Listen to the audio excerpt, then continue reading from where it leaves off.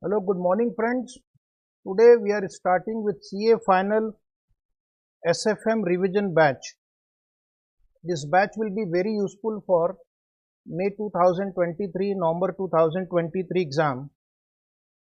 We are going to conduct the session every day except Sunday between 9:30 to 11:30, 2 hours per day, and the session will go for about 15 to 20 days. This session would be in English. Good morning, Mehul. Good morning, Suraj.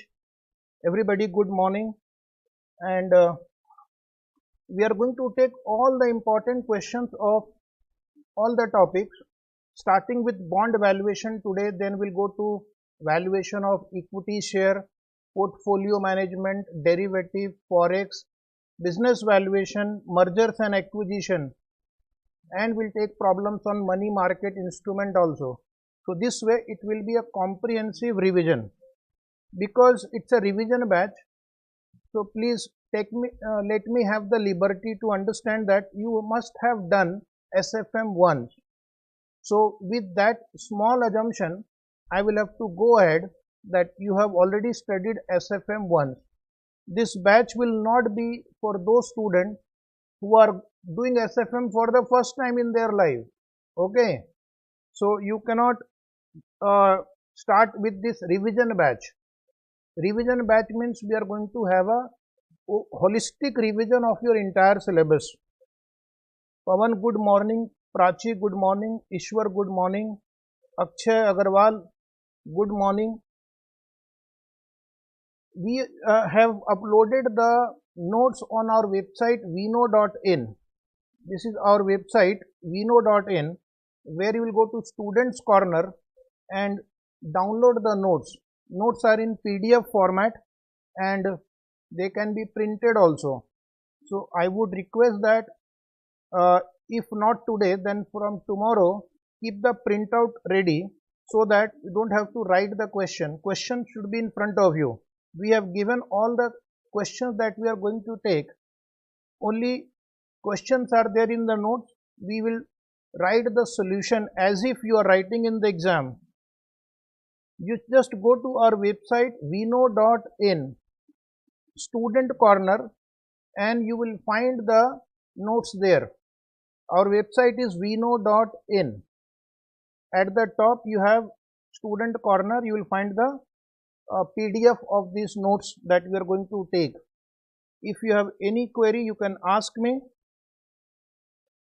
Mr. Rajesh, good morning. Aruna, good morning. Mohammad Ahmed Siddiqui, good morning. Priyanka, good morning. Ajinkya, good morning.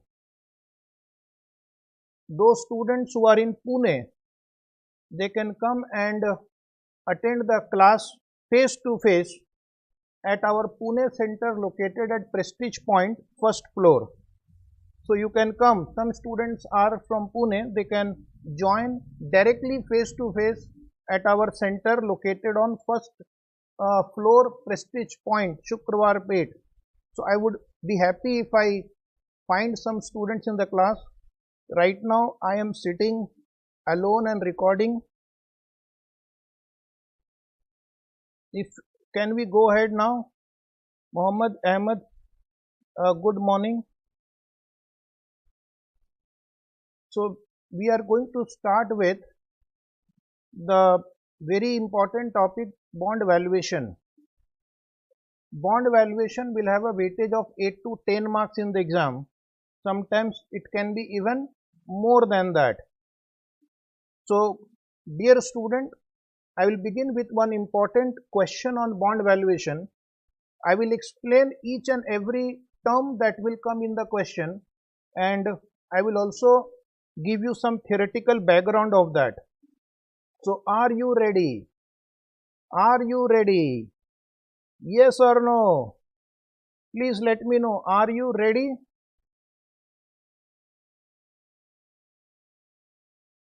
So we'll start with bond valuation first.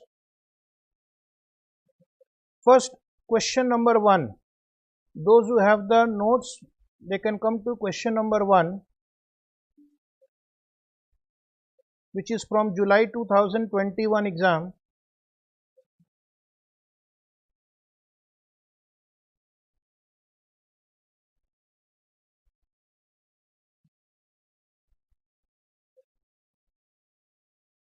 There can be a internet problem, so you can have a 5 to 8 second delay.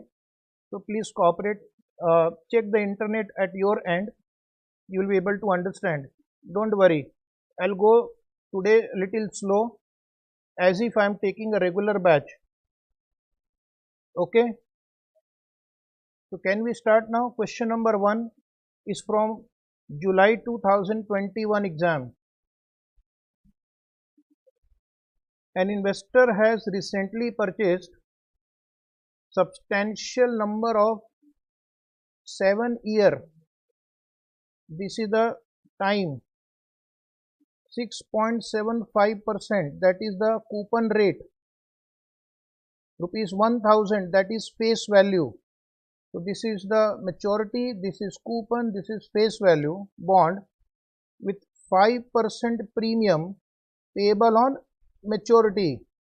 So the redemption will be at 1000 plus 5%, 1050 at a required yield of required YTM of 9%. YTM is 9%. However, due to a financial crunch, he is looking to sell this bond and has got a proposal from another investor who is willing to purchase these bonds by shelling out a maximum amount of 897 per bond. So he is planning to sell this bond for 897 today. Investors follow intrinsic value method for valuation of bond. So in order to find the value of the bond, we have to calculate the present value. You are required to determine first the market price, then the duration and the volatility of the bond. So from this question we are going to cover 3 aspects: how to compute intrinsic value, duration and volatility, means modified duration. The price of the bond today is the present value of all future cash flow. What is the duration? Duration is the average time required by an investor to recover his investment, and volatility of the bond means will take modified duration. It measures the relationship between change in the yield and the bond price. Required YTM of the investor. So you have to also calculate the required YTM of the new investor.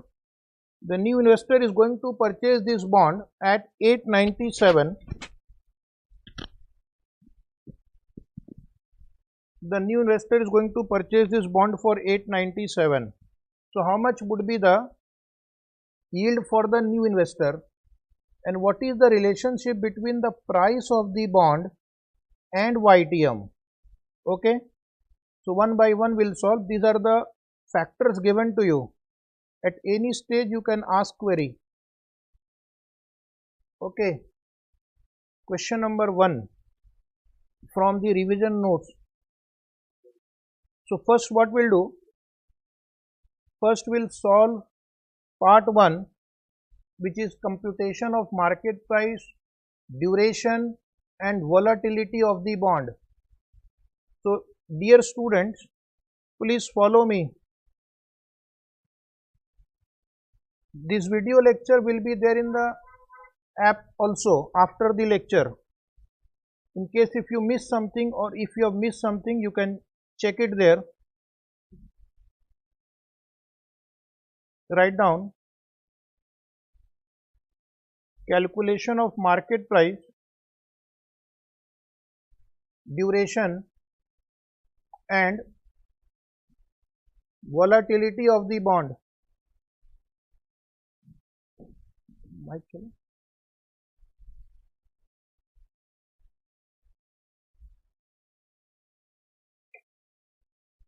Draw this table first. Year, cash flow, PV factor at 9%, which is the YTM, present value, and year into present value. Year into present value. Okay. The question has 1000 rupees face value and 6.75% coupon rate. First 6 years, year 1, 2, 3, 4, 5, 6, year 1, 2, 3, 4, 5, 6, the investor will get a coupon of 1000 into 6.75%, that is 67.5, that is 67.5. So write down 67.5 6 times. Write down 67.5 6 times, and in the last year he will get 67.50 the coupon, plus he will also get the redemption 1050. The total amount he will get is 1117.50. 1117.50. Now I will ask you to do the remaining calculation. For calculating the intrinsic value of the bond, we will take present value, and for calculation of duration of the bond, we will multiply year into present value. I hope you have done this. Okay. So write down factor 1 divided by 1.09, 0.917, then multiply by 67.50, you will get 61.898, right?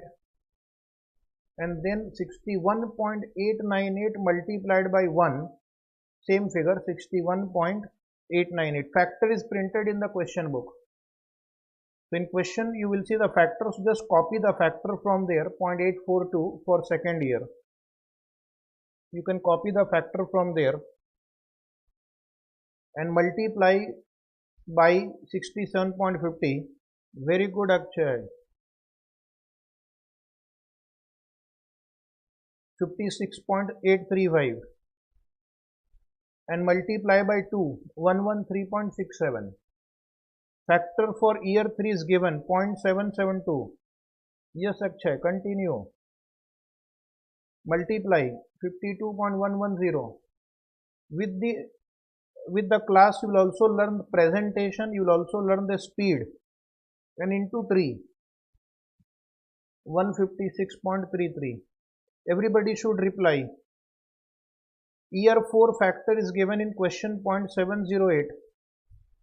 Those who don't have the question, please download it from website vino.in.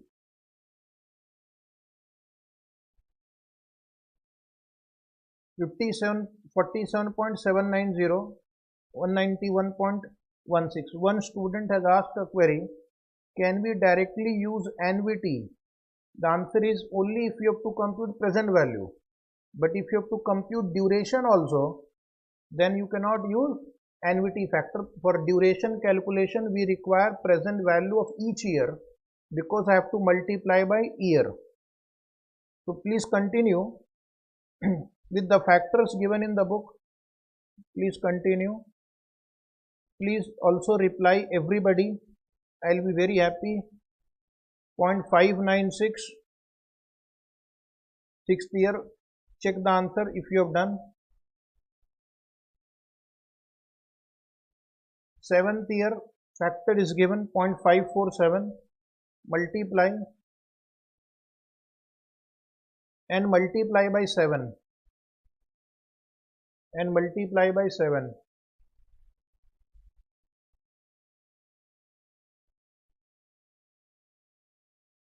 Now what you do, those who have done, take the total of this column, that will give you the present value of the bond or the current price of the bond that should be there, or what is called intrinsic value of the bond. And then you take the total of this last column also. This will be required for duration calculation. So one student has given the total of present value column 914. Very good, Akshay Agarwal. And anybody for the last column total? Last column total.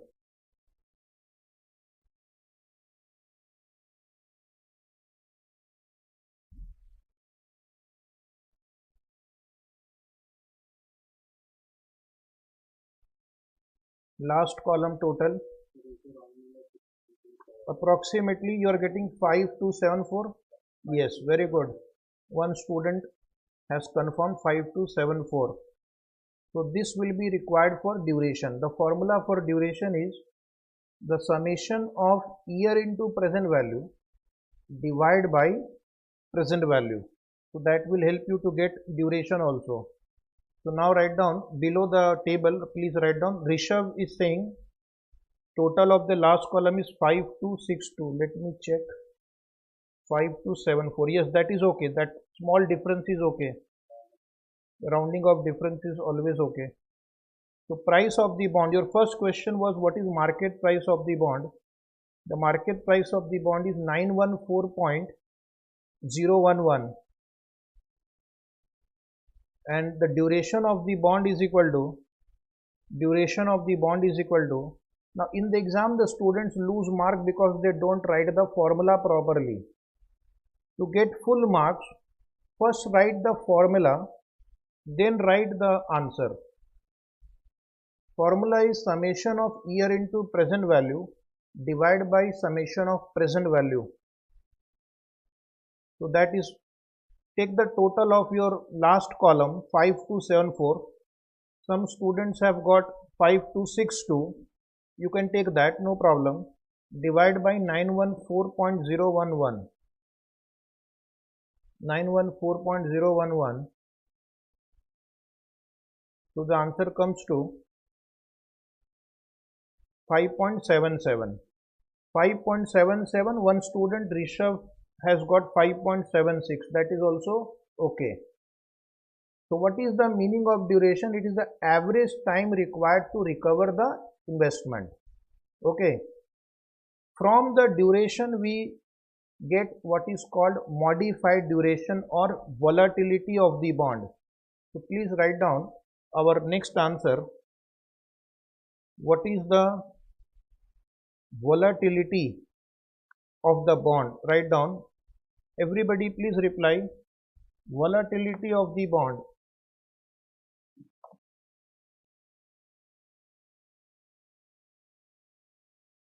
That is modified duration is equal to, first write formula, duration upon 1 plus YTM. Duration upon 1 plus YTM. Duration upon 1 plus YTM. Write nicely.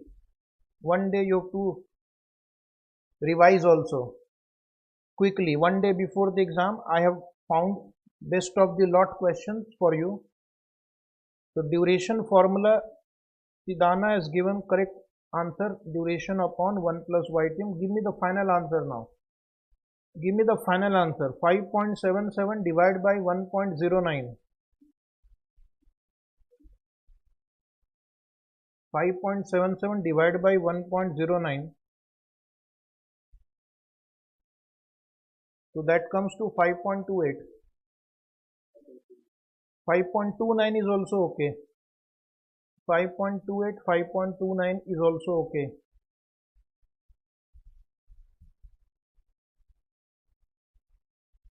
Students who are in Pune can come and attend the classes in our Prestige Point, first floor. Now there is another question number 2. What is the required YTM of the new investor? So write down required YTM of the new investor. This you can solve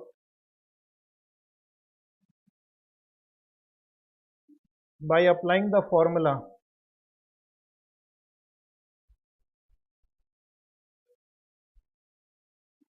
The formula for YTM in case of a coupon bond. The formula for YTM in case of a coupon bond is equal to C plus RV minus CP, C plus RV minus CP divided by N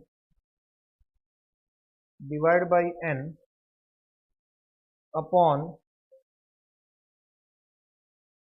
RV minus CP by 2, plus CP by 2, RV plus CP by 2,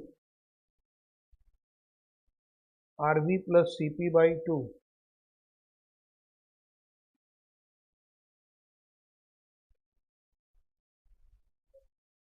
RV plus CP by 2.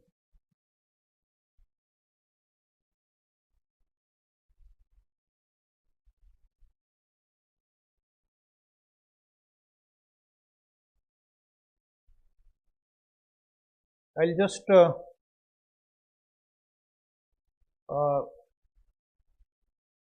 start again. New investor. You have to look at the YTM from the point of view of the new investor. New investor is going to invest 897 rupees in this bond, correct? So for him, the amount he is going to invest is 1897. Please solve. Let me see who will give me the answer first. Yes, come on. Reply. Who will give me the answer first?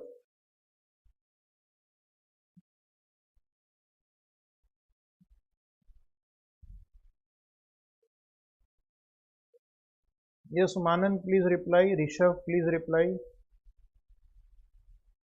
Mehul, please reply. Anybody got the answer for this?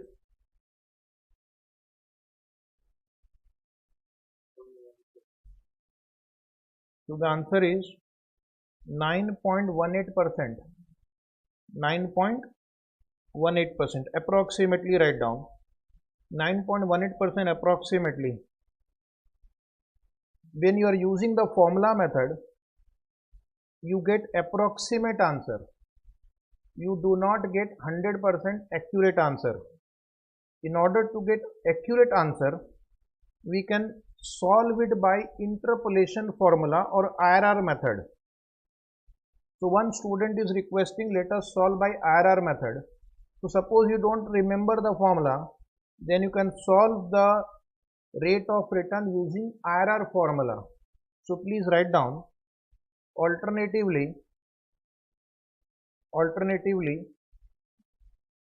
required yield of new investor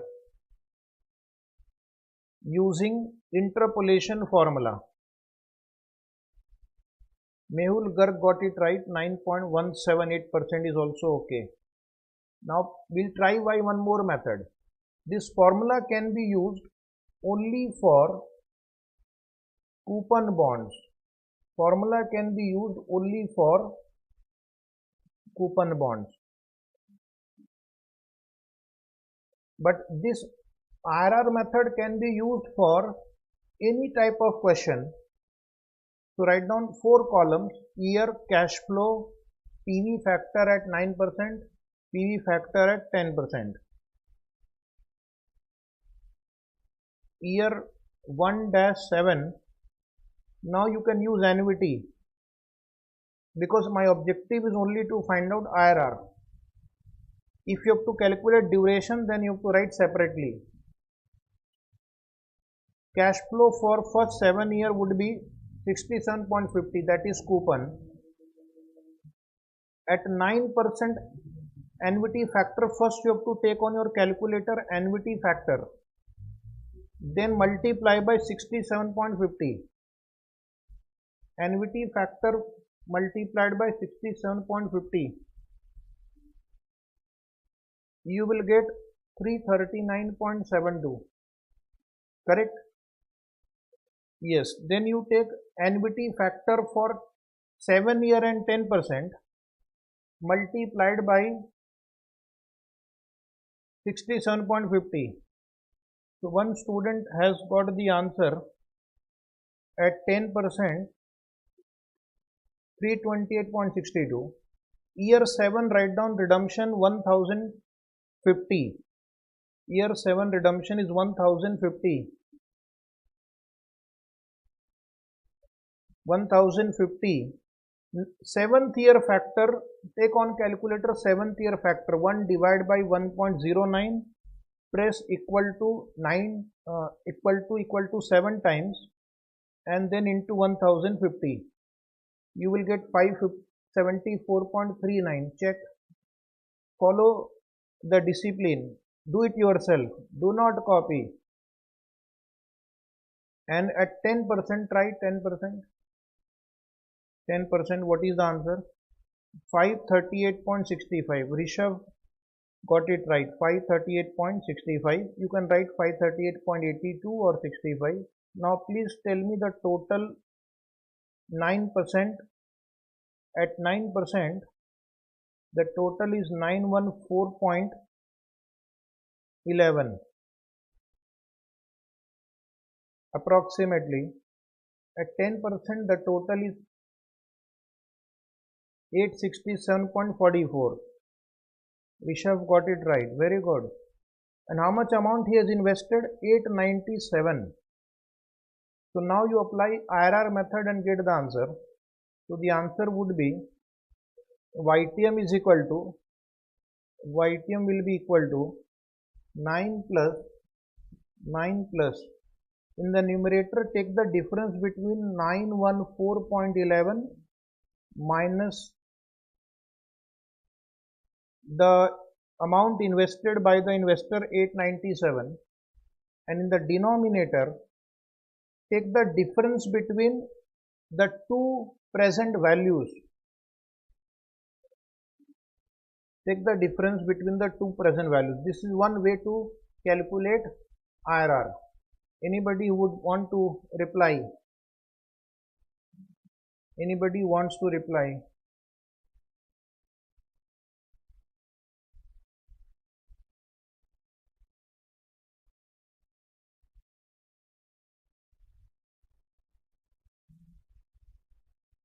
Yes.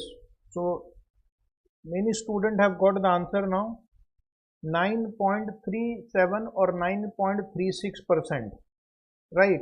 9.36 is also okay. 9.37 is also okay. So this is called YTM using interpolation formula, and this is called YTM using formula method, but it has limited applicability. It cannot be applied. The formula cannot be applied for every type of bond. Now there is the last line. What is the relationship between price of the bond and YTM? So I will dictate, please write down. I will dictate, you will write down. Which method we should use in the exam? For a coupon bond, you can use this method, no problem, unless you are more comfortable with YTM. But for other questions, if it is not a coupon bond, then you can find out the YTM using interpolation only. Write down one line. Write down one line. Mehul, write down one line. There is an inverse relationship between bond price and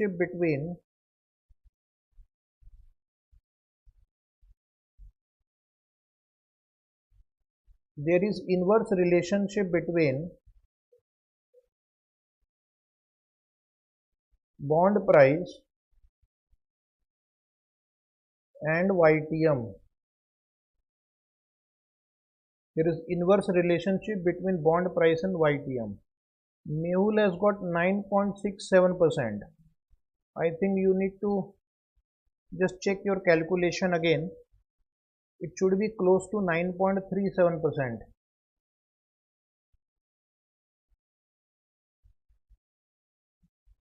We'll go to next question number 2.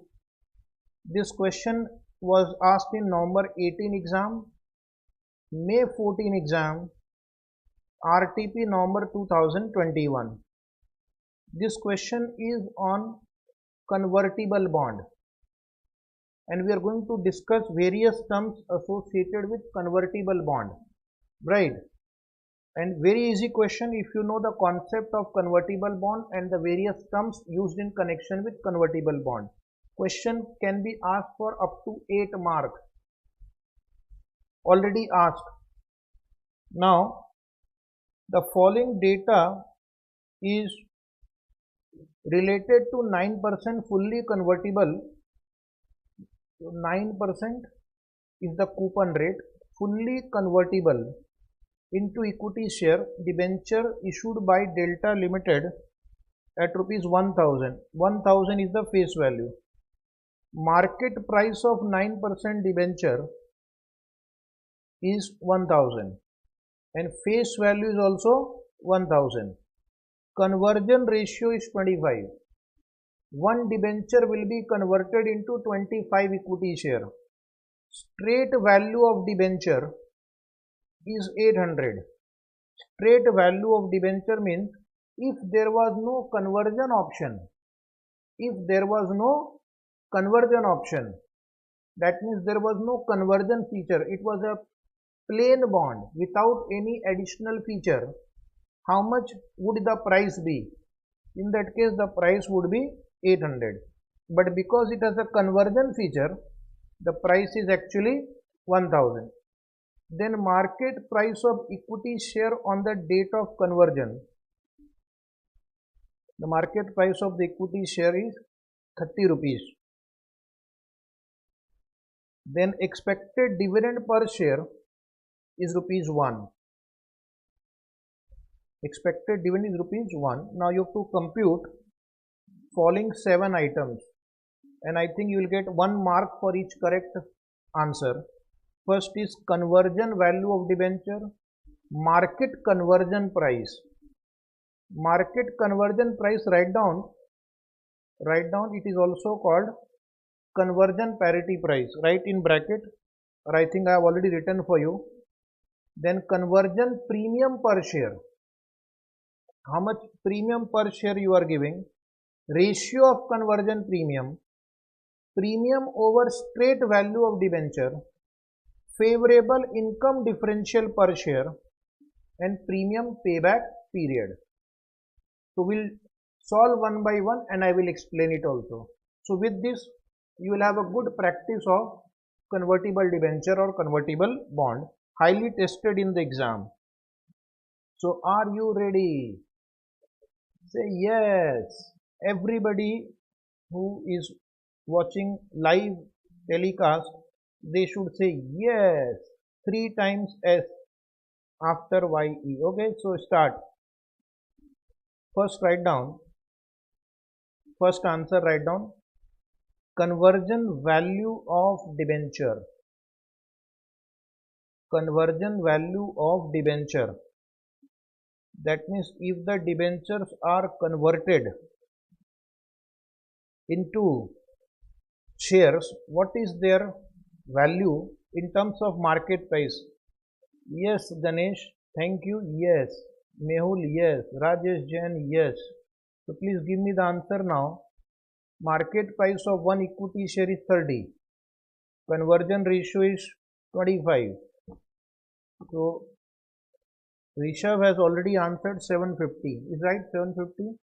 So you will get 1 mark for this much effort. Darshana is also right. 750. Okay, try this one. Second answer. Market conversion price. This question is very important. You will get in your exam. Market conversion price. Market conversion price. Market conversion price is also called conversion parity price, which is equal to the market price of convertible debenture, market price of convertible debenture, market price of convertible debenture divide by conversion ratio. In the exam, first write formula, then write figures, then write answer. Minimum 3 steps you have to dedicate. Some students directly write the answer, then they might lose marks. So now you put the values. The market price of debenture is 1000. conversion ratio is 25, which means the conversion parity price is rupees 40. It is as good as paying 40 rupees for one share today. It is as good as paying 40 rupees for one share today. Sidana is right. Come on, next. Third answer, write down. Conversion premium per share. Conversion premium per share. Conversion premium per share means how much excess you are paying per share. How much excess you are paying per share. This question was there in November 2022 exam also. As I said, this question is very important. This was in November 22 exam also. Write down there, November 22 exam. Students who don't have the question paper will download it from website vino.in. This batch will be in English. So what is the answer here? Conversion premium per share. Is it 10 rupees? Yes. You can solve it by one more formula. Write down alternatively. I will give you both. Then whichever one you are comfortable, you can follow it. So write down alternatively. Conversion premium per share is equal to market conversion price minus market price of equity share. Market conversion price minus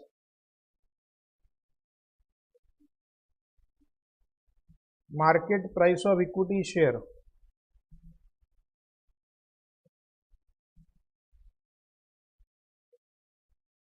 Okay. So market conversion price was 40 minus 30. The answer is 10. You can use any of the two formulae. Don't solve by both because you don't have time in the exam. Now what is your next question? Ratio of conversion premium. Ratio of conversion premium. Ratio of conversion premium is in percentage term how much more percentage you are paying over the conversion value. You could have directly purchased 25 share, right? But you have not purchased 25 share, you have purchased one debenture and for that you paid 1000 rupees. So how much excess percentage you are paying? Right. Bond price minus conversion value upon conversion value. Jaju is right. Try. Give me the answer before I show you the presentation. First you will try. This is revision batch. You already know this answer. You have done in class also. So 1000 minus 750 divided by 750 into 100 into 100. So that is 33.33%. 33.33% is right. Jan is right. Sidana is right. One more. Premium over straight value of debenture. Premium over straight value of debenture. This you will answer in percentage. You are paying 1000 rupees, but a similar bond without conversion feature is available for 800 rupees. So you are paying 200 rupees more. You are paying 200 rupees more over and above on 800 rupees. So you have to express in percentage, right? Always write three things in such cases: formula, calculation, and the answer. So the formula is market price of convertible debenture minus straight value of bond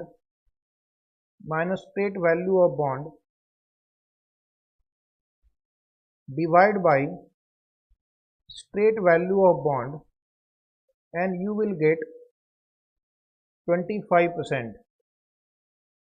You will get 25%. Is the answer 25% right? Please confirm. Yes, 25% is right. Next answer. Next answer. Rajesh Jain is right. Rishabh is right. Uh, Favorable income differential per share. Favorable income differential per share. Favorable income differential per share. Next heading, write down favorable income differential per share.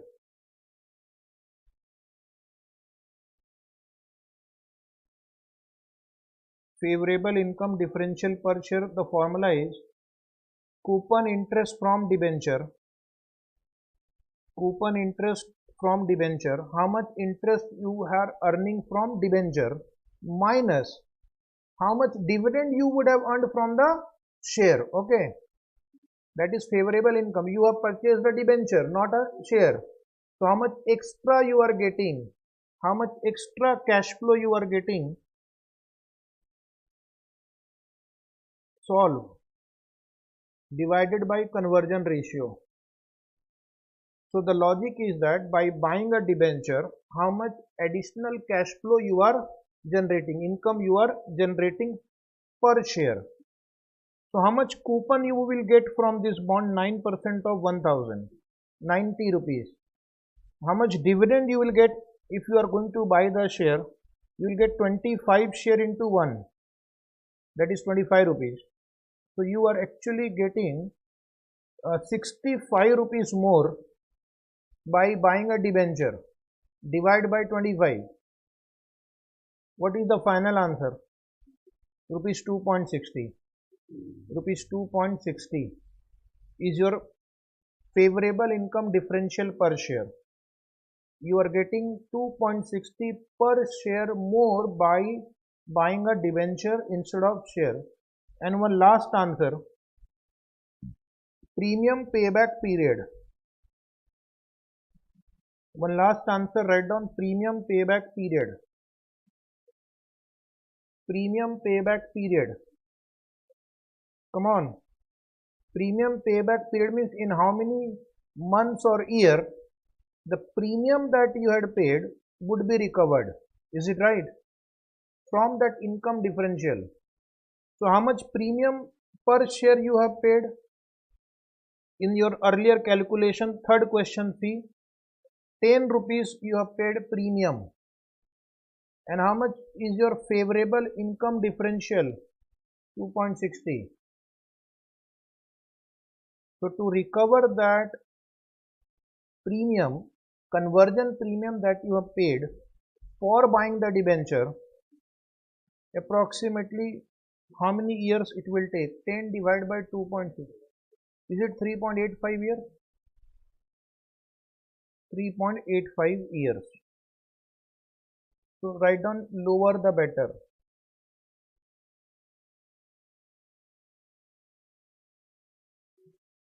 Okay. This is your answer of this question. This was a question on convertible bond. So we have taken a coupon bond. We have taken a convertible bond. Now I am going to take, guess what I am going to take next. Question, which question? Question 3. But what is the importance of this question? It is based on callable bond. Yes, one student correctly guessed. We are going to take a question on buyback of a bond, callable bond, where the company has the right to call back the bond before the maturity. That is called callable bond. Okay. Why will a company want to call back the bond? When they had issued the original bond, the interest rate was very high. But after some years, the interest rate may have gone down. So now they can call back the old bond and issue the new bond at a lower interest rate, and they can save interest for the remaining period. Okay. Sometimes the company may not need a fund. So why to keep on paying interest when you don't need the fund? Is it right? So in that case, it will be better to call back the bond. or suppose my friend Adani ji has too much of debt, they want to reduce their debt in the balance sheet, so they can call back the bond, and this way the debt can be reduced. But usually the question in the exam is, should we call back the old bond and issue the new bond? That is a typical exam question. Should we call back the old bond and issue the new bond? So that will involve lot of calculation. There will be some cost associated with calling back the old bond, and there are some benefit associated with calling back the old bond. So what will be the cost of calling back the old bond? You have to pay premium on old bond, because that is the condition that in case if the company calls back the bond, they will have to pay call premium over and above face value. They will have to pay some amount. Secondly, they will have to again incur the flotation cost. They will again incur the flotation cost of the new bond. Sometimes there can be overlapping interest. What is overlapping interest? That is, you are paying interest on old bond and you will also pay interest on new bond for some months, because you cannot exactly synchronize the refund of the old bond and issue of the new bond. That is, you can't say on 1st March I will redeem also the old bond and I will issue also the new bond. So there may be some time gap, and therefore there is a overlapping interest. Plus there will be tax implication also. So tax implication would be on call premium, flotation cost. If the bonds are issued at a discount, then on discount also there will be tax implication. You will save interest on that, you have tax payment. So all this will be considered, and then we'll take a decision whether to redeem the old bond or not. Understood? So what we will do, we will basically calculate NPV of the redemption decision, and as usual, if NPV is positive, then accept the decision to refund the old bond, and if NPV is negative, then reject the decision to refund the old bond.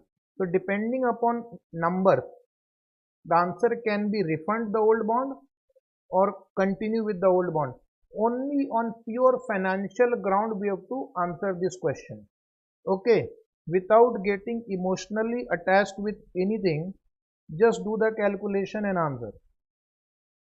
So I will read the question, write it. Very important, very important question. Again, expect in the coming exam this question. Messrs Trans India Limited is contemplating calling rupees 3 crore of 30 years rupees 1000 bond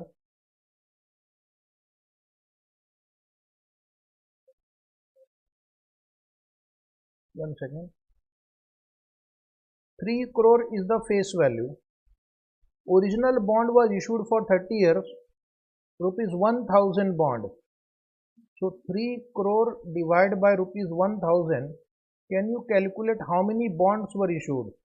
How many bonds? Number of bonds. 30,000 bonds were issued. For some calculation, I will need this number. So remember everybody, 30,000 bonds were issued and it was issued 5 years ago. So 30 minus 5, how many years are remaining now? 25 years.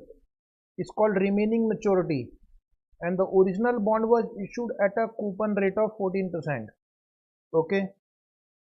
The bond have a call price of rupees 1140. This is 1140. Now understand, you are going to pay 1140 per bond. Face value is 1000 rupees. 140 is called call premium. 140 multiplied by 30,000. 140 multiplied by 30,000. So 42 lakh rupees call premium you have to pay today. You have to pay today. Okay, the bond had a call price of 1140 and had initially collected proceed of rupees 2.91 crore due to a discount of 30 rupees per bond.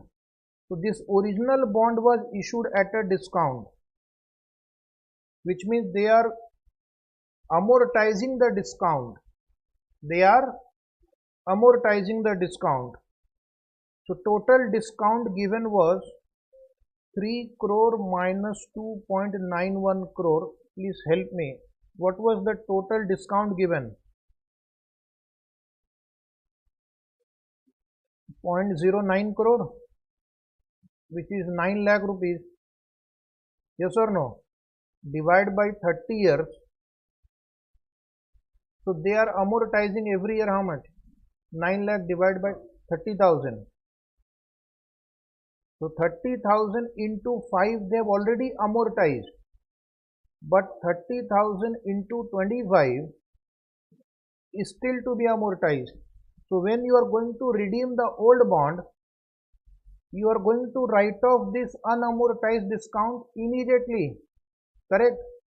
When the bond is not there, the related unamortized discount will not be there, it will be written off. So you will get the tax shield on unamortized discount today, but you will not get it in future.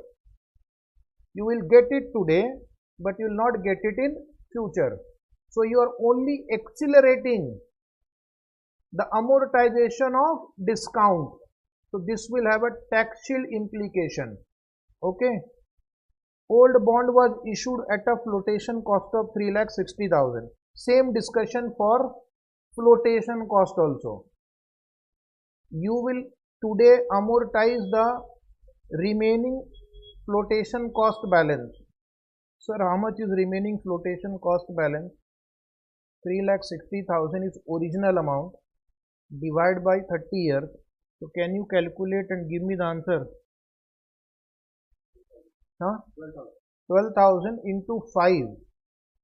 60,000 already amortized. And 12,000 into 25. That is how much? 3 lakh rupees is unamortized.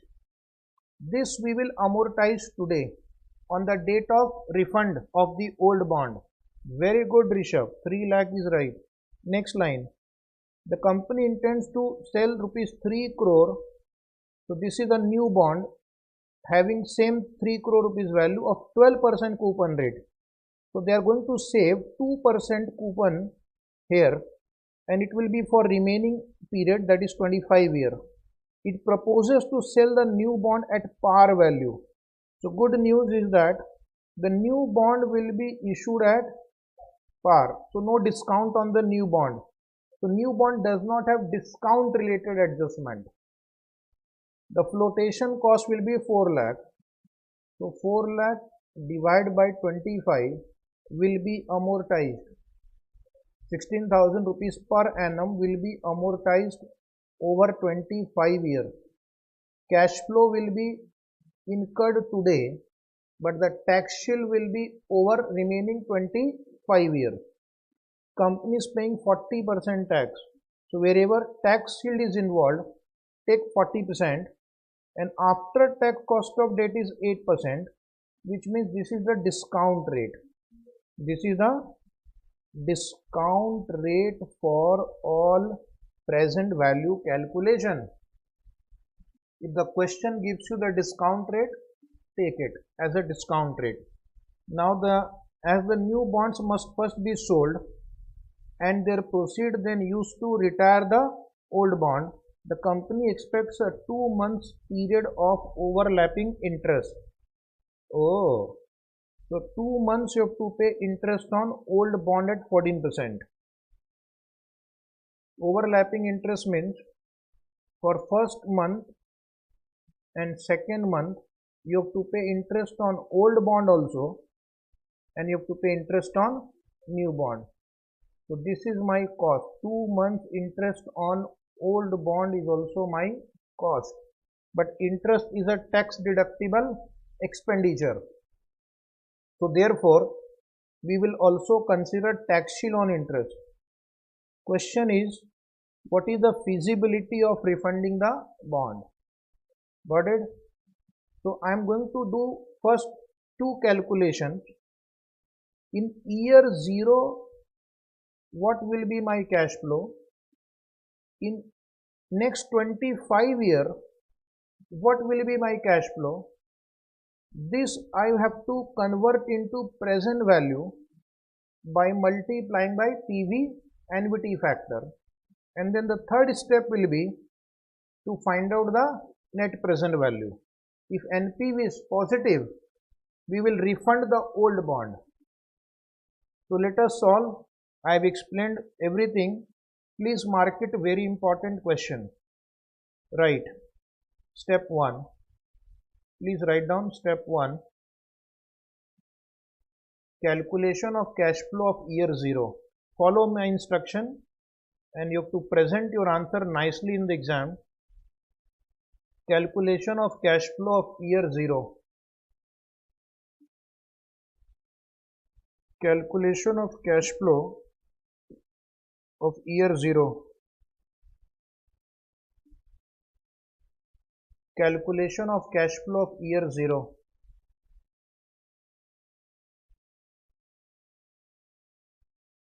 So write down.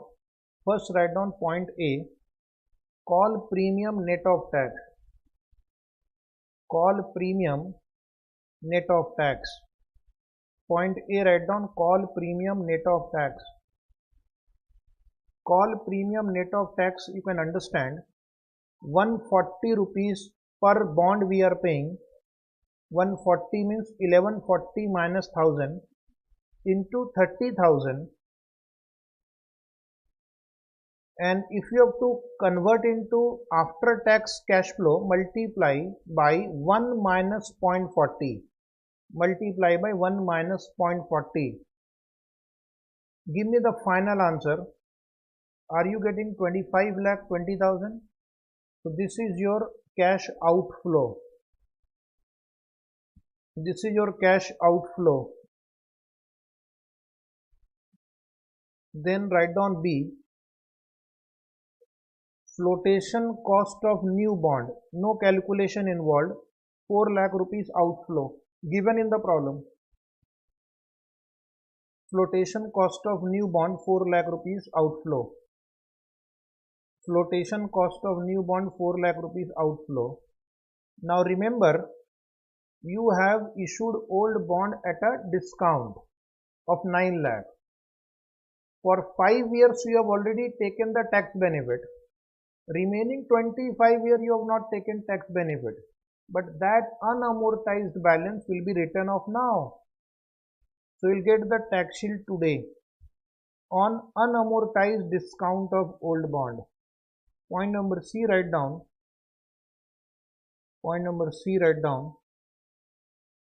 Tax shield on unamortized discount of old bond. Tax shield on unamortized discount of old bond. So you will write 9 lakh into 25 by 30. 5 years are over. 25 years are remaining and the tax shield will be 40% of that amount. So this is positive cash flow. How much is that? 3 lakh rupees. Positive 3 lakh. Very good, Sidana. Write down next point. Similarly, the flotation cost of old bond, you have already redeemed the old bond. So unamortized flotation cost will be written off today. So please write point number D. Tax shield on unamortized flotation cost. Tax shield on unamortized flotation cost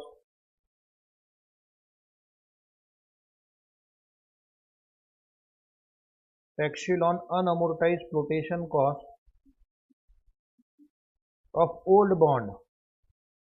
Take 3,60,000 into 25 by 30 and that you multiply by 40%. Is it 1,20,000? Do you have any more outflow in year 0? Guess. Last paragraph, read and guess. You have overlapping interest for 2 months. So write down point number E. Point number E, post-tax interest on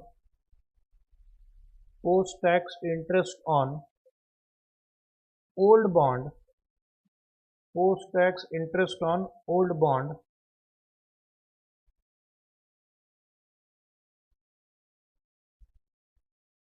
post-tax interest on old bond for overlapping period of 2 months. For overlapping period of 2 months. For overlapping period of 2 months. Write nicely. This is how you have to write in the exam. And that is where the student don't get full marks. They just write some kind of calculation. So I will explain the calculation now. 3 crore into 14%. Understood? Into 2 by 12 because only 2 months you have to pay. And I have to calculate after tax cost of interest. So I will multiply by 1 minus 0.4. Final answer is 4,20,000 negative. Let me check who will give me the total first. This is my year 0 cash flow. Come on, take total. Everybody. The total is 29,20,000 negative. 29,20,000 negative. Rishabh is right. Very good. This is my year 0 outflow, net cash outflow. Now we are going to compute the cash flow of next 25 years. Okay. And then convert that into present value. So are you ready? Write down step number 2, calculation of cash flow of year 1 to 25. Calculation of cash flow of year 1 to 25. Calculation of cash flow of year 1 to 25.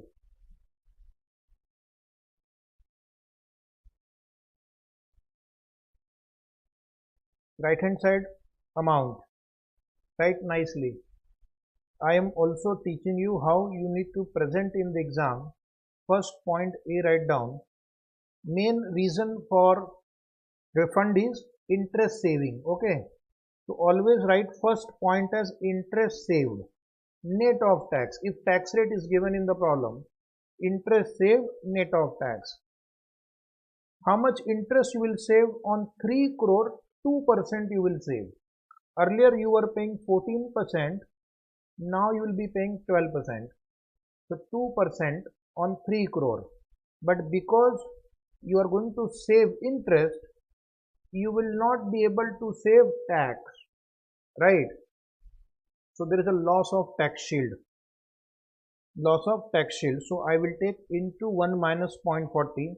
This is the after tax effect. 1 minus 0.40. Do the calculation. Every year you will save 3,60,000 net of tax. Very, very good. Then what are the other cash flows?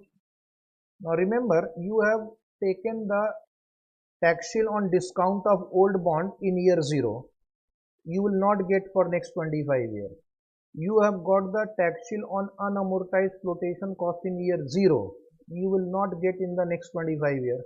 Plus, you will get tax shield on the flotation cost of the new bond. So these are the 3 points we have to write now. Point B, loss of tax shield on discount of loss of tax shield on discount of old bond. Loss of tax shield on discount of old bond. In old bond you have issued at 9 lakh rupees discount, divide by 30 years. So every year you are getting 30,000 rupees amortized into tax rate 40%. Into tax rate 40%. So how much tax benefit you will not get in future? 40% of 30,000 rupees. 40% of 30 every year, 12,000 rupees per annum. That should be 30 because per annum amortization is 30,000 rupees. If you want to take 25 year, then this figure has to change. No? This is old bond. For new bond, I will take 25. Okay, you are right, but that is for new bond. Same way, write down. Same way, write down loss of tax shield on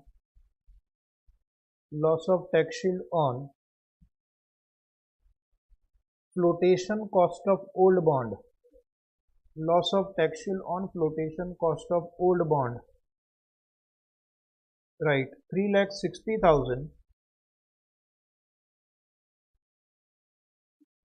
divide by 30 into 40%. So the answer is 4,800.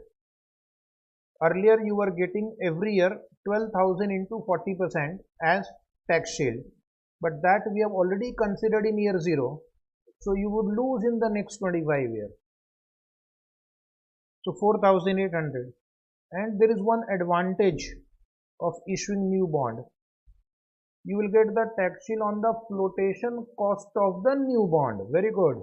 Right. Tax shield on flotation cost of new bond. Tax shield on flotation cost of new bond. Tax shield on flotation cost of new bond. Tax shield on flotation cost of new bond.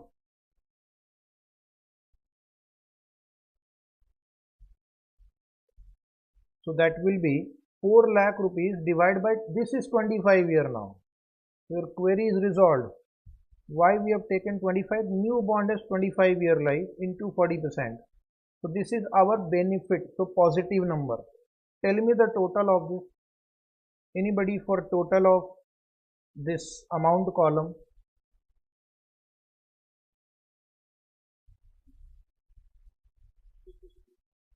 $349,600.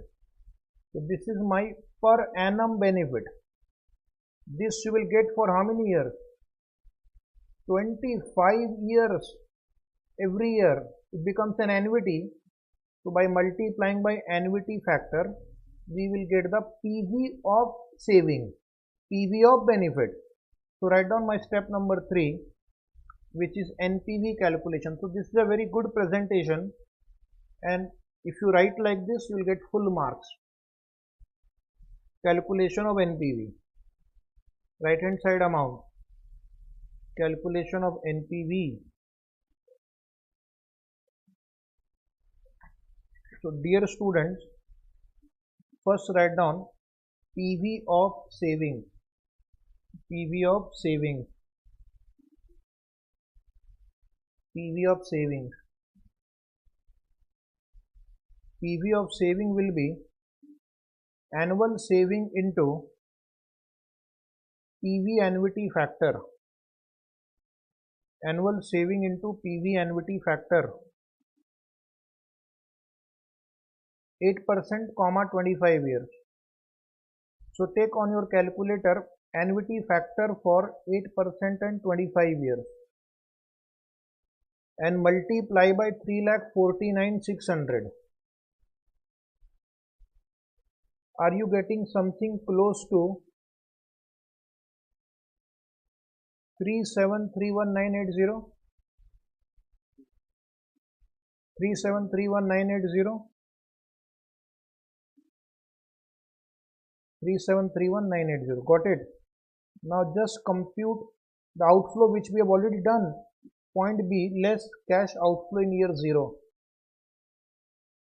Less cash outflow in year 0. Everybody, what was the answer? Step 1 answer? 29,20,000. Amazing. So now you write down the last line, point C, NPV. Write nicely. Presentation is also important. Only when you are running short of time, then do directly. 811,980. Positive or negative? Positive.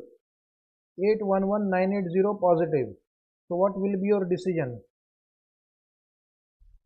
What will be your decision?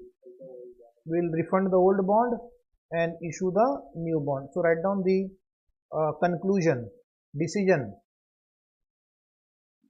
write down, refund the old bond, refund the old bond, refund the old bond. Okay, so that was a very important question on callable bond. We have covered most of the adjustment in this one example only. If tax is not given in the problem, then no adjustment relating to tax will be required. Now we'll take another highly important question on interest rate immunization. So another topic is interest rate immunization. Immunization means the change in the interest rate will not affect the return of the investor. Okay. Let us read the problem and I will explain it again. Are you ready? Everybody please say yes. Those who are studying online, please write yes 3 times. Yes, yes, yes. Then I will understand that yes, you are listening to me. Question is from November 18 exam. It was I think for 8 or 10 marks. Rajesh is yes. Rishabh yes. Mehul yes. Subhash Arora yes. Very good. I am glad. So one more question we'll take today, that is question number 4, and then we'll continue tomorrow after this question at 9:30. Please keep the printout ready. You can get the printout on website vino.in, www.vino.in. Naveen is saying yes, Priyanka is saying yes, and also please tell me whether you are enjoying this or not. Okay. Today was the first day, so there was some technical issue at the beginning, but now we have understood what are the problem that can arise. Naveen, Priyanka, very good. So you are enjoying this lecture. The following data are available for 3 bonds A, B, C. These bonds are used by a bond portfolio manager to fund an outflow scheduled in 6 years. To underline this, when are you supposed to pay a liability? You are supposed to pay some liability by redeeming this bond after 6 years. So we will say duration of liability is 6 years. Duration of liability is 6 years. Current yield is 9%. All bonds have face value of ₹100 each and will also be redeemed at par. So first you write down this question as very important for coming exam. Suraj is also saying yes sir, I am enjoying. Very good. When you are enjoying, I am enjoying. Interest is payable annually and this motivates us to put more effort. So there are 3 bonds. There are 3 bonds, bond A, B, C. These are their maturity years and these are the respective coupon rates. First question is a bonus mark, duration of each bond. Second question is the bond portfolio manager has been asked to keep 45% of the portfolio in bond A. So you are given a weightage of 45% for A and you have to also compute for B and C. Calculate the percentage amount to be invested in bond B and C that needs to be purchased to immunize the portfolio. Understood? So we have to ensure that duration of the asset should be equal to duration of liability should be equal to 6 years. So we'll have to solve a simple equation and find out the weightage of bond B and bond C. After the portfolio has been formulated, the interest rate change occurs, increasing the yield to 11%. So what has happened? The market rate of return has changed. It has become 11%. Because of this, the new duration of these bonds are bond A 7.15, bond B 6.03 and bond C 4.27. So these are the duration they have already calculated for you. Say thank you sir, thank you institute. Otherwise they can ask you to again calculate, and for 3 hours you will just do the duration calculation. Is the portfolio still immunized? Why or why not? So you have to recalculate the duration of portfolio. Okay, you have to recalculate the duration of portfolio using revised figure, and if it is equal to 6, you will say portfolio is immunized. If it is not equal to 6, you will say portfolio is not immunized. Next is determine the new percentage of B and C bonds that are needed to immunize the portfolio. Bond A remaining at 45% of the portfolio. So this question and this question is same. Only you have to use different data for solving that problem. Is it right? So how do you compute the duration? There are two ways you can compute the duration. One is by using the formula we have used in the first problem. Second is by a formula method. Directly apply the formula and you will get the answer. So this time I am going to solve it by another method which you will like it. If you understand, you can do faster. This is for time saving exercise. So learned student, please write down. First write down bond A. Bond A. Bond A, write down. First we'll compute present value. Present value of bond A is equal to, what is the coupon rate of bond A? 10%. Can you see 10%? 10% of 100 rupees 10 and multiplied by the current yield is 9% given. So 9% will be the discount rate. 10 year is the maturity plus 100 rupees face value into PV factor 9%, which is the YTM today, and 10 year. Solve. Kindly solve and find out the present value. Kindly solve and find out the present value of the bond.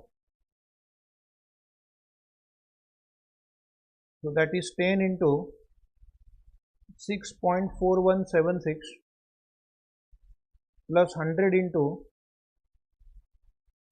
0.42241. Yes, please reply. What is the final answer? The student can trust me with the factor and you can go ahead. Anybody final answer?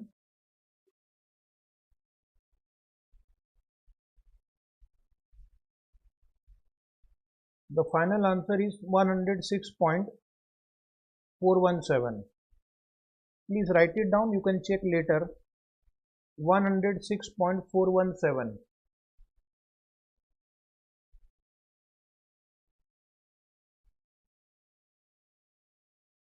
Then you write down current yield. The current yield formula is annual coupon upon current market price. Annual coupon upon current market price. Current yield formula is annual coupon upon current market price. Annual coupon upon current market price. 10 rupees coupon 106.42. Mehul Garg is right. Rajesh Jain is also right. Is 9.40%. Now write down the formula of duration directly. This is the formula you can apply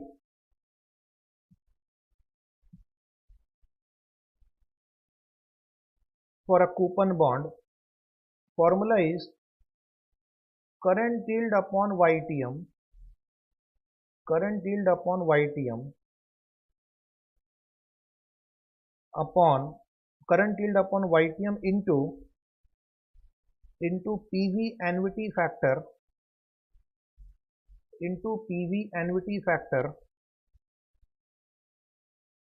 bracket YTM comma N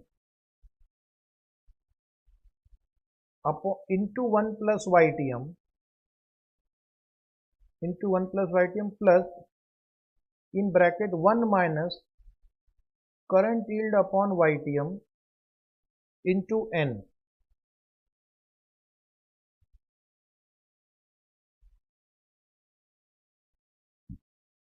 Ready? Put the values. How do you put the values? Current yield is this 9.4, write down. YTM is 9% given in the problem. In the question there is a small drafting mistake. Current yield is 9% written. It should be YTM is 9%. It should be YTM is 9%. Into PV annuity factor 9% comma 10 year into 1 plus 0.09 plus 1 minus 9.4 divided by 9 into 10. Just try yourself.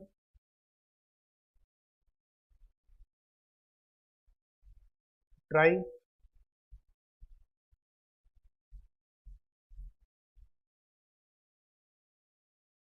$1.0444. Annuity factor we have already calculated, so don't waste time. 6.4176 again into 1.09 plus in bracket 1 minus same 1.0444 into 10. So that gives me final answer 6.82 years. Okay. If suppose you find this is difficult, then you can follow the earlier method. Summation PV into year upon summation PV. Both will give you same answer.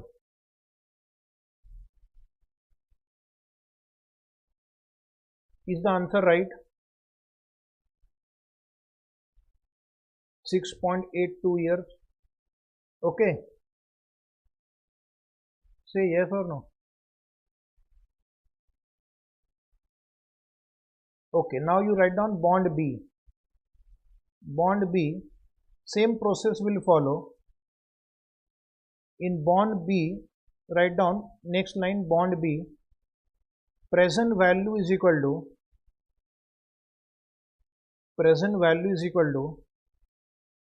now here the coupon rate is 11%. So 11% of 100 will be 11. 11% of 100 will be 11 into PV annuity factor bracket 9% comma 8 years. It has 8 year maturity. 9% is the YTM plus 100 into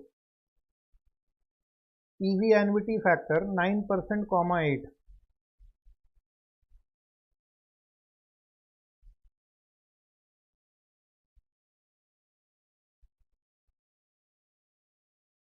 Solve.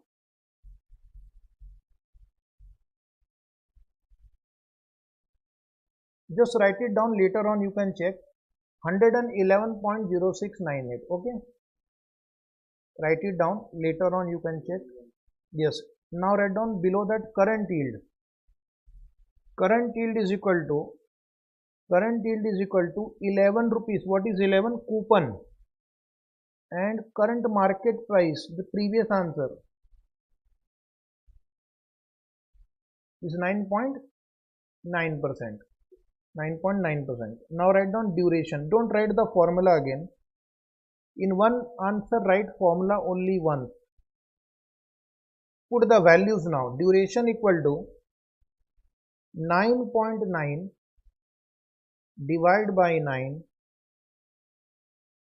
into PV annuity factor 9% comma 8 years into 1 plus 0.09 plus in bracket 1 minus 9.9 upon 9 into 8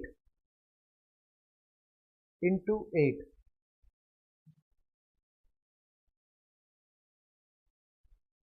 Solve.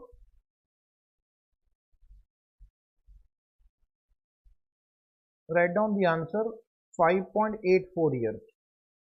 Later on you can check. 5.84 years. Is it right? 5.84 years. 5.84 years. Now I will tell you one more thing before I go to bond C.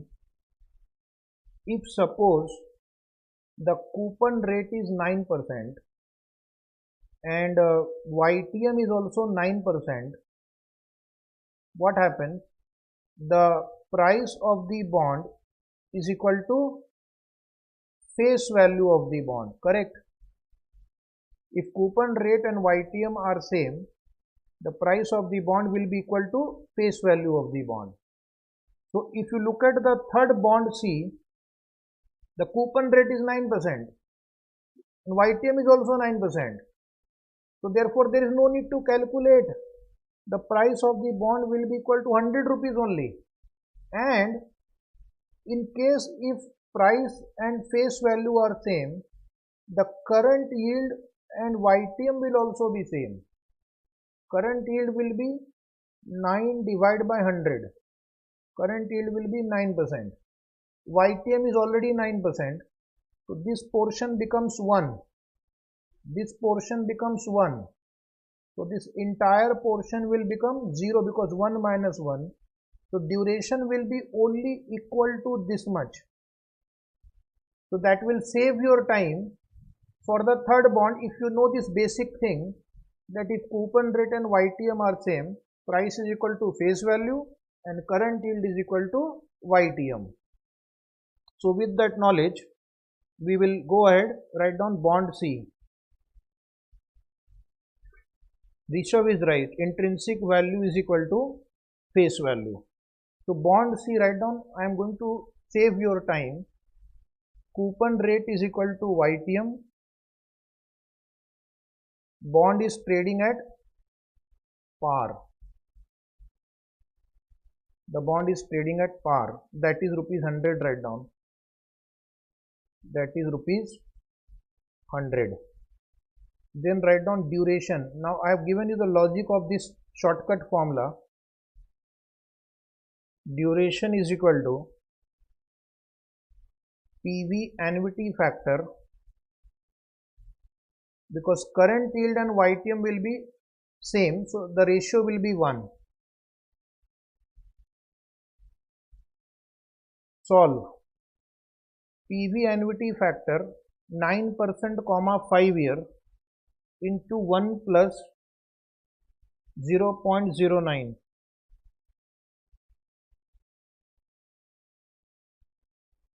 Give me the answer now. One person has already answered. 4.24 years. Rishabh Sidana is right. Anybody else? Please. Is right. 4.24.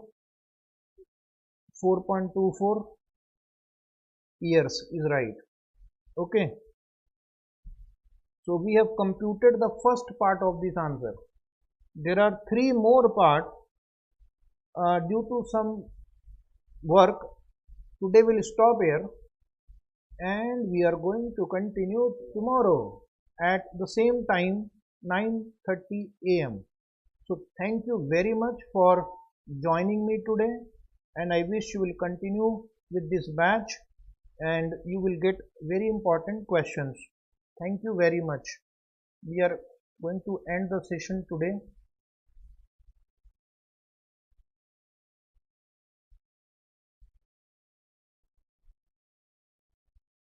Hello, good morning friend. We are solving an important question on bond valuation. Question number 4. The first part of the question was calculate the duration of each bond. Calculate the duration of each bond. So in that case, we have already done that calculation. First part, by applying the formula of duration. You can solve by tabular format also. You can solve by tabular format also. Now we'll go to the second part of the question. What was the second part of the question? I'll read from the question paper. I'll read from the question paper. What was the second part of the question? It was to second part, the bond portfolio manager has been asked to keep 45% of the portfolio in bond A. So weight of bond A is defined. Calculate the percentage amount to be invested in bond B and C that needs to be purchased to immunize the portfolio. So this is a problem of immunization. In case of immunization, the duration of the liability should be equal to duration of the asset. So first point is, what is the duration of liability? So for that, read the first and second line of the question at the top. It says these bonds are used by a bond portfolio manager to fund an outflow scheduled in 6 years. So which means that the liability has a duration of 6 years. So the duration of the bond portfolio should also be 6 years.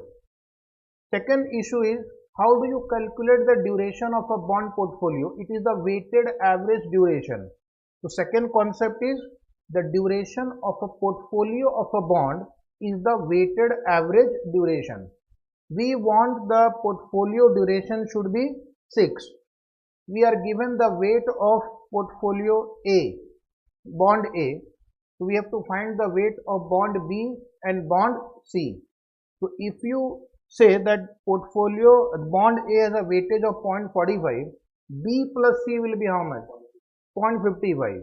So if you assume that A is 0.45, B is suppose X, C would be 0.55 minus X, and then we can solve an equation and find the value of X, and we'll find the value of weight of bond B and bond C.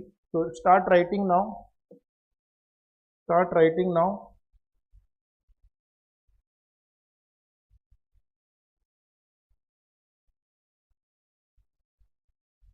Percentage amount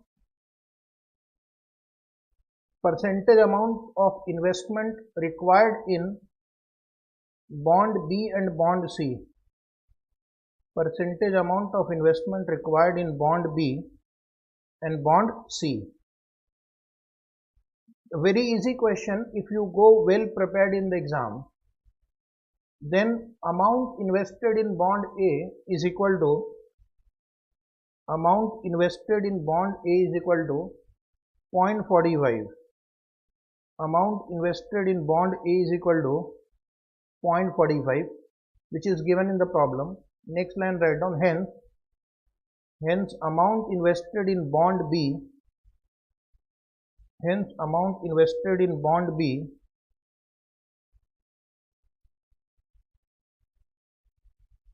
and C is equal to 1 minus 0.45. 1 minus 0.45 is equal to 0.55. Is equal to 0.55. Now write down below, let the weight of bond B,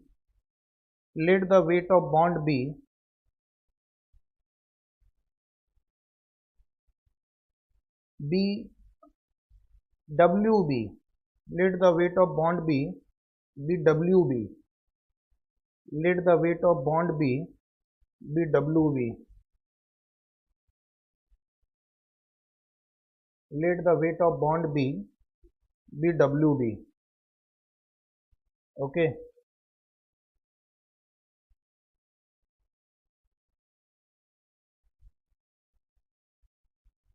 Below that, write down, therefore weight of bond C is equal to,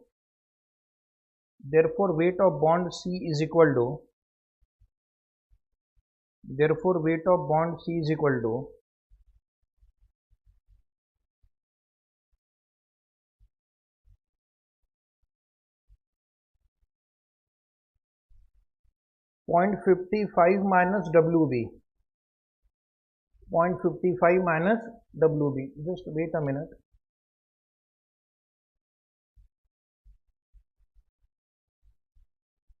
Is right? Are you able to watch the video properly? Please reply yes or no. Student studying at home, is the video and the presentation Understandable?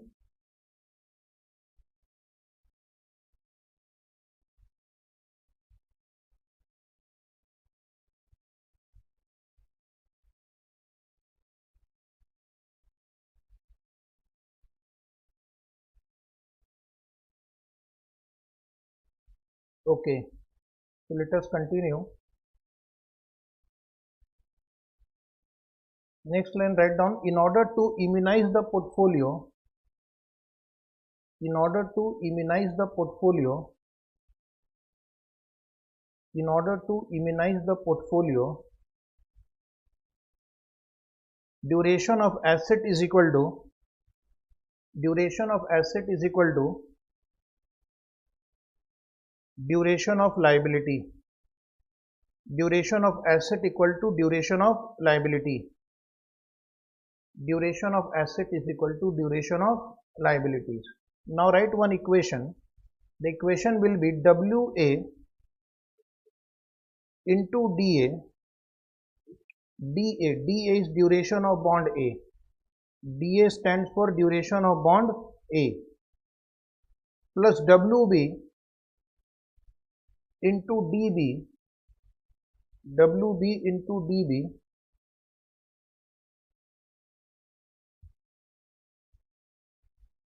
plus WC into DC, plus WC into DC is equal to 6, is equal to 6.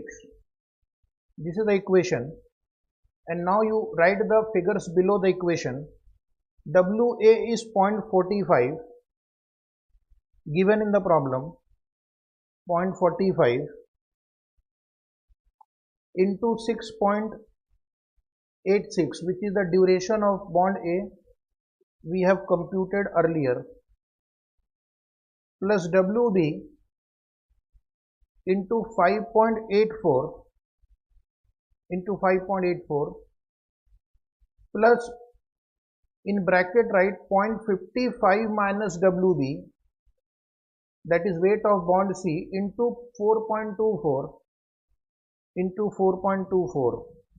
is equal to 6, is equal to 6, is equal to 6. Now please solve the equation.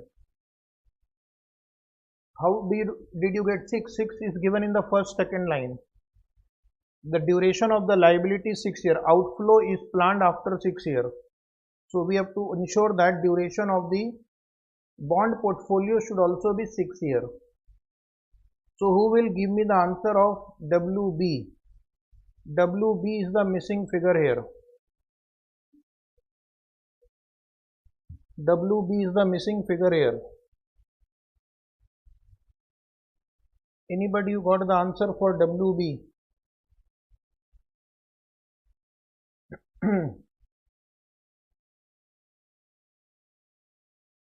Please solve.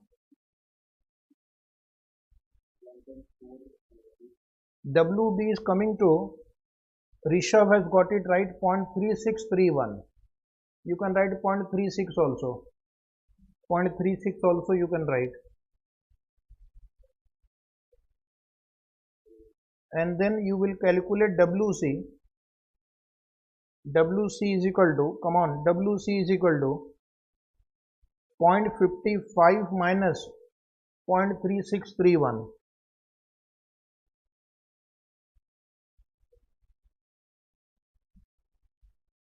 So Prachi Kothari is also right, 0.36. WC Rishabh is right, 0.1869, or you can write 0.19. 2 digits are also okay. 2 digits are also okay. Kothari is also right.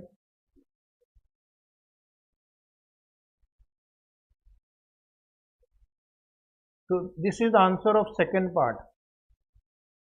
Agreed? Now we'll go to the third part. Write down answer part 3. Answer of part 3. Answer of part 3.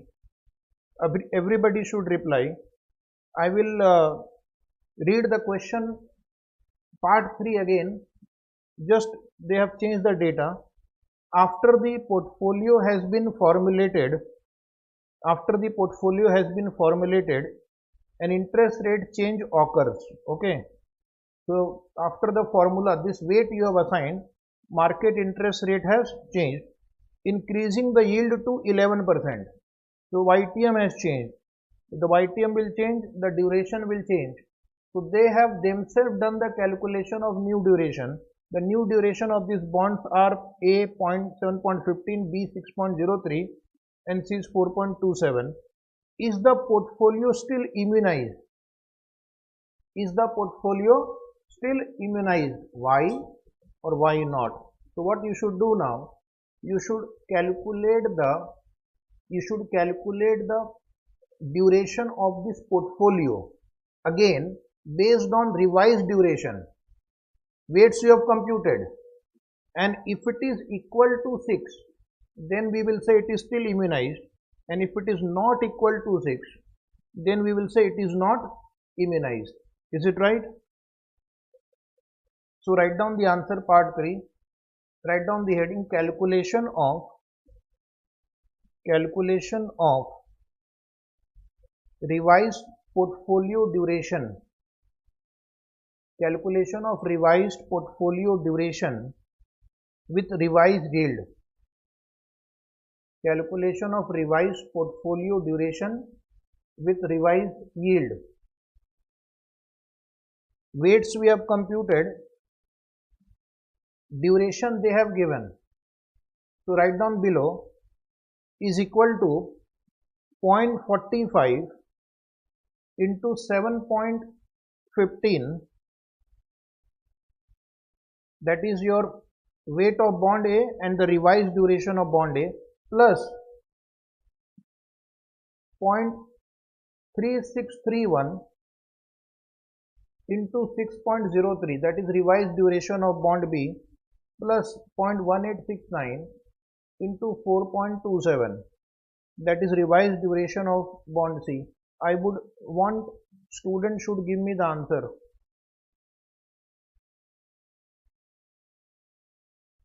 Student should give me the answer.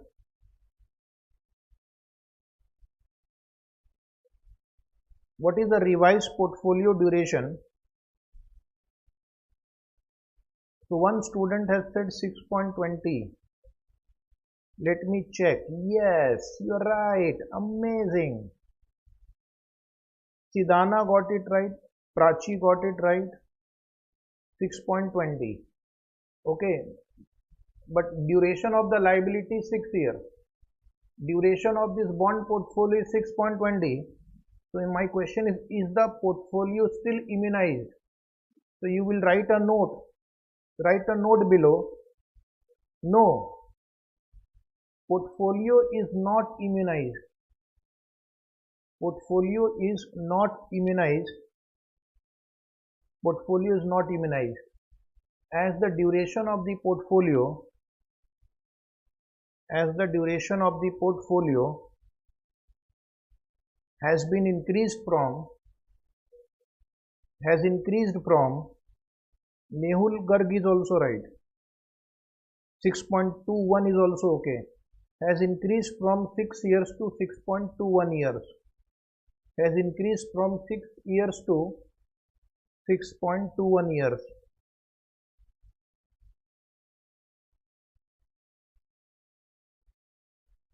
This was your answer of the third part. Fourth part is, determine the new percentage of bond B and bond C that are needed to immunize the portfolio, bond A remaining at 45% of the portfolio. So what they have done here, they have just asked you to revise the weights based on revised duration. Am I right? Weight of bond A is still 0.45. You have to find the weight of other two bonds with the new duration. So write down answer of part 4. Answer of part 4. Answer of part 4, we have to solve it like second part only. Keep the question in front of you. This question paper can be downloaded from our website vino.in. you will find in the resource section, free resource section, these notes. You can download and take a printout. So write down new percentage of B and C bonds, new percentage of B and C bonds that are needed to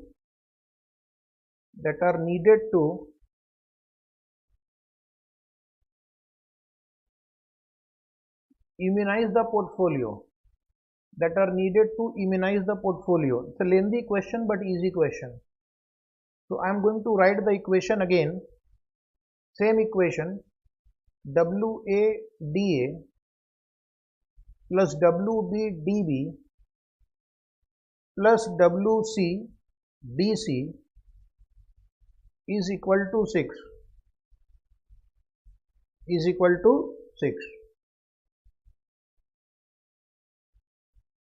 Solve. WA is 0.45, which is given in the problem. Revised duration of bond A is 7.15 plus WB into 6.03 plus in bracket 0.55 minus WB into 4.27, and that is equal to 6. Let us say who will give me the answer first. Solve for WB.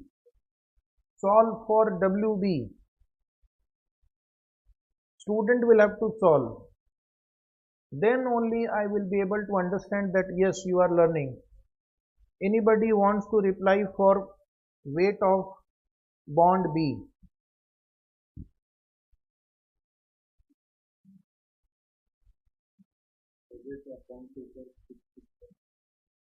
Weight of bond B is 0.246. Very good, amazing. Weight of bond B is 0.246. Very good. Now tell me weight of bond C.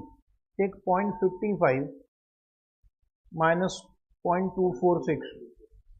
Very good. 0.3034. 0.3034 is right. 0.3034 is right.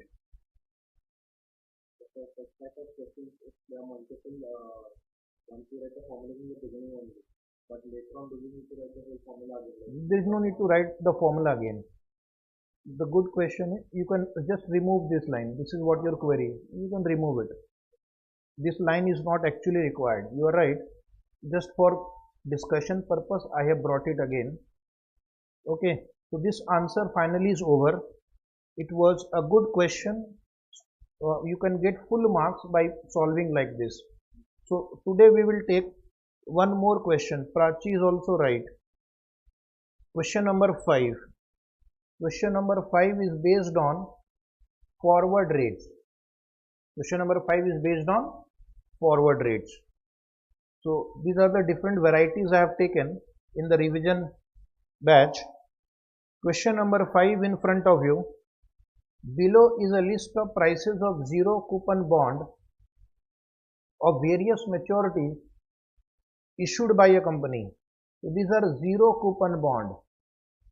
Zero coupon bond means no interest paid during the lifetime of the bond. The bond will be issued at a discount and redeemed at par. Okay, of various maturity. Year 1 maturity. Face value is 1000 rupees, but the price is 943.40. Maturity is 2 year. The price is 873.52. The maturity period is 3 year. The price is 816.37. Find the forward rates. So you have to find the forward rates. Is it right? What is forward rate? The rate that we expect will be prevailing in future. The rate that we expect will be prevailing in future. That will help us to sometimes take decisions. Sometimes it gives rise to arbitrage opportunity also. Okay. Now this is first basic question of forward rate. Second question is, suppose an 8.5%, this is your coupon rate, rupees 1000 face value, this is face value, 3-year maturity bond. So there is another bond which is a coupon paying bond which pays 8.5% coupon, 3-year maturity, of a similar company is available in the market. What would be the appropriate price of this bond? What would be the appropriate price of this bond? So this answer can be found out by using the forward rates that we will calculate in the step number 1. Is it right? So how do you compute the forward rates? What will you do first? What will you do for computing forward rates? First step will be to find out YTM of each bond. Is it right? So write down step 1.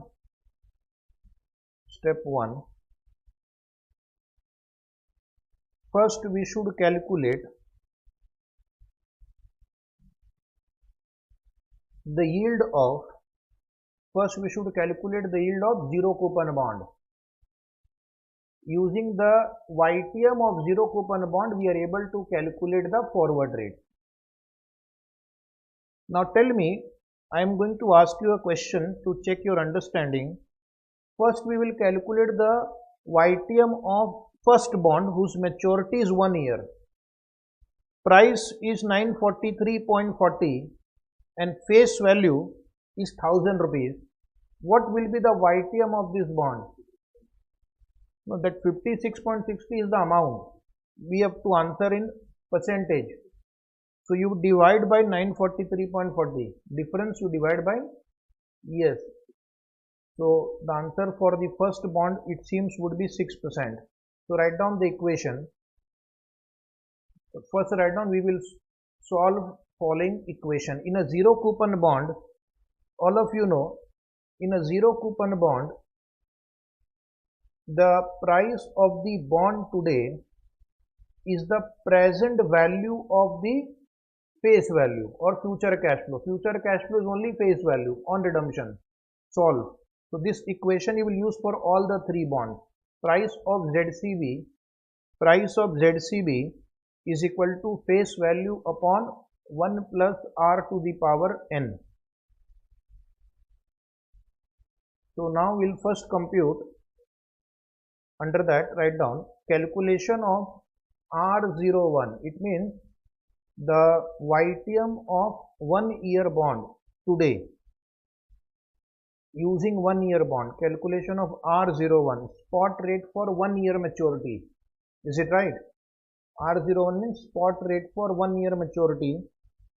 So you will take 943.40 is equal to 1000 divided by 1 plus R to the power 1. Solve it. Everybody please solve it. So you are getting 6%. You are getting 6%. Any way you present, your answer should be 6%. Any way you can present, your answer should be 6%. You can directly take the difference and divide by 943.40. That is also okay. For 1 year bond, you can solve by any method. Right? Now below that write down calculation of, next line, calculation of R02 using 2 year bond. Calculation of R02 using 2 year bond. Calculation of R02 using 2 year bond. Yes, please come on, reply. What will be the YTM of a 2 year zero coupon bond?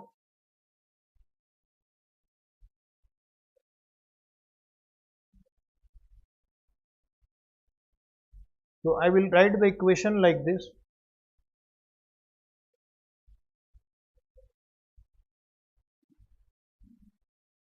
Just wait a minute.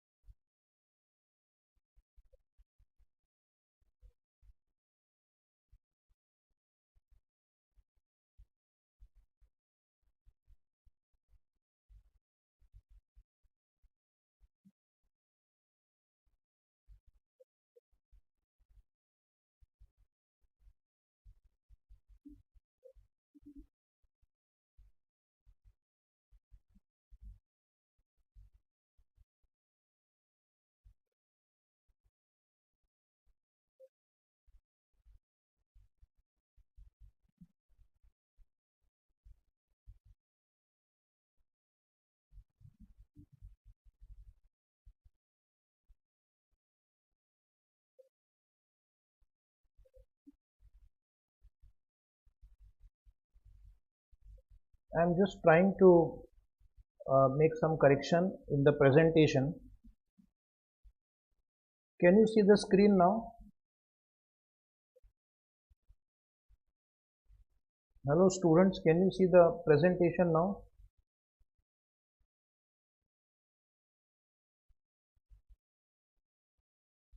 Can you see the presentation now? Okay. Sorry, there was some setting issue. So write down the answer now. 873.52 equal to 1000 divided by 1 plus R02 to the power 2. So this is the yield of a 2-year zero coupon bond. Solve. So how do you solve? So R02 will be equal to 1000 divided by 873.52 to the power 1 by 2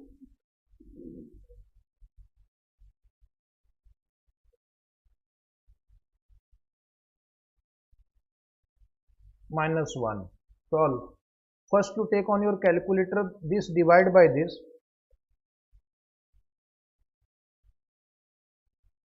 Press the square root function for 1 by 2.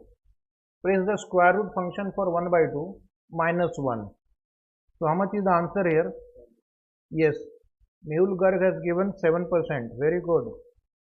Now write down same calculation. Do little fast now. You have understood. Calculation of R03. Calculation of R03 using 3-year bond. Calculation of R03 using a 3-year bond. So here the equation would be like this. Present value is given in question 816.37 is equal to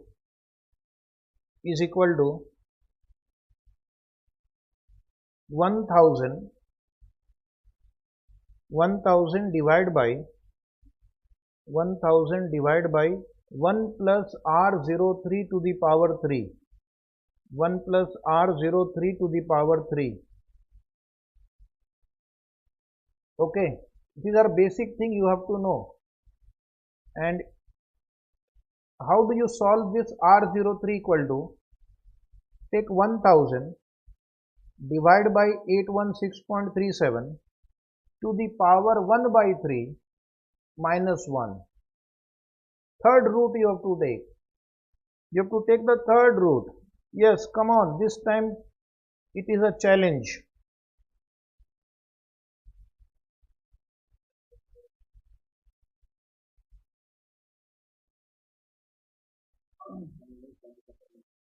This is 7% only. Huh?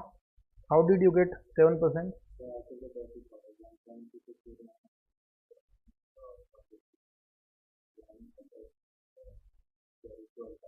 Okay. So there is a trick on the calculator that first you type 1000 divided by 816.37. Okay. You will get some number. 1 point how much? 22. 2249 and 0.3333.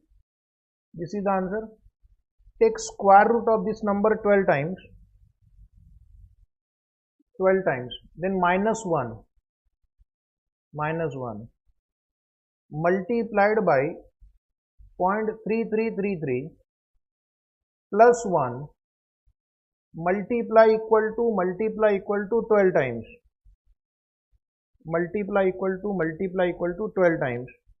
So how much is that?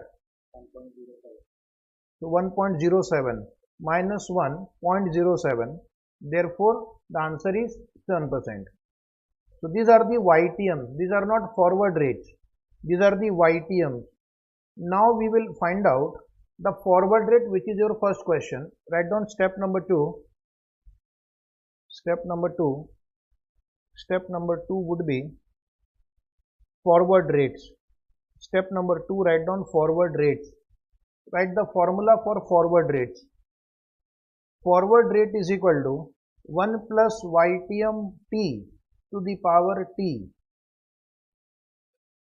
upon 1 plus ytm t minus 1 to the power t minus 1 to the power t minus 1 and then minus 1.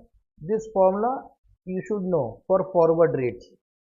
Okay, this formula will save a lot of time. Now for year 1 always forward rate and YTM will be same for year 1. So basically we have to do the calculation for second and third year. So write down one note below. Note forward rate for first year. Forward rate for first year is same as YTM of 1 year bond. Is same as YTM of 1 year bond. Is same as YTM of 1 year bond, that is 6%. That is 6%. Same as YTM of 1 year bond, that is 6%. Okay. Now write down below that a small table will draw for year 2 and 3. Okay, right. Now draw one table.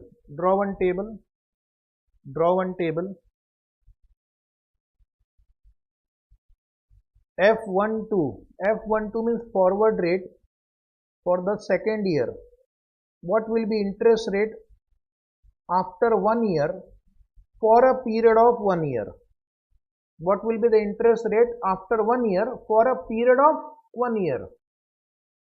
So what will be the interest rate in the second year? So write the formula. Please write the formula.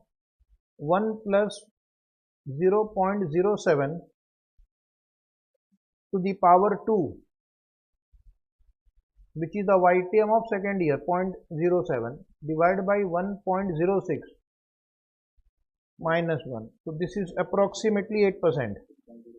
Okay, now I would require you to try the next one, F23. I want you to try F23 in the same manner. This is a revision batch. Students should be capable of solving. So F23, come on, F23. Those who don't have the notes can download it from the website. F23. Yes, come on. I am waiting for you. And you are also waiting for me. Who will blink first?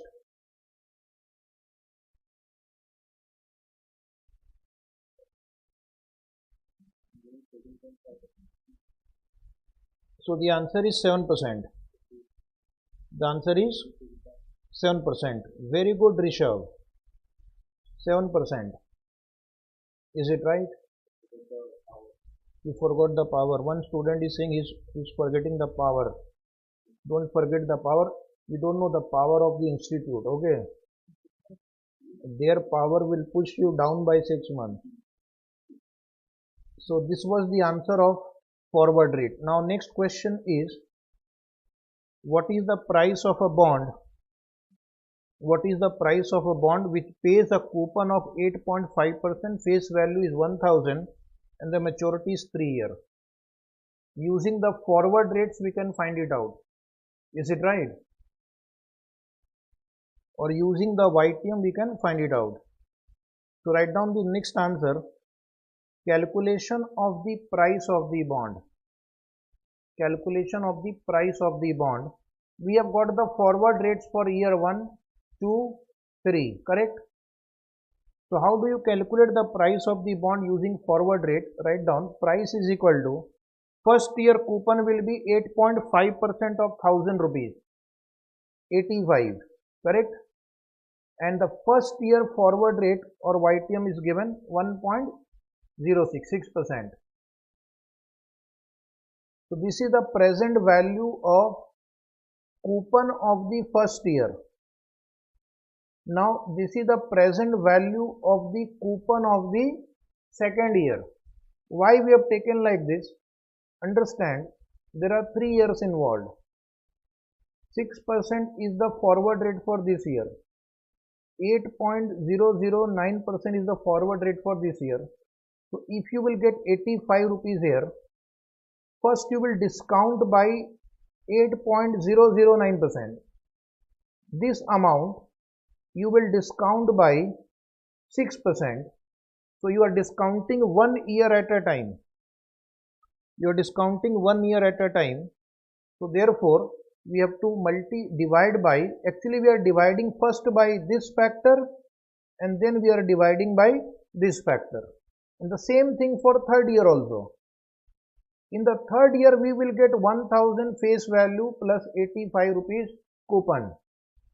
And the third year forward rate was 7%. So you will first bring it to this point by 7%, bring it to this number by 8.009% and bring it to year today by 6%. So that is the answer. Please solve. Let us see who will solve it first. Let us say who will solve it first. Come on.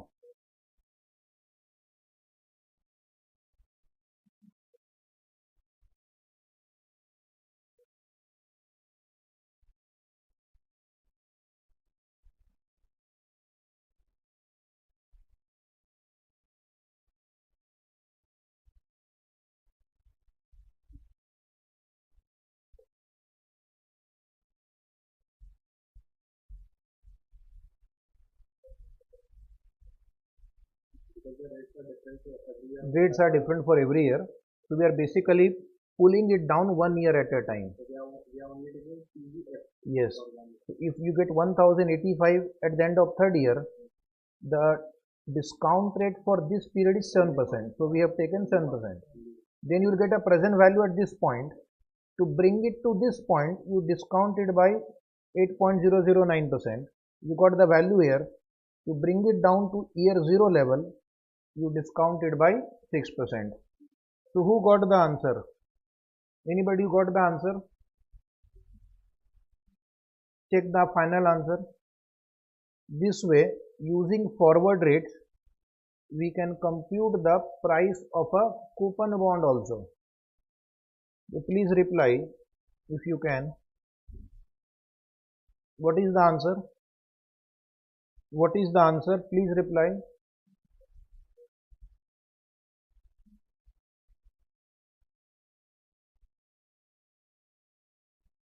What is the answer?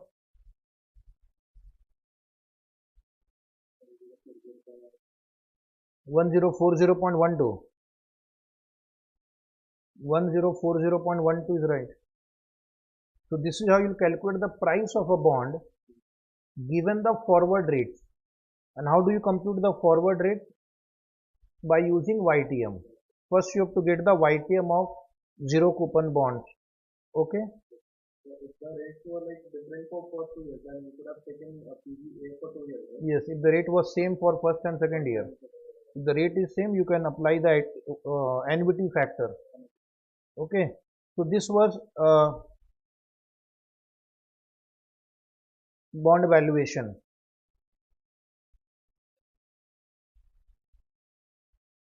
We'll start with this next topic, valuation of shares.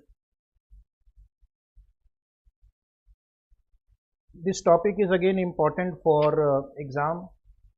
Question can be asked from 4 to 8 marks on this topic.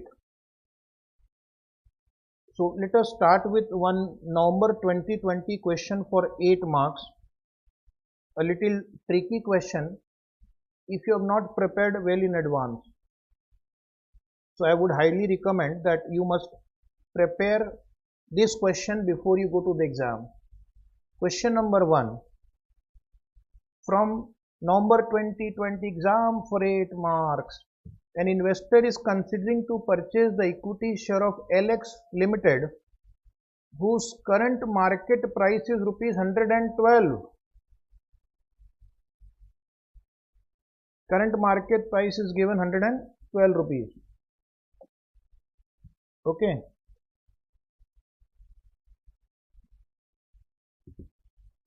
The company is proposing a dividend of rupees 4 for the next year. Next year underline.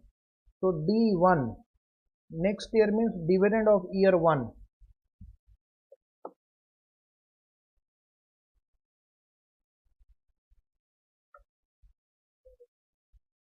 Dividend of year 1.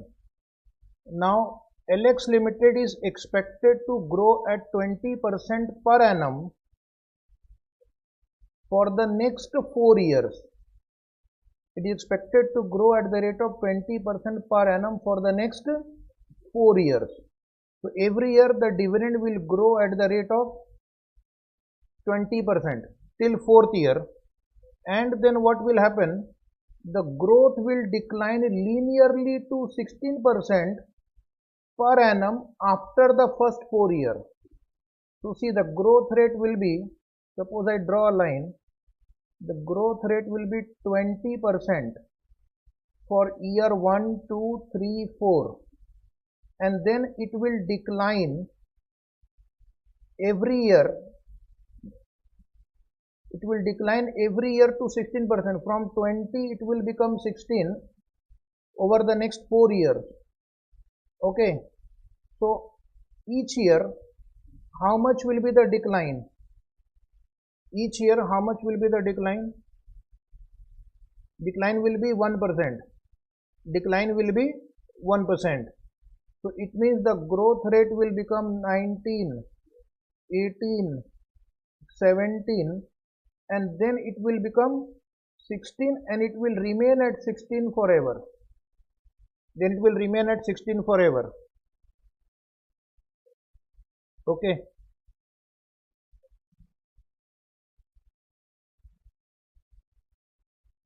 Thereafter it will stabilize at 16% per annum infinitely. The investors requires a return of 20% per annum. So this is my discount rate. You are required to calculate the intrinsic value of the share of X Limited. That means present value of future cash flow. And then, is it worth to purchase the share at this price? So you have to compare with 112 rupees. Compare with 112 rupees and check whether you need to buy the shares or not. So what is the new concept in this question is that the growth rate will decline linearly to 16% per annum after the first 4 years. The growth rate will decline every year till it reaches 16%, and then it will stabilize at 16% per annum for infinite period. So you have to find intrinsic value and you have to find whether it is advisable to purchase the share or not. So how do I solve it? If you know the concept of this linear decline in the dividend rate, you can easily crack it. Linear means equal decline in each year. Equal decline in each year. So we will assume equal decline in each year means 1% decline in each year. So can we now solve by preparing a table? Say yes. Yes sir, very good. Write down calculation of intrinsic value of shares. Calculation of intrinsic value of shares. Now I hope the audio, video, presentation, everything is clear. So this is a question on multi-period growth model. This type of problem is called multi-period growth model, where growth rate is high in the initial years, slowly and slowly they start declining. So whether it is Microsoft company or Google company or Infosys, everybody has to go through this.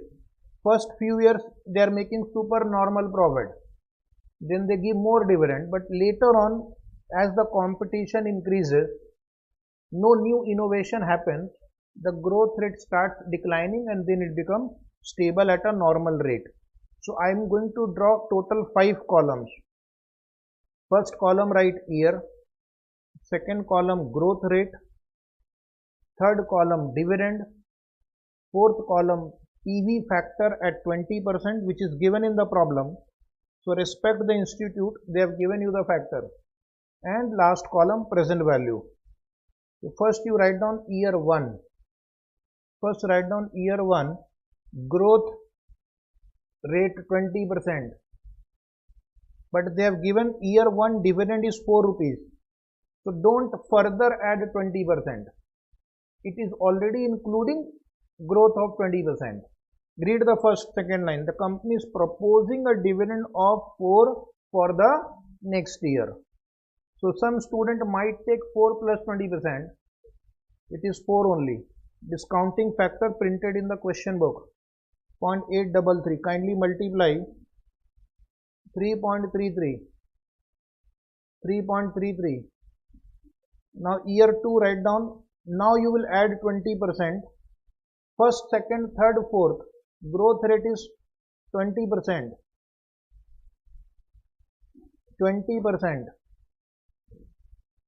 4.80 factor type from the question book 0.694 into 4.80 3.331. Come on, next year 3 20%.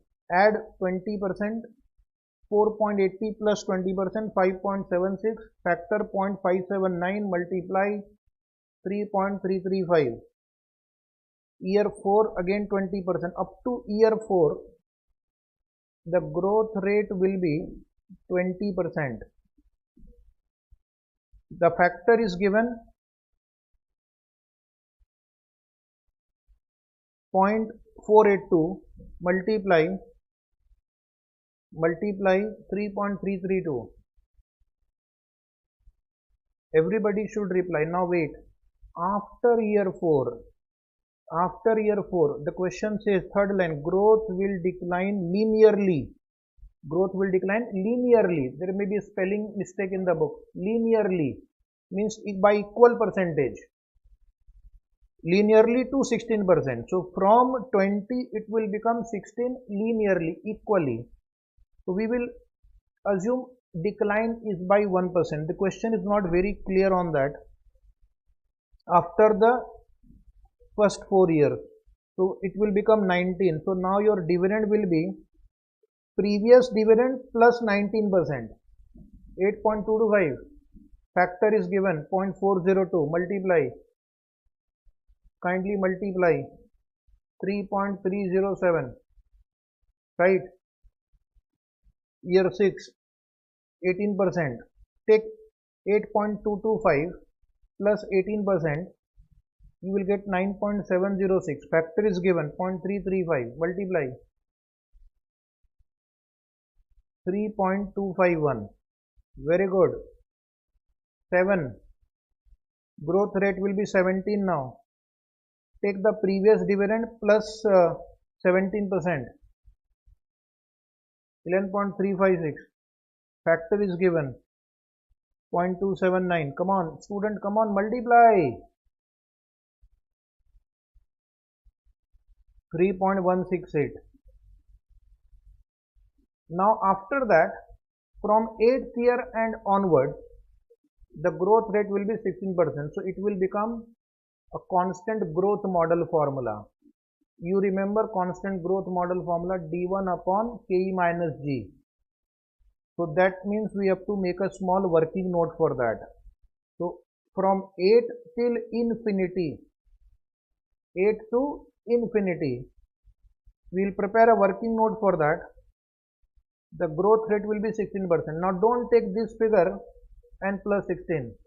That will be only 8th year, but 9, 10, 11, 12 till infinity, the dividend will continue to grow at the rate of 16%. So it becomes a perpetuity. So I will have to apply a formula below. Write down below working note 1. Working note 1, write down terminal value in bracket P7. P7 means price of the share after 7th year. Price of the share at the end of 7th year. Price of the share at the end of 7th year. Okay. So how do you calculate it? P7 is equal to D8 upon KE minus G. D8 upon KE minus G. Come on. Dividend of the 8th year will be dividend of the 7th year into 1.16, 16% growth, divide by cost of equity is given in the problem 20% and the growth rate is given 16%. Yes, come on, Mehul, Rishabh, please reply. Priyanka, Prachi, please reply. Preeti, all students must reply the answer. Haji, how much is the answer? Final answer 329.324. Anybody for this? Approximately 329 you are getting? 0.32. Okay. Prachi is also right. Rishabh is also right. So write down that number in the main page now. Bring that number here. This is not dividend, but this is price at the end of 7th year. This is price at the end of 7th year. So which factor you will apply? 7th year factor or 8th year factor? Which year factor you will apply? 7th year factor or 8th year factor? Present value factor. 7th or 8th? This is not dividend. This is price at the end of 7th year. So I have to bring it to year 0. So the factor would be of 7th year. Same factor. Same factor. 7th year is right. Preeti is also right. Mehul is right. Multiply now. 91.880. Now I want to check who will give me the total first and correct. Start. Competition starts now. Everybody. There are some students in the classroom attending physical batch and there are number of students attending from home. So I want to see who will answer first, the physical class student or the online student.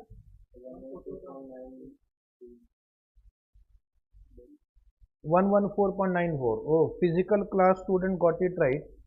Probably because of advantage of face to face. No internet lag. Maybe the students who are learning at home, there is a lag of 1 or 2 seconds. But they also got it right. Kothari got it right. Kabra got it right. Anandam got it right. Now the question was whether it is worthwhile to purchase the share.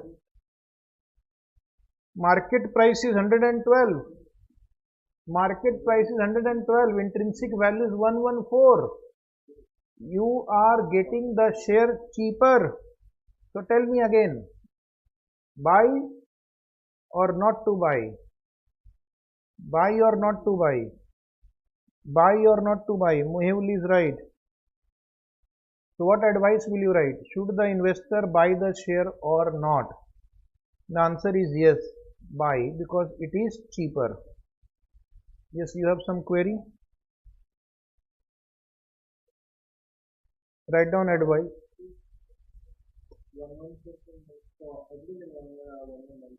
That is a mistake. This is 114. 114.94. Right, 114.94. Everybody is saying buy the share because it is undervalued. Write down the note and then conclude the answer. The intrinsic value is rupees 114.94.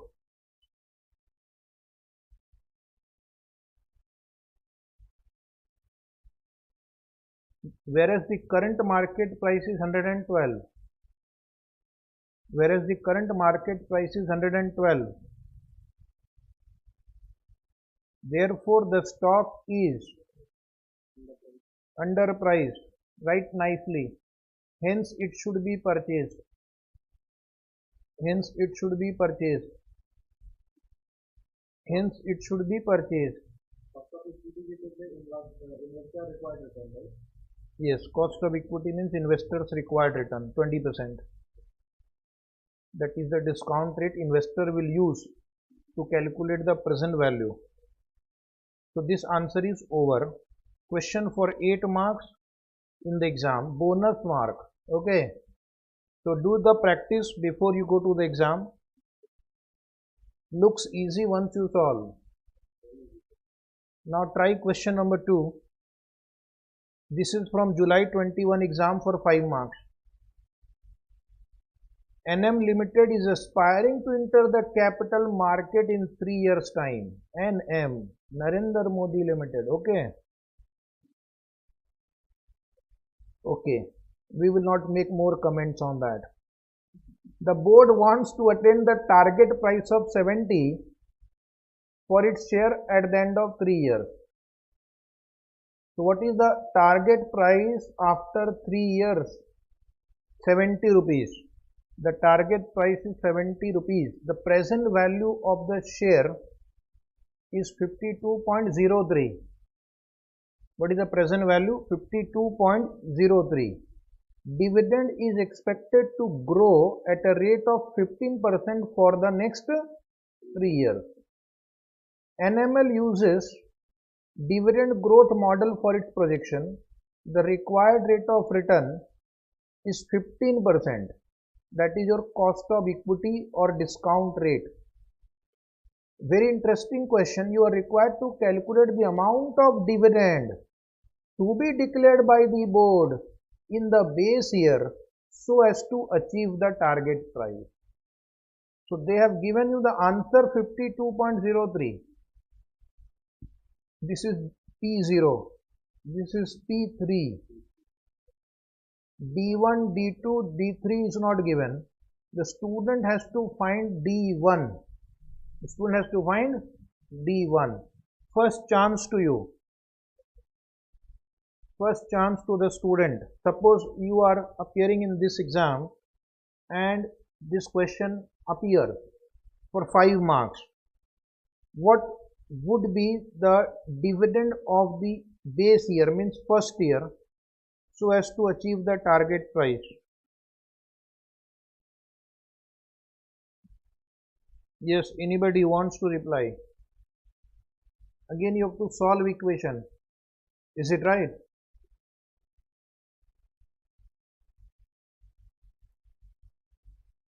Yes, students are requested to answer. What will be the dividend to be declared by the board in the base year to achieve the target price? So D1 you have to find. You can assume D1 as X. This will be X into 1.15. This will be X into 1.15 square because the growth rate is 15%, and P3 is 70. So you will discount it and it should be equal to 52.03. So once after solving it, you will get the answer X, and that is your answer. I have given you enough hint. For discounting purpose, factors are given in the question.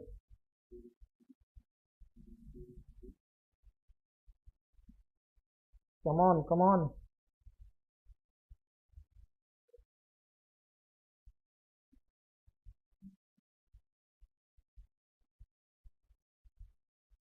Anybody? I hope all of you are awake. Or have you gone into the sleep mode? Please reply. Check whether you are exam ready or not.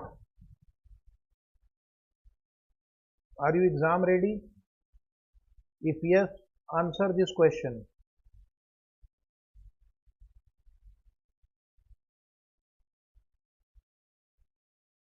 Nobody has answered till now. So I will give you the answer now, or if you have done in the same way, you can check. Let base year dividend be D0. Let base year dividend be D0. Let base year dividend be D0. Nowadays the institute has started asking reverse question. they will ask you to find the base year dividend given the price of the share.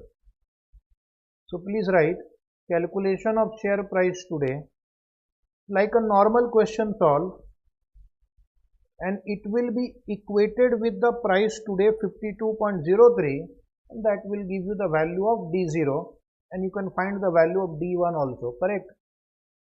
So first year dividend would be D0 into 1.15, D0 into 1.15. PV factor printed in the book 0.8696.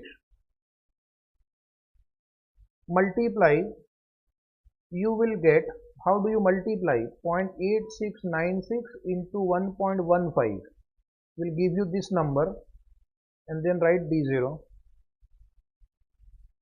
Year 2 will be D0 into 1.15 square, factor is printed 0.7561, multiply,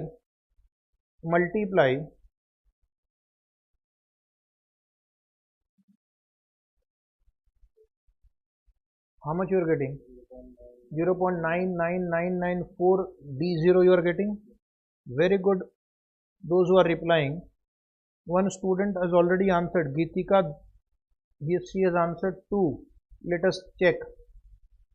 Third year dividend will be D0 equal to 1.15 to the power 3, factor is given, and multiply 0.6575 into 1.15 to the power 3. You will get something like 0.99998. Why you are getting same answer? The reason is, on one hand you are increasing by 15%, on the other hand you are discounting also by 15%. So actually it should have been 1, 1, 1 in all the 3 years. Is it right? Because you are discounting and compounding by the same 15%. 70 rupees, third year price 70 is given. So that will also be discounted by 0.6575. Multiply, you will get 46.025. Take the total.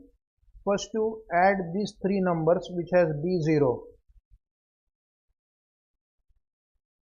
You can write 3D0 also. Okay. So it comes to 46.025 plus 3D0. If you want to write 3D0, it's okay. And this should be equal to what? This should be equal to 52.03. So write down equation share price today is equal to 46.025 plus 2.99996D0, or just write down 3D0. Chidana has also replied, answer is 2. So your answer is right. Clap for all the students who have got it right. 2 rupees D0. So what will be D1? 2 into 1.15. Answer both. 2.30. So I don't know whether they want base year means D0 or D1. So I would prefer to write both the answer. Now they can't deduct marks. So this was a good question. One student has written also, nice question. Yes, all question in this book is nice only if you go to the exam with well preparation. One more practice will take, this time on buyback of share. Do you know buyback? Sorry, right share, not buyback, right share. Right share means company wants to raise additional funds by issuing equity share to existing equity shareholder. That is called right issue. Okay. Like recently my close friend Adani had made a right issue of which company? Reply, Adani Enterprise. What was the amount? 20,000 rupees. Crore. 20,000 crore. Yes, that was like right issue only. FPO. Public was also invited. So it was, let us say, FPO. Okay. Reliance company had gone for right issue 3 years back. This issue was withdrawn. Anyway, I'll come back to my question. July 21 exam for 5 marks. I will tell you this is also bonus mark if you are well prepared. Otherwise you can make minor mistake. A Limited is proposing to fund its expansion plan of rupees 12 crore. So first you underline 12 crore by making a right issue. Share issued to existing shareholder. Current market price is 40. Board is willing to offer a discount of 20% on the current market price for the right issue. Understood? So what will be the subscription price? 40 minus 20%. Is it 32? So in order to motivate the existing investor to subscribe to the share, they will have to offer the share at a lower price. Board is also desirous that the fall in the ex-right price of the share be restricted to 10% of the current market price. So what is your ex-right price expected to be? 40 minus 10%. So ex-right price is 36 rupees.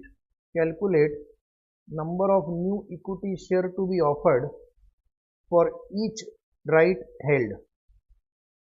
Then theoretical value of the right and the total number of equity shares to be issued. Total number of equity share to be issued. So please solve first yourself. Number of new equity share to be offered for each right held. So what is the ratio they are asking you? What is the ratio of right issue? Whether it is 1:2, 1:4, 4:1, something like this. Geetika is right. Geetika, I don't know whether you are right or not, but she said the answer is 1:1. I have to check. Yes, anybody? Ratio. That is, what is the ratio of right issue? Because the number of share to be issued is printed separately. Number of share issued will be 12 crore rupees you want to raise, and you are going to offer at 32 rupees. So that may be a different easy question. This question requires right issue ratio. Right issue ratio. Because otherwise question 1 and 3 will become same. Right issue ratio. Come on. So anybody who got the answer? One student has only replied. Subscription price, write down. Subscription price, write down. Write in detail. We are doing two things. We are revising the syllabus, plus we are also learning the presentation skill for the exam. Okay. So first you should always write the heading, then the formula for calculation, then calculation 40 minus 20%, and then write the answer. So usually I suggest 3 lines minimum you should write to calculate any answer. Then X right price. Again here write down current market price minus 10%, 40 minus 10%, 40 minus 10%.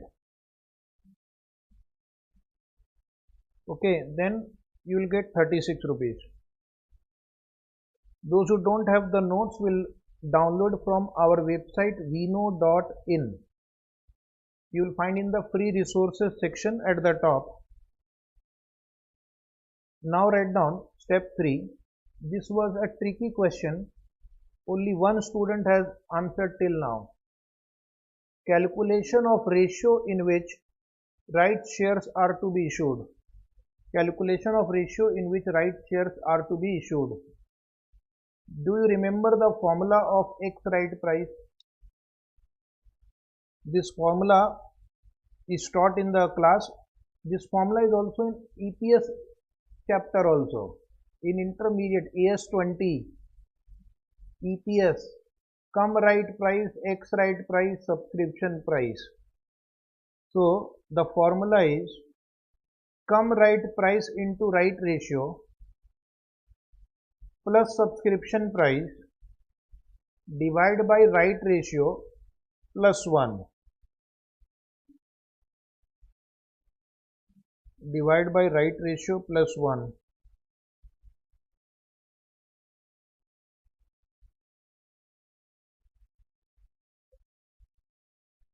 This is the formula of basically weighted average rate.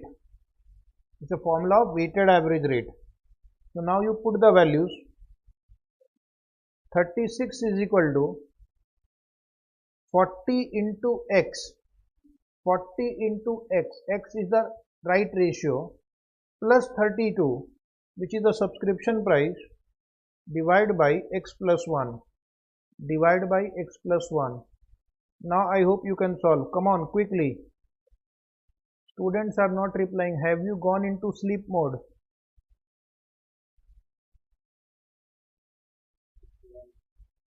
The answer is 1. X is equal to 1. So 1:1 was the correct answer. Geetika Deena Karan was right. Okay, 1:1. So first, if you get this right, you will get 2 marks. Then the next question is theoretical value of right. Theoretical value of right means, first write a note. Note, one right share to be issued for one existing share. Reserve is right. One right share to be issued for one existing share. Now, next step, write down theoretical value of right. Theoretical value of right. That means if you want to sell this right to somebody else, how much you can sell it for? Anybody holding this right can buy the share for 32 rupees. And the market price after the right issue is over will be 36 rupees. So what is the worth of this right? The worth of one right will be equal to 36 minus 32. Now what is the mistake you can make here? You can take 40 minus 32. You can buy the share for 32 because the moment you buy the share, the market value of the share will go down to 36. So you should compare with 36. Because you will say, the buyer of the right will say, I will get a benefit of only 4 rupees. Why I will pay 8 rupees? Because the moment I apply for the share prices will go down to 36 rupees. So this right will have a worth of 4 rupees. Theoretical value. Practical it can be more than or less than that. We are in the classroom. Closed environment. So mathematically 4 should be the answer. Last question for this part 3.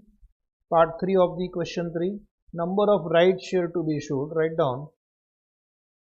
Number of right share to be issued. Always present in a tabular format if you can. Or in good handwriting. First write down A. Funds to be raised. Funds to be raised. Funds to be raised is 12 crore. Rupees in crore. Subscription price is 32. This is the easiest question of this chapter. Then number of equity share to be issued. Like a school question, 12 crore rupees you have to raise. Share will be issued at 32. So you are going to issue how many shares? So write down 37,50,000 shares. 37.5 lakh you can write. You can write 0.375 crore. Anything you want, you are welcome. Okay. There they will not deduct marks. If they deduct marks for rounding off, it is wrong. injustice to the student. Okay, now we'll take May 19 question. For marks I have not written, but it is around 8 mark question. Are you ready? This is another different variety of question. It was asked in exam and they repeat this question with different data. Okay, they will change the data. They will change the data in your exam and they will ask you the same question. So tell me, are you ready? Louder yes. Everybody should say yes. YESSS. Following financial information are available of XP Limited for the year 2018. So year is 2018. Equity share capital is 200 lakh. Reserve and surplus 600 lakh. Debenture 350 lakh. Now underline interest rate here 10%. So the interest is 35 lakh. Agreed. And the total of the asset side is 1200 lakh. Asset turnover ratio is 2. Do you know the formula of asset turnover ratio? Anybody wants to reply? Asset turnover ratio. Asset divided by turnover or turnover divided by asset? I am getting two answers. Asset divided by turnover or turnover divided by asset. What have you learnt in your ratio analysis chapter in that wonderful intermediate syllabus? So the formula is sales upon asset is 2 and asset sales upon assets 1200 is 2. So you can use this information to find sales figure. So basically they are testing your fundamental knowledge of the ratio analysis also. You can't take an excuse that I am not a student of intermediate anymore. So please do not give me such questions. They are hardly going to listen to you. Sales. Tax rate. So let me see student, those who are studying. Mehul said turnover by asset, Preeti, Risha also. Okay, so everybody said this ratio. You are right. Now 30%, then operating margin is 10%. If operating margin is 10%, which means operating cost will be 90% of sale. Yes or no? If operating margin is 10%, then operating cost will be 90% of sale. Sale is 2400. Operating cost will be 90% of 2400. That will give you operating profit. That will give you operating profit. From operating profit, you will deduct the interest. You will get earning before tax. You will deduct tax. You will get earning after tax. So indirectly, you have to prepare one small P&L account using the data. And then once you get the PAT, you can compute the dividend also. How much dividend they are going to pay? 20% of the earning. That is dividend payout ratio. Current market price is 28. Required return 18%. This is discount rate. Okay. Now next is prepare one income statement. Similar questions were asked in ratio analysis chapter of intermediate syllabus, but they used to stop here only for 8 marks. But when you come to final, they start asking more. Then you have to find sustainable growth rate, G. Growth rate is equal to return on equity into retention ratio. Do you remember something like this you have studied? Retention ratio into return on equity. If dividend payout ratio is 20, retention ratio will be automatically 80%. But to compute the return on equity, you have to take earning after tax divided by equity shareholder fund. Equity shareholder fund is here 200 plus 600, share capital plus reserve. Okay, so that is your return on equity, and you can get the growth rate.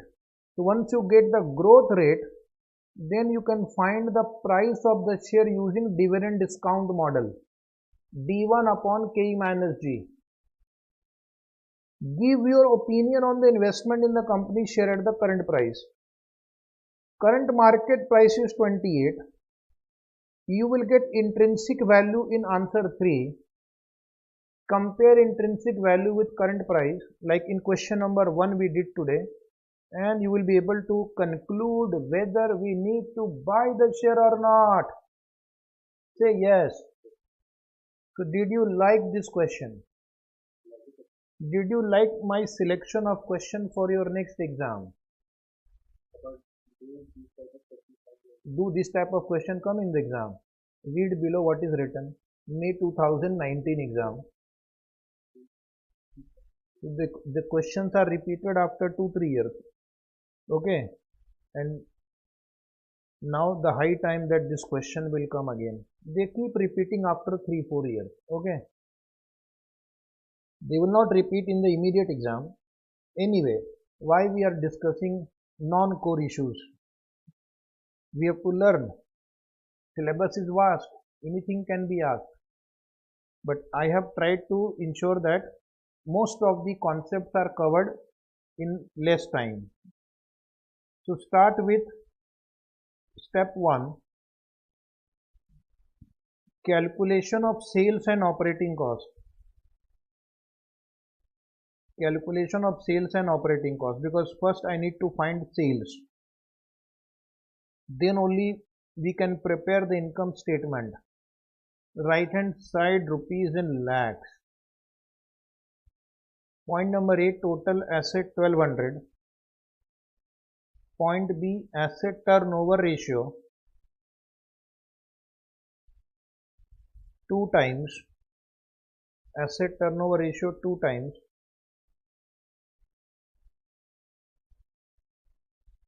Point C, write down sales. Sales will be 2 times of total asset. Nowadays this ratio is very important. Many investors check what is the asset turnover ratio, how much efficient is the company. Okay, so that is 2400. Then you write down point number D, operating margin. Operating margin means operating profit margin. Operating profit means earning before interest and tax, EBIT, 10%. So if operating margin is 10%, what will be operating cost ratio? Next line, operating cost ratio. Operating cost ratio is equal to 100 minus operating margin. 100 minus operating margin, 90%. Operating cost ratio means what is the operating cost as a percentage of sale. Very important for understanding the performance of a company. And next point F is operating cost. Operating cost is C multiplied by E. C into E, 2160. 2160. 2160 is right. So now we are in a position to prepare income statement. Step 2, write down income statement. Step 2, write down income statement. There is no fixed cost. This operating expense include all variable and fixed cost. Okay. Operating expense will include your cost of goods sold and variable cost, fixed cost, admin cost. Operating cost, write down 2160. Operating cost 2160. Therefore, EBIT 240. EBIT 240. EBIT 240. Less interest.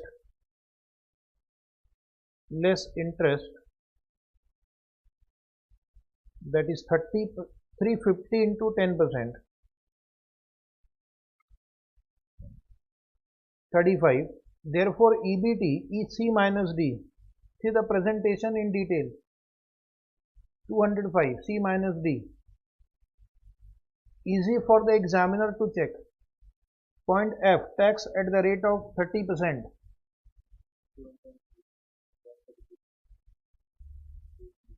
So tax is 61.5. Earning after tax E minus F.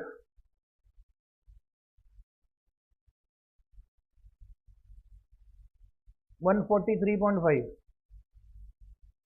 Dividend at the rate of 20%. Dividend at the rate of 20%.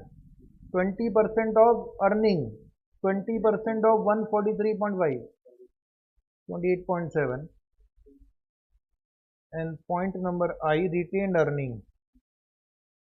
Retained earning. So how much is the retention? G minus H 114.8. Suppose you don't want to write this is okay. Up to this is also okay.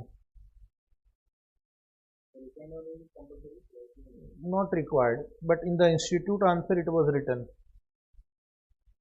Otherwise, income statement does not show retained earning. Okay. Now my first answer is over. Second answer is what is the sustainable growth rate. So I will first find out the retention ratio, because the growth rate formula is retention ratio into return on equity. So step 3, write down, dear student, step 3, write down retention ratio. Step 3, retention ratio is 1 minus dividend payout ratio. 1 minus dividend payout ratio. 1 minus 0.20. So that is 0.80. Do you agree? So my next task is to find return on equity, ROE. Step 4. Calculation of return on equity. Calculation of return on equity. Calculation of return on equity.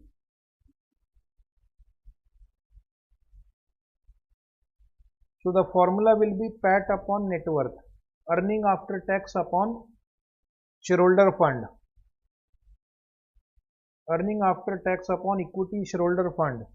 Who will reply? Let us ask our student. PAT from the previous table. Net worth means share capital plus reserve. So PAT was 143.5. Share capital plus reserve 200 plus 600 is 800. Multiply by 100. So Prachi Kothari has given the answer 17.94%. You are right. Kothari ji is right. Okay. 17.94%. Wonderful. Now quickly give me the growth rate also. If you have got retention ratio and return on equity, can you not give me growth rate? Come on, growth rate. Growth rate. Step number 5. Growth rate G is equal to retention ratio into return on equity. Yes, come on, everybody. So our student Prachi has again replied 14.35%. Darshana Jaju has also replied same. Mehul Garg same. Is right, 14.35%. So this will give you 2 more marks. For each question you have 2 marks. There are total 4 parts. Do you want only 4 or you want to get 8? 8. Go ahead. Determine the price of the share of the company using dividend discount model. So now I have to find price per share. For that, first we will compute how much is the dividend per share given by the company today. So go to your previous table. You will find in the second last line of income statement, dividend paid was 28.70 lakh, correct? And number of share in the question book 20 lakh. Number of share 20 lakh. So please tell me, my dear student, what is dividend per share given by the company in the current year? Dividend per share is 1.435. Step number 6, price per share. They are asking you to use dividend discount model. So the dividend discount model is D0 into 1 plus G upon R minus G. D0 into 1 plus G upon R minus G.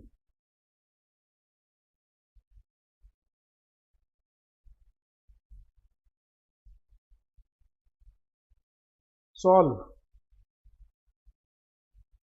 Who will give me the answer? D0 is 1.435 into 1 plus growth rate is 14.35%. So 0.1435 divided by 0.18 minus 0.1435. One student, Prachi, has already answered 44.96. Yes, you are right. Enjoy. Wonderful. You are a good candidate for the exam. 2 more marks for this. Do you want 2 more marks for opinion? Yes, this is the intrinsic value of the share. But the market price is just 28.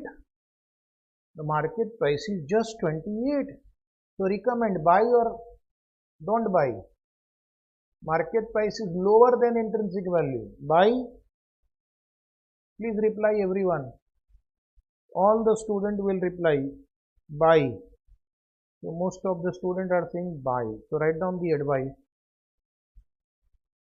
Students will write advice nicely. Just don't write buy, BUI. Since the intrinsic value is rupees 44.96, since the intrinsic value is rupees 44.96, Siddhana is saying undervalued. Very good. While it is selling at rupees 28,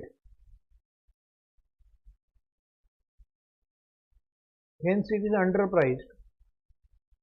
Hence it is underpriced. It should be purchased. It should be purchased. So this was an 8-mark good question. If you have done practice in advance, you will get it right. So what are the possible mistakes? Asset turnover ratio, many students take asset by turnover. The whole answer will be wrong. Even growth rate formula, many students don't remember.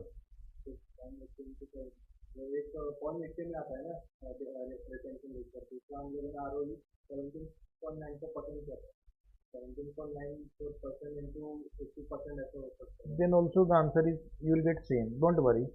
So do practice it. One more different type of question. 5.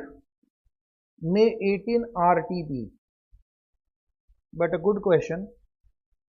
Something new to learn if you have not studied such question before. Question is Sam Limited has just paid a dividend of rupees 2 per share. Underline just paid. Just paid means D0. D0. And it is expected to grow at the rate of 6% per annum. Growth rate is 6%. Understandable. After paying dividend, the board declared to take up a project by retaining the next 3 annual dividend. Now what the board is planning, they are planning to undertake a new project, but for this they will need funds, and therefore they are not going to pay the dividend for the next 3 years. Is it right? If they do not undertake the project, then dividend will be 2 rupees plus 6%. But if they undertake the project, then dividend will be 0, 0, 0 for first, second and third year. Understood?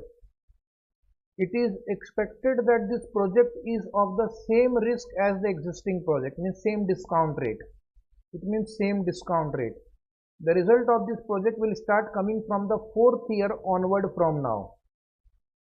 So from 4th year onward, you will see the impact of this project. The dividend will then be 2.50 per share. So D4 will be 2.50 and it will grow at the rate of 7%. So the revised growth rate would be 7% if you undertake the project. If you do not undertake the project, growth rate will be 6%. Now up to this we have done so many questions in the class. What is new? This paragraph and then related question. An investor has 1000 shares in SAM Limited and wants a receipt of at least rupees 2000 from this investment. So you have made an investment in SAM and you want that every year I should earn at least 2000 rupees. So you can earn 2000 in two ways. One, dividend. Second, by selling the share. By selling the share. Am I right? If you are in the need of funds, by investing in a share, either you should get dividend or you should sell the share. If the company undertakes the new project, it won't pay dividend. Then how do you get 2000 rupees? By selling the shares. How many shares you will sell? 2000 divided by price of the share at the end of year 1. 2000 divided by price of the share at the end of year 2. 2000 divided by price of the share at the end of year 3. Because from the 4th year onwards, the company will start paying the dividend. Is it right? Required. Evaluate whether the market value of the share is affected by the decision of the board. So basically you have to solve this question 2 times.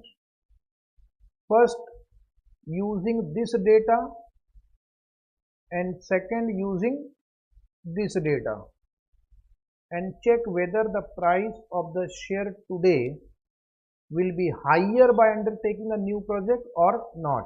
Very easy. And next is recommend how the investor can maintain his target receipt from the investment for first 3 years and improved income thereafter, given that the cost of the capital of the firm is 8%. So this 8% is your KE, discount rate. Okay. So let us solve this question. First write down step 1. Step 1, heading write down value of share at present. Value of the share at present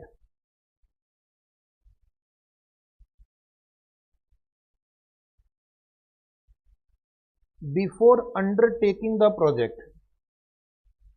Before undertaking the project. P0 equal to D1 upon K minus G. P0 equal to D1 upon K minus G. Last dividend was 2 rupees into 1.06 divided by 8% minus 6%. Rishabh got it right, 106. What about other student? Have you also got 106?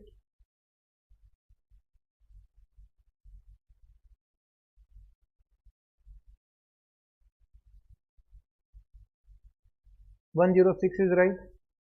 Okay, go ahead. Step 2, write down value of the share after undertaking the project. Value of the share after undertaking the project. write a note, no dividend would be payable for 3 years, no dividend would be payable for 3 years, and dividend for year 4 would be rupees 2.50, and dividend for year 4 would be rupees 2.50. Next line, growth rate is equal to 7%. Growth rate will be equal to 7%. So we are given D4 and revised growth rate. So if D4 is given, then by applying this perpetuity formula, you will first get the price at the end of year 3, and that will again be discounted by the third year factor to get the price at the beginning of the year 1 or today, P0, like we have done in question number 1. Okay, so directly you will not get the answer. First you will get P3, then from P3 we will get P0, right? P3 equal to CPA of the third year, right? Yes. See, if this is the timeline, this is D4. So by applying the formula, you will get P3. Then you have to again discount it to get P0. So you have to discount by 3-year factor. So 2 steps will be involved. Students again make a mistake. They take this only as a final answer. Write down 2.50 divided by 8% minus 7%. So P3 will be equal to 250. Very good. Those who are replying, very good. But don't stop here. Get P0 also. P0 will be equal to 250 divided by 1.08 to the power 3, which is equal to, Siddhana is right, 198.46. 198.46.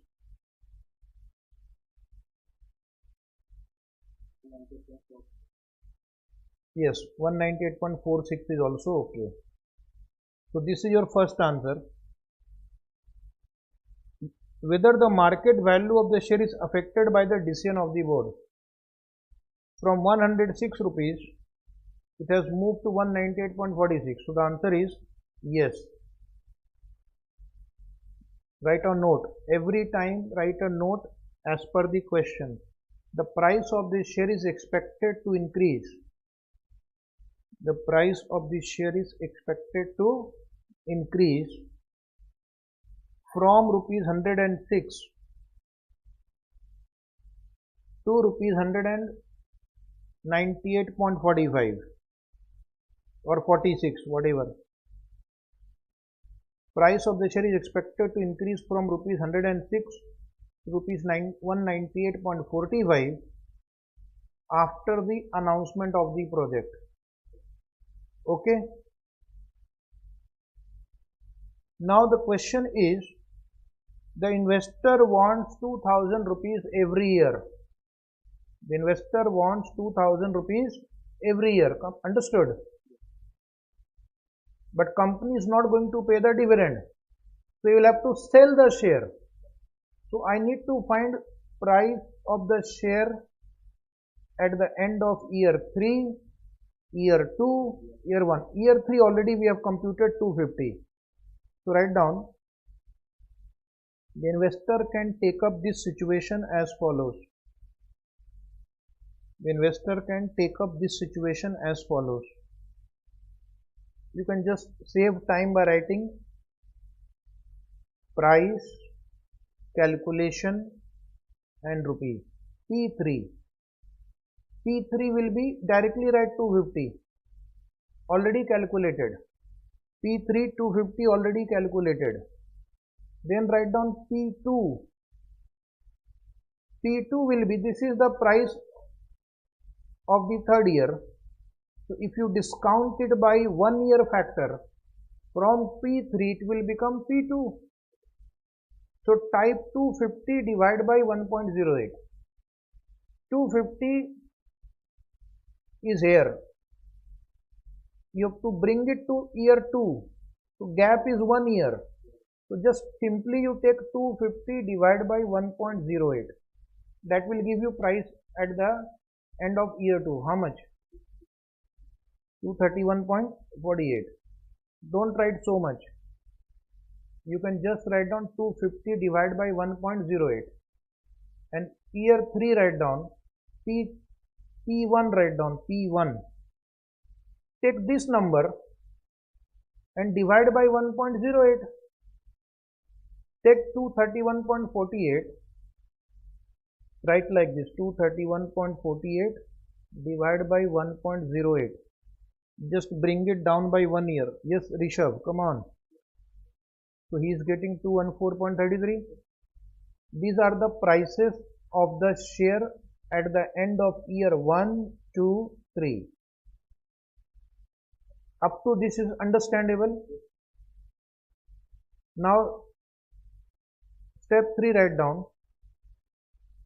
Number of shares the investor should sell. This part of the question is new. Normally it has not been asked in the exam. Price, number of share investor should sell to maintain receipt of rupees 2000. To maintain receipt of rupees 2000, draw this table. Year, minimum amount required,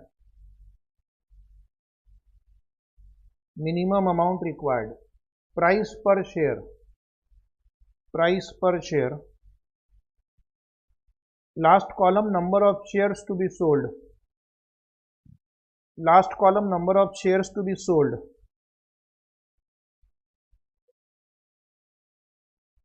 year 1, 2, 3 write down. Minimum amount required 2000, 2000, 2000. Price per share as per previous table. 214.33, 231.48 and 250. Now divide. Round off on the higher side, because if you round off on the lower side, you will not realize 2000 rupees. So check the answer. Is it 10? Is it 9? 8. So total how many shares you will have to sell? 27. Number of shares sold in 3 years is 27. Very good, Rishabh. Now he had 1000 share in the beginning. He sold 27. So number of shares left at the end of year 3. Number of shares left at the end of year 3. Is it 973? Now, can he get 2000 rupees or more in the 4th year from the dividend? Let us check. Dividend of the 4th year is 2.50 and he has got 973 shares. So do you think he will be able to get 2000 rupees? How much you are getting? 2.50 into 973. Yes. So now you write down one more line. His dividend income for year 4. His dividend income for year 4 will be 973 into 2.50. 973 into 2.50. Is it 2432.50? Yes. Which means he does not have to sell share after fourth year, and it will grow only. It will grow at the rate of 7% every year. So write a note and complete the answer. This answer is over, subject to this note. One student has a doubt in the classroom, physical classroom. Yes, please ask your query. Ask slowly. I will repeat query also. We got P0 we have got.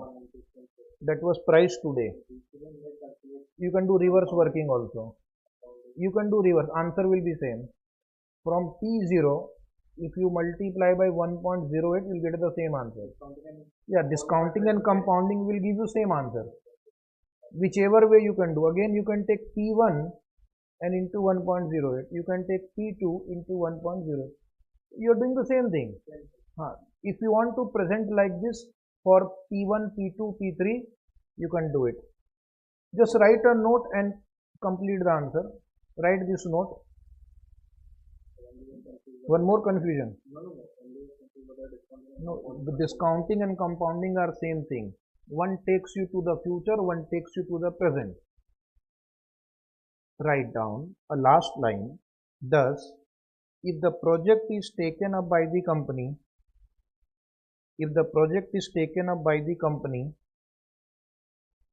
the investor should be able to maintain his receipt.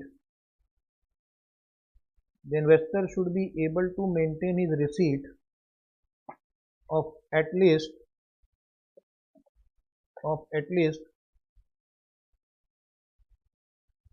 rupees 2000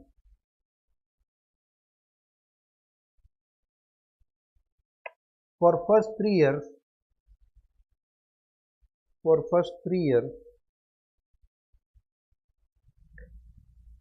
and would be getting increased income thereafter.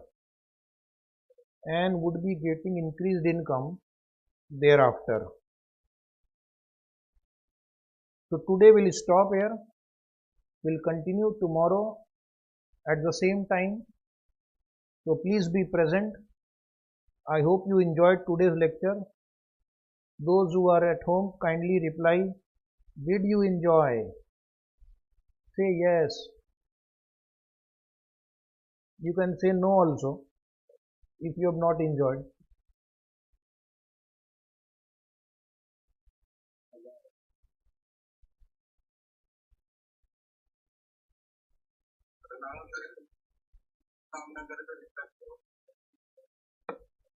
Hello, good morning everyone. Please come to question number 6 now.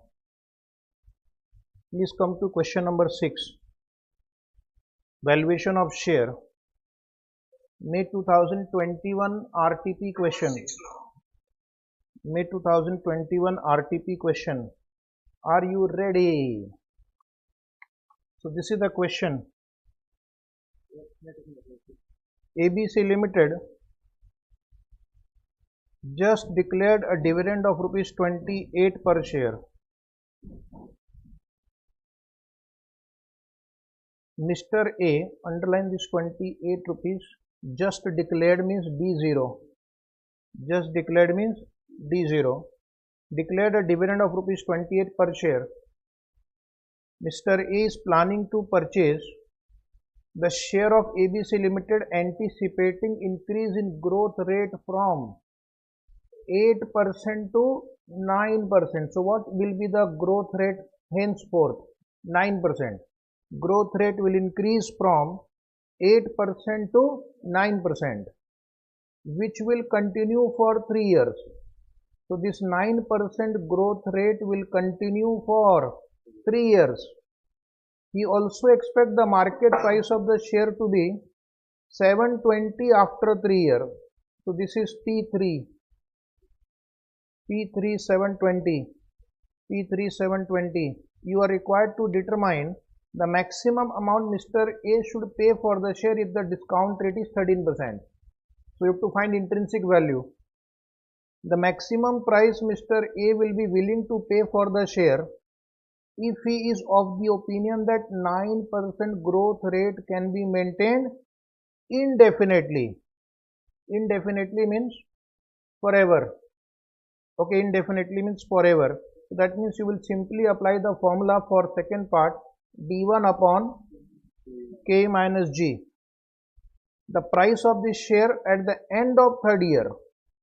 what will be the price of the share at the end of third year if 9% growth rate is achieved, and assuming that other condition remaining same as above.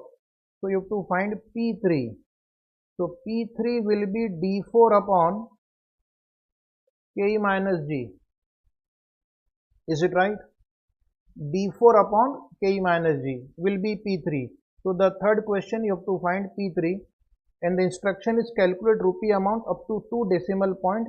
Use present value factor up to 3 decimal point. This question has been asked in earlier exam also, and it was asked in May 21 RTB.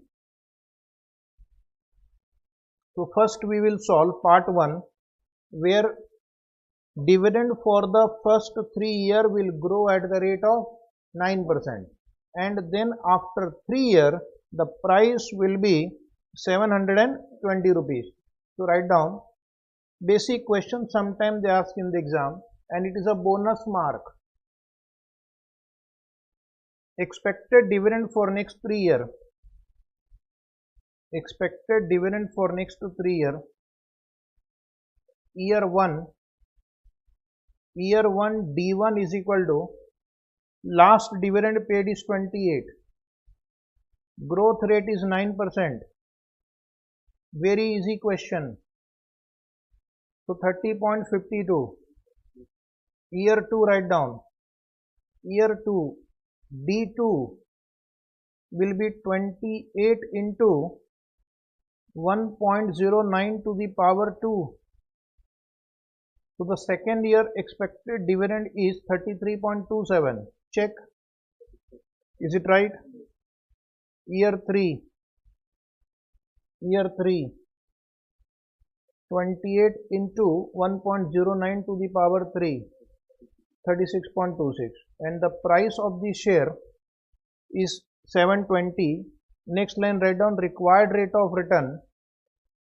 KE is equal to 13%. Presentation for exam purpose. Otherwise directly I can also solve. Market price after 3 years. Market, write down market price after 3 years. This is a presentation technique for exam. P3 equal to 720. So once you have computed the basic data, this is the basic information. Now you can solve. So write down answer. The present value of share is equal to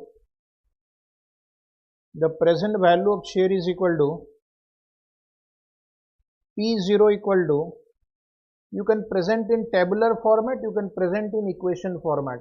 Both are okay. Yes, who will give me the answer? All the students studying at home, kindly reply. P0 equal to D1 upon 1 plus KE plus D2 upon 1 plus KE to the power 2 plus D3 upon 1 plus KE to the power 3 plus P3 upon 1 plus KE to the power 3 again. Anybody wants to reply?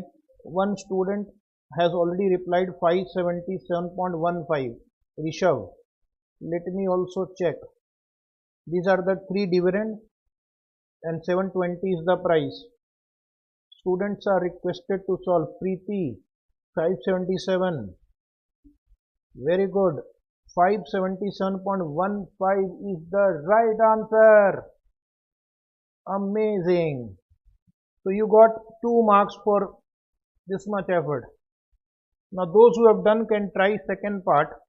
In second part, the growth rate 9% will continue forever. So answer of second part, write down. Answer of second part, part 2. Previous answer you got it right, 577. Part 2 write down. If growth rate 9% is achieved,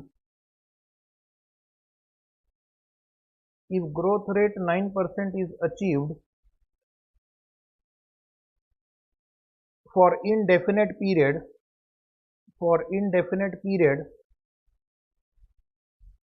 if growth rate 9% is achieved for indefinite period,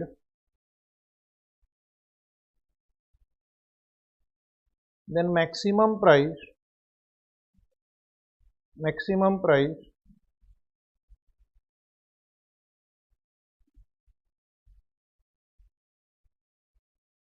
Mr. A willing to pay, Mr. A would be willing to pay, directly apply the formula d1 upon k minus g, d1 upon k minus g.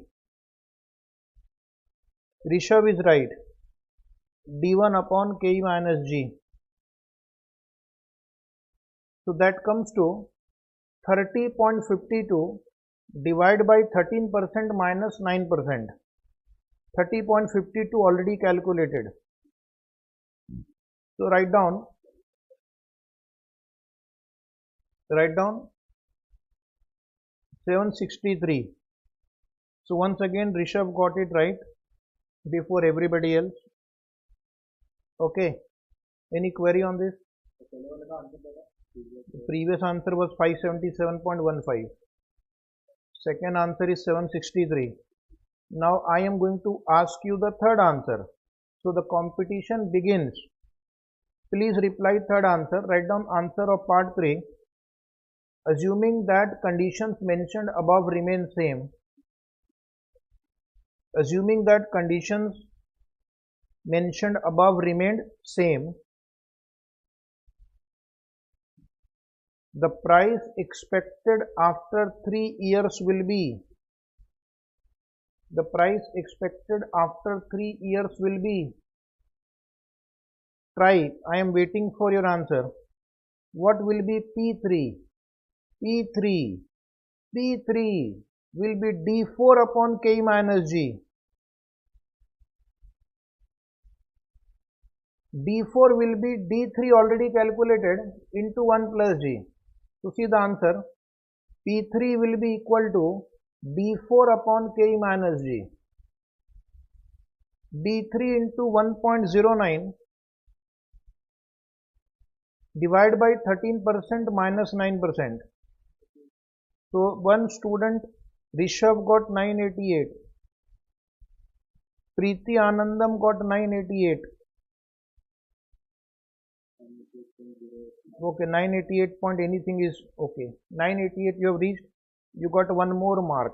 Total 5 marks you will get. 2 plus 2 plus 1. Is it right?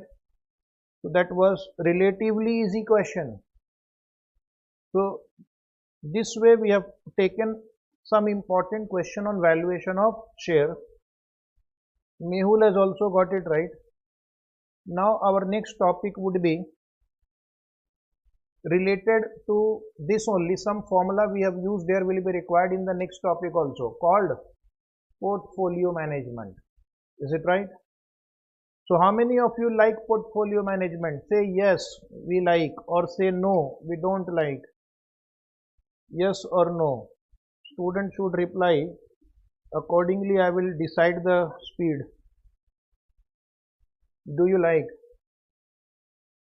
There are some students in classroom who are saying no, we don't like. And somebody is saying we like also. So don't worry. Question number 1, taken from July 2021 exam for 10 marks. So your query would be, do they ask such question in the exam? Yes, that is why it is there. So question, write down July 21, question number 1. Keep the printout ready, and these notes are available on our website vino.in. This is the website vino.in. In the free resource section you will find these notes.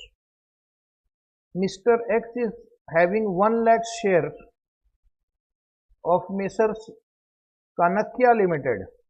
The beta of the company is 1.40. So Kanakya Limited beta is 1.40. Mr. Y, a financial advisor, has suggested having the following portfolio. So what the advisor has suggested, that don't invest in only one share. Instead of that, you should invest in 4 shares, make a portfolio so that your risk will be diversified. SKPD beta, and he has suggested that this should be your percentage of investment weights. These are the weights. and now they are giving you market return is 12%, risk-free return is 8%.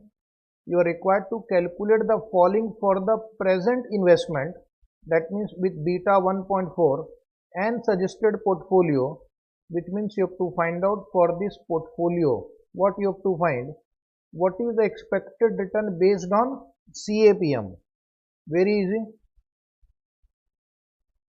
What is the formula for CAPM? RF plus beta into RM minus RF. Very good. So you have to compute for stock and portfolio. If the market goes up by 2.5%, so market is right now 12, which means here you will take 14.5. If market goes down by 2.5, so it will be 9.5 RM, and if the market gives negative return of 2.5%, so RM is minus 2.5. So with these three RMs, you will have to find out the expected return of the stock and the portfolio.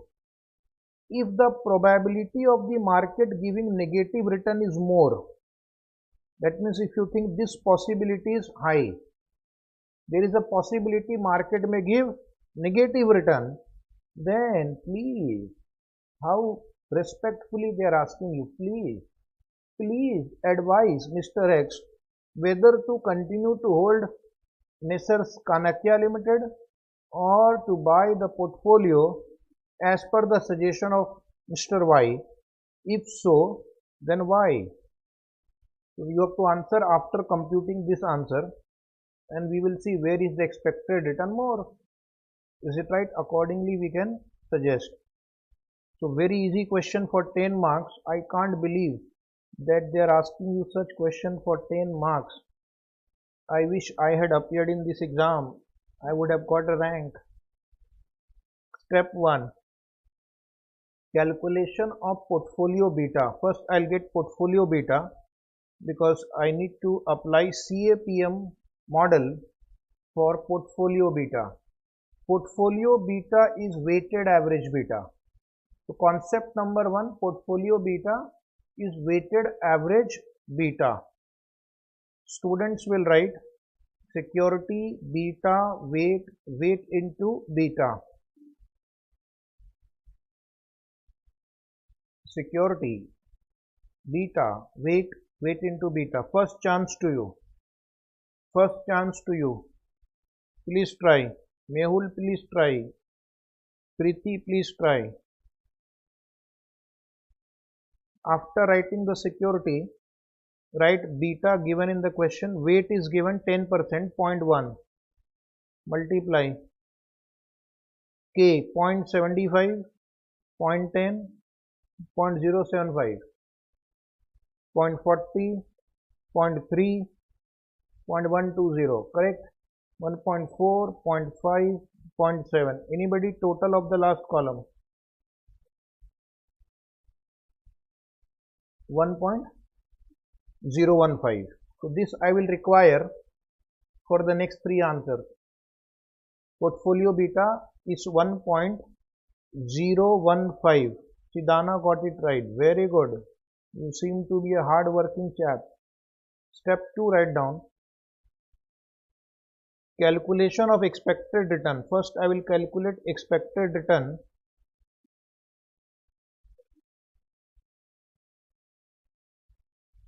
Three columns we will draw. Particulars, expected return, formula write in bracket RF plus beta into RM minus RF, and return percentage write down. We have to compute it for both the stock and the portfolio. The stock name is Kanakya Limited. The original question has RM 12%, RF 8% and beta 1.4 for the stock. 1.4 is the beta of the stock. First line of the question. Question has mentioned in the first line.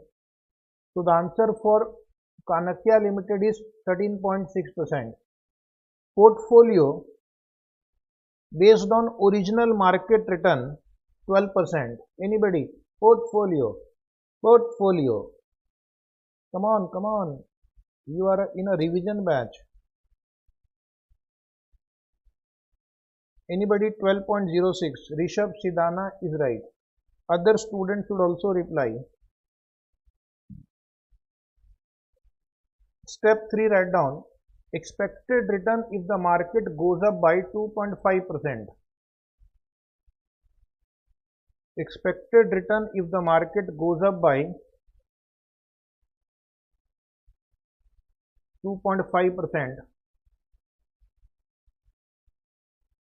So I will again do the same thing, only I will change RM, which is 12 here. I will make it 12 plus 2.5, 14.5. Please solve. Solve for Kanakya Limited. Kanakya Limited, 8 plus 1.4 into bracket 14.5 minus 8. Many students in the exam must be thinking, how it can be such an easy question? Something is wrong. Nothing is wrong. This is an easy question. 17.10% is right. Yes, everybody should reply. Next, portfolio. Try yourself. Portfolio. Portfolio.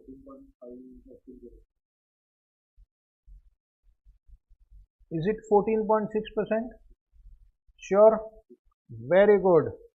You are right. Okay, do the same exercise by writing step 4. Writing step 4. Expected return if market goes down by 2.5%. Expected return if the market goes down by 2.5%. So now my RM will change. It will become 12 minus 2.5. That is 9.5. 9.5 you understood? So 10.1. 10.1. Portfolio. Portfolio. Anybody for portfolio? 9.523%. So that was my answer of part A, B, C. C spending. If the market gives negative return of 2.5%, which means RM will be minus 2.5. Come on, student. Step number 5, write down. Step 5, expected return if the market gives negative return of 2.5%.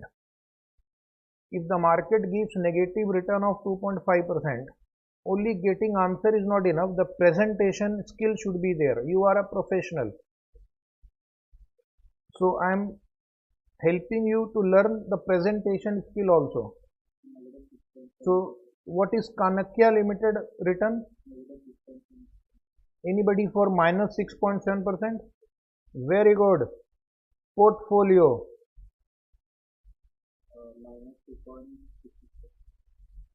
Portfolio. Anybody for portfolio?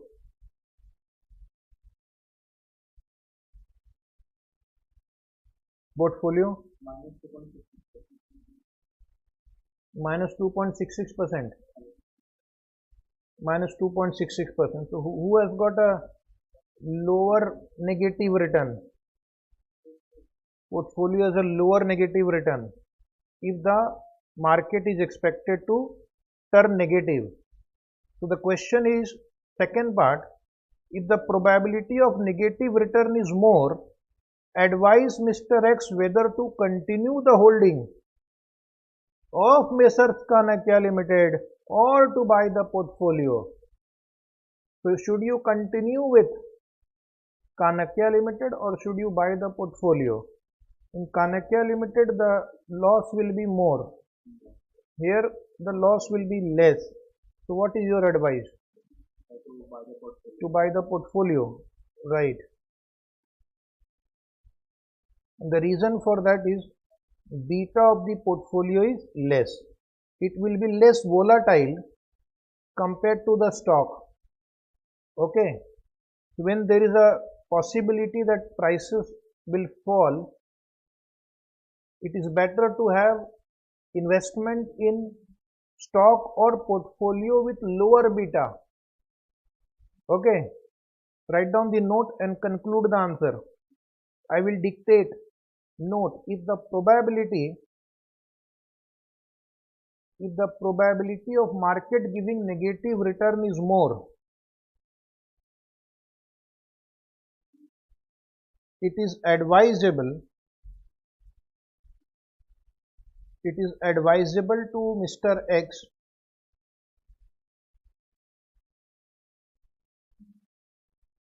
to buy the portfolio suggested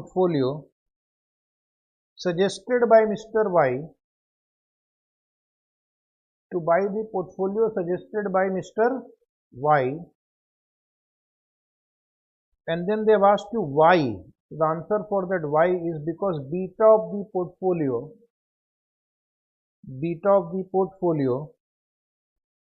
is less than Kanakya Limited. Beta of the portfolio is less than Kanakya Limited. So this answer is over. Any query on this? If the market was positive, then the Kanakya Limited investment would have been better. If the market is going to go up, then Kanakya Limited will give you a higher return. Yes. So actually, then we have to also see what is the standard deviation, etc. But the data is not sufficient. So to some extent, it will depend on your attitude toward the risk also. If you're willing to take a higher risk, go with stock with higher beta. Okay, invest in Adani Total Gas. Invest in Adani Power. But people like me invest in ITC, HUL, safe stock. Okay, where I know that I won't lose much.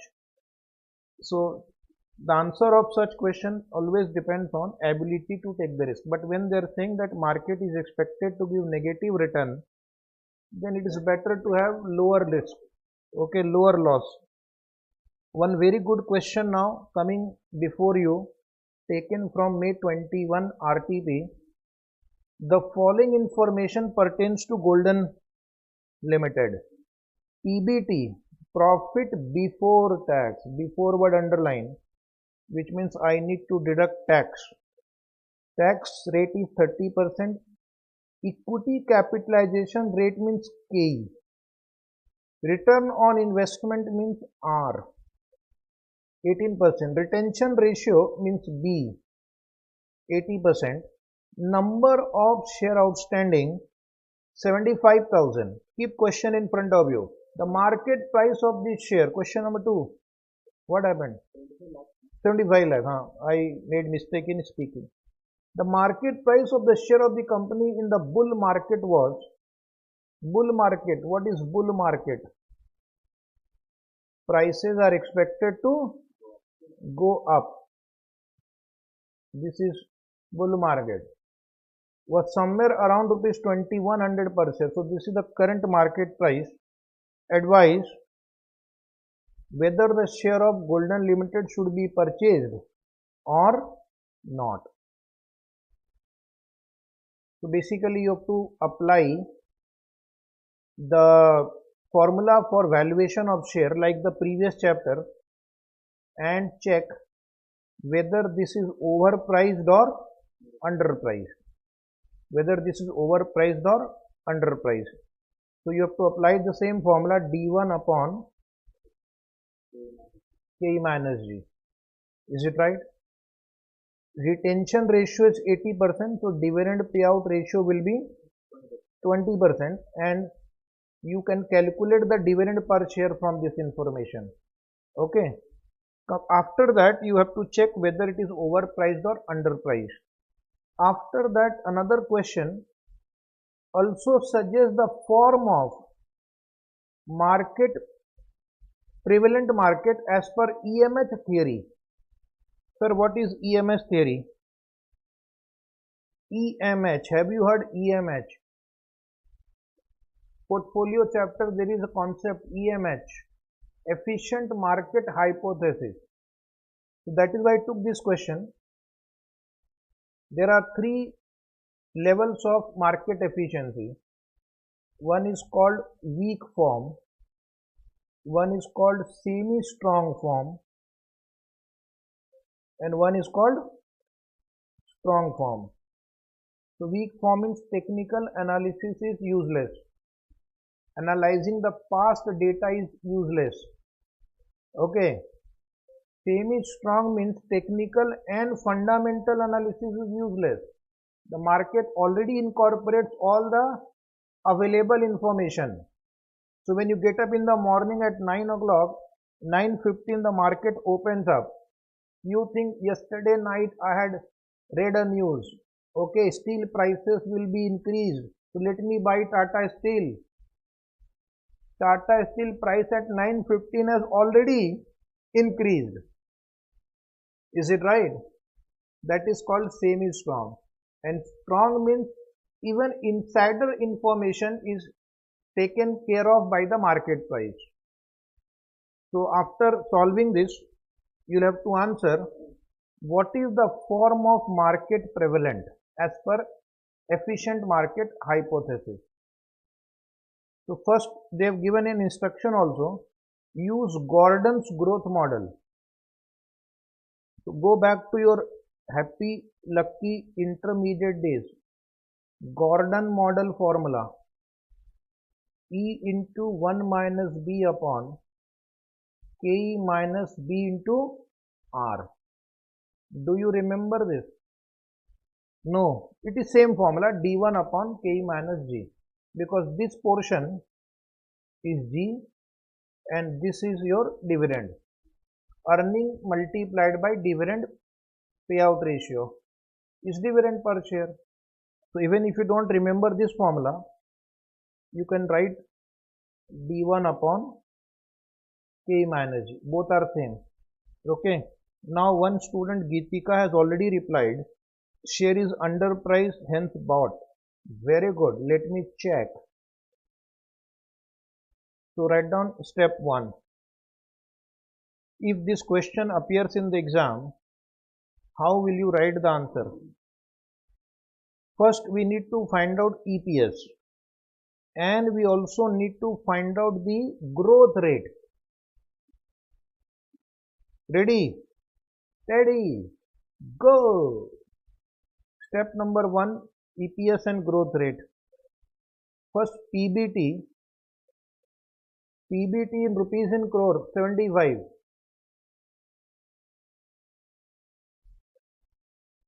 Then write down less tax at the rate of 30%. 22.5. PAT, write down PAT. How much is PAT? Rupees in crore, 52.5. Then write down number of shares which is given in the problem, 75 lakh, 0.75 crore. In crores, write down in crores. So crore can be divided by crores. Okay. Now who will tell me EPS? Come on. EPS. Anybody? Rupees. EPS in rupees, write down. Nobody has replied. The student learning from home, have you gone into sleep mode? 70 rupees. What is retention ratio? 80%. Very good, Rishabh. What is return on investment in the problem? Return on investment is given in 4th line. Is it 18%? What will you get if you multiply this to B into R? Growth rate. Very good. Priyanka is also right. Rishabh is right.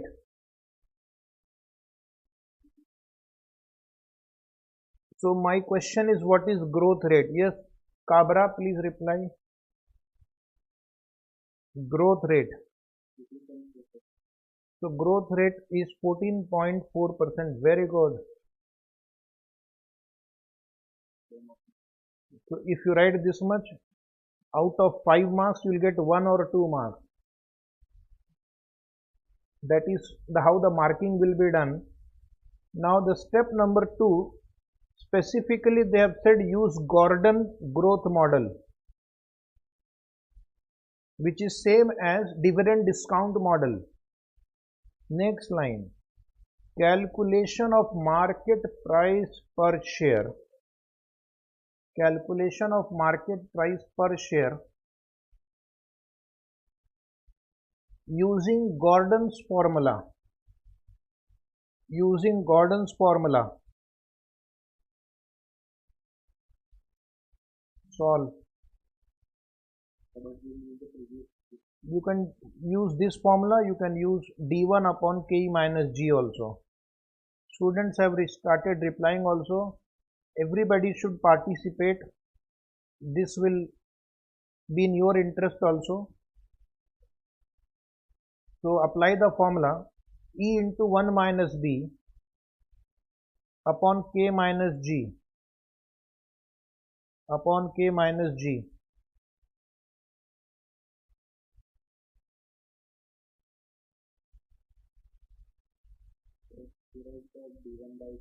I'll give you a note for that. This question is not clear whether it is D1 or D0. Okay. So we'll write a note for that.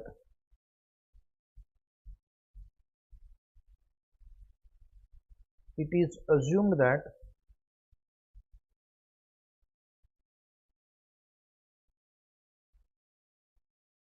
dividend is expected dividend. It is assumed that dividend is expected dividend. Alternatively, you can assume it is past dividend, so you will have to increase it by the growth factor. Accordingly, answer will change. Now write down the advice. Advice, write down the market price is less than intrinsic value. The market price is less than intrinsic value.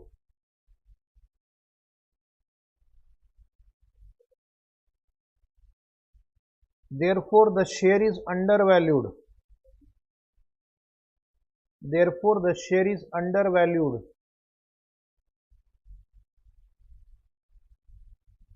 Market price was 2100, but the calculation gives me 2333.39, and if you take D1, the answer will be higher than that. It will be 2669. In both cases, the current market price is less than intrinsic value. Hence, it should be purchased. Hence, it should be purchased. Up to this question was on valuation of share. Okay. Now, they have linked it with the portfolio chapter by asking you to comment what is the form of market efficiency. So, write down, this form of market is a weak form of market.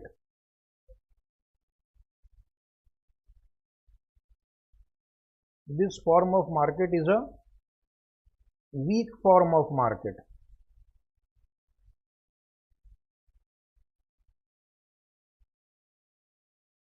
As it is not discounting all the information. As it is not discounting all the information. There is a huge difference between what it should be and what it is. So still there is a gap. It's not a strong form of market. It is not a semi-strong form of market, because in semi-strong form, all published data is already taken into account. So it can be only weak form of market. Okay. But if it was semi-strong, what information would have been given like that? These are the information, semi-strong form, company's PAT, company's cost of equity, etc., dividend policy. These are the fundamental information about a company. So in that case, it should have matched. Similar, not so much. Not so much of difference. Not so much of difference. Correct. It's the market is a weak form of market, because even though information is publicly available, those have not been considered in the price calculation. So somebody can play with the market and earn super normal profit. Is it right? Like you can do it in this example. By buying this share, you can earn additional income. It should be 2100, it should be 2333, but available at 2100. So that was the reason I took this question, because you will get 1 or 2 marks for writing this small note. Yes, many students will not understand the question only. Some of you did not know EMH full form also. Anyway, now we'll take some advanced question. Some students must be thinking, sir is taking only easy question. Let us take one more question from May 2021 RPP.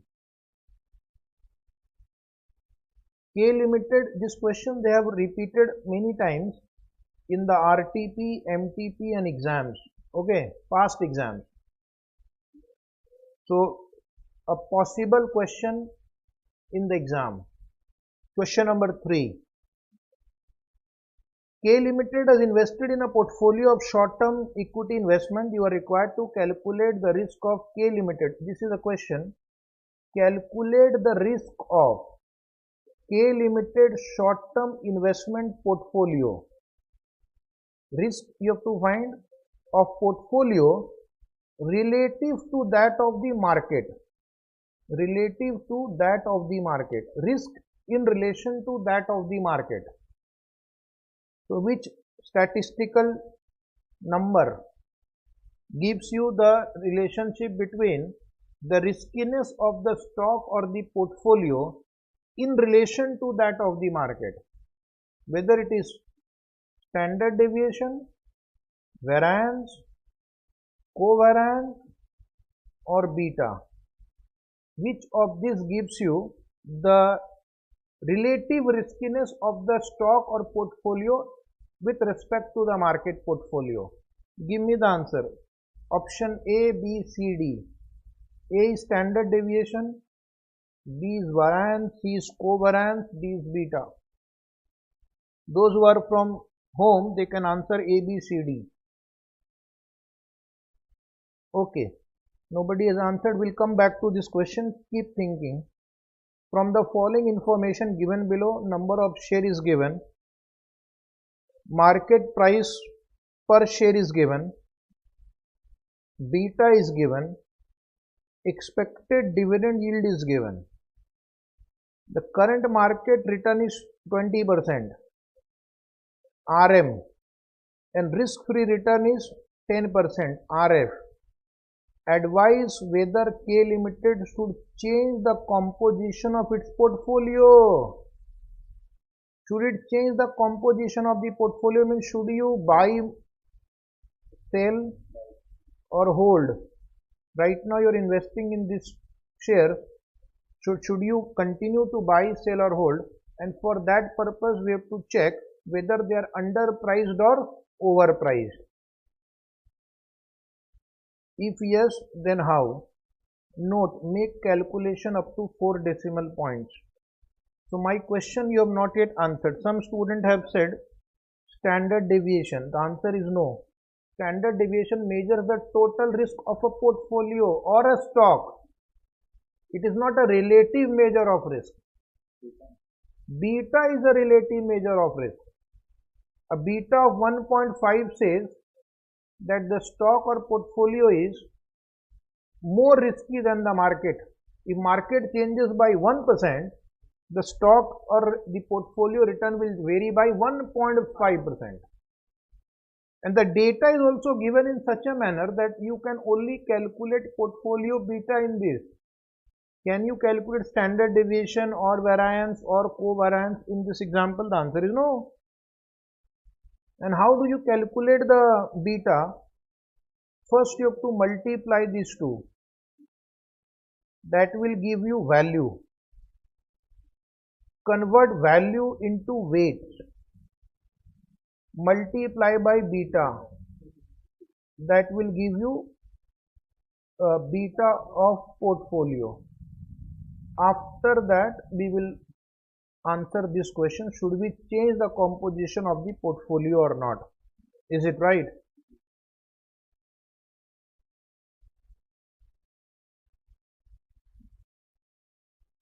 So one student Geetika already answered portfolio beta is 2.93. I have to check your answer, Geetika. You can just try the other questions. In the meantime, let other students solve if you have done it. Okay, so please write down first answer, portfolio beta. So the intention of the examiner is to check whether you can interpret this line properly or not.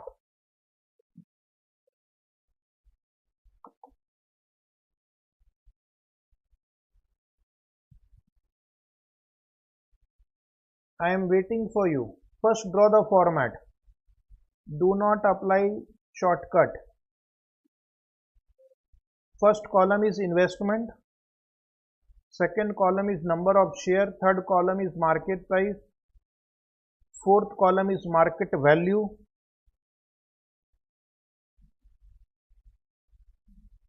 Then convert market value into weight. Beta, which is given in the problem, and weight into beta. The total of the last column will be portfolio beta. Portfolio beta measures the relative riskiness of the portfolio as compared to market.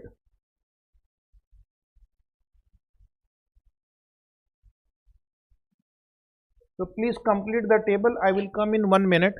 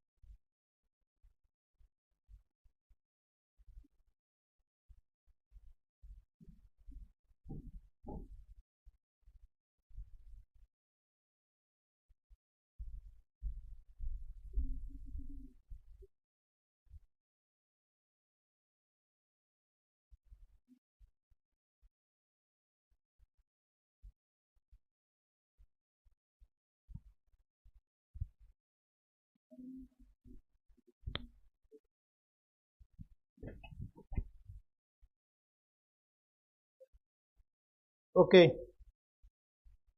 so are you able to solve? Check the answer. Final answer is 2.93. Geetika got it right. Rishabh, Priyanka, students who are in the classroom, they also got it right. Just check it again. Is it right? 2.93? No mistake? You can't make mistake in such basic questions. Otherwise, you lose mark. This is a bonus mark, 2 mark portfolio beta. The question was, first paragraph of the question, you are required to calculate the risk of K Limited short-term investment portfolio relative to that of the market from the information given below. So market portfolio has a beta 1. Market portfolio has a beta 1, that you know. Always the market portfolio beta is 1. This portfolio of K Limited has a beta of 2.93. So is it relatively riskier than the market portfolio? Yes, write a note. So the first part will be over. The portfolio beta is 2.93. Portfolio beta is 2.93. Thus, the portfolio is risky. Thus, the portfolio is risky compared to the market.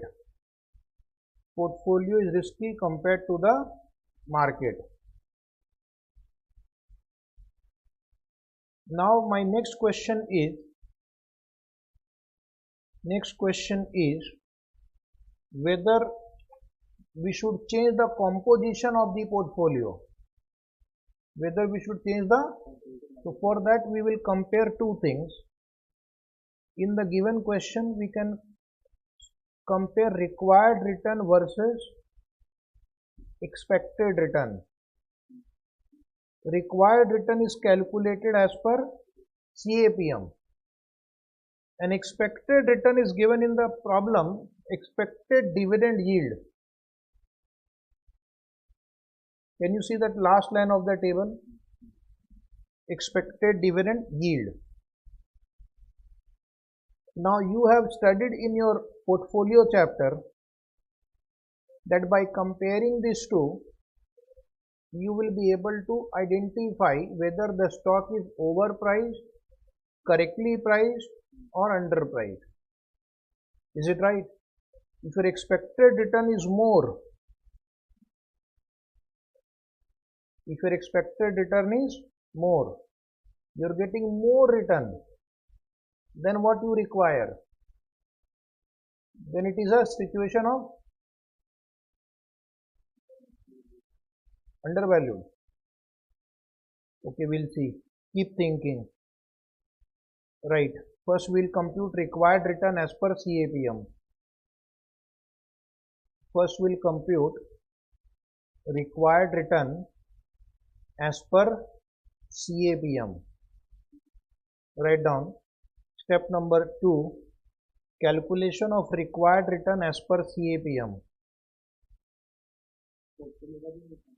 No, portfolio is not required. Individual security you have to reshuffle. No? In order to check which security I need to buy or sell, I have to do individual stock calculation. For that, first you find out the required return as per CAPM. And the formula is RF plus beta into RM minus RF. RF plus beta into RM minus RF. Just draw two columns. Stock, required return. Stock, write down A. Stock, write down A. And keep the question in front of you. Everybody will understand. The risk-free return is 10% plus market return is 20% minus risk-free return 10% and beta of stock is 2.32. I have written the answer. I would ask you to check it. Is it 33.20? Please check. One line blank. Stock B 55.60. C 28%. and D 40%. So one student is saying there is a huge gap between required return and expected return. That is right. But my question is whether the stock is undervalued or overvalued. Let us ask for A. Vote for A. Is expected dividend yield is 9.5%. Expected return is 9.5. So student will have to answer whether it is overvalued or undervalued. Question is open to everybody. Come on, show your intelligence to this world.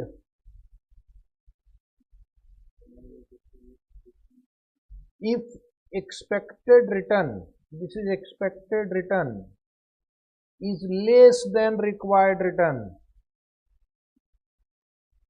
overvalued, it is over, you are getting less. Since you are getting less, it means you are paying more. If you are getting less return, it means you are buying something expensive. Is it right? Expected return is based on the actual price available in the market. If I buy at this price, this is the return I will get.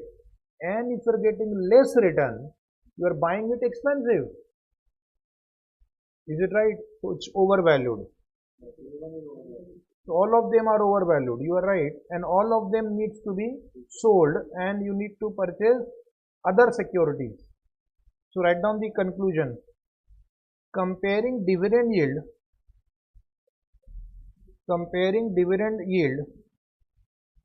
with the expected return of investment, comparing dividend yield with the expected return of investment,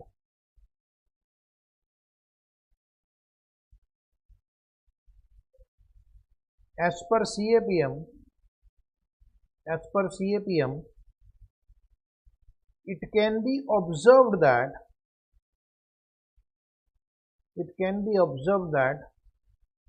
all the investments are overpriced. In bracket for your understanding, expected return is less than required return. Expected return is less than required return. If expected return is more than required return, it is undervalued. If they are equal, it is correctly valued. So the conclusion is that they should be sold by K Limited. They should be sold by K Limited and acquire new securities. They should be sold by K Limited and acquire new securities. Okay, anybody any query now? So this was a good question. Question number 4 now from your May 19 exam. Another question which is repeated. It is a highly repeated question from this topic. Write down repeat question. And if it is repeat question, it is important also. Many times you can just check. Question number 4. Miss Preeti, a school teacher, after retirement, has built up a portfolio of rupees 1,20,000, which is as follows. So like the previous question, this is a small repetition, but I will tell you why I have taken it for discussion. These are the 4 stocks, number of share like the previous problem, market price and beta. So you have to again calculate the portfolio beta. Her portfolio consultant, Sri Vijay, has advised her to bring down the beta to 0.8. Is it right? So you have to bring down the portfolio beta, whatever is that right now, to 0.8. So you have to compute first portfolio beta and second, how much risk-free investment should be brought in. How much risk-free investment should be brought in. Because if your portfolio beta is high, then you should bring some risk-free investment. Risk-free investment has a beta of 0. So if you add risk-free investment which has a 0 beta, your portfolio beta will reduce. So what is your target portfolio beta now? The target portfolio beta is 0.8. So for that, first you have to compute the portfolio beta. Write down calculation of present portfolio beta. Student will write step 1. Always in the exam, preferably write in the step manner. There is a step marking in the exam system. So more number of steps you write properly, you get more marks. For exam purpose, step marking is important. So dear students, I will give you the format and you will solve and give me the answer. Everybody, come on, Mehul, Rishabh, Geetika, Priyanka.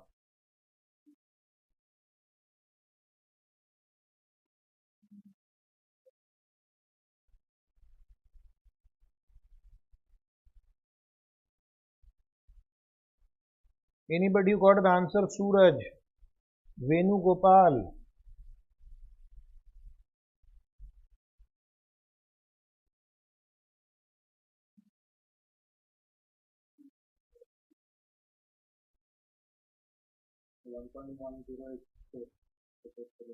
So one student in the classroom has given the answer 1.108. 1.1084. Okay. Let me check. Have you got the total value 1,20,000? Then have you got these weights 0.4167, 0.0833, 0.1667, 0.333, and then have you got the total of last column as 1.108? This is a question which first part is a bonus mark 1.108. Now my next question is, what should be the risk-free investment to be brought in so that your portfolio beta is reduced to 0.8? First chance to you. What should be the weight of risk-free investment? Similar question was asked in November 22 exam also. Write down similar question in November 22 exam. So I am asking you a question to test your revision, how much you know. You have to ensure that this new portfolio, which will comprise of the stock and the risk-free investment, should have a beta of 0.8. So what should be the weight of risk-free investment in that portfolio? What should be the weight of risk-free investment in that portfolio? So you'll have to solve an equation and get it. Weight of shares is 1.108. Sorry, beta of the shares is 1.108. Beta of risk-free investment is 0.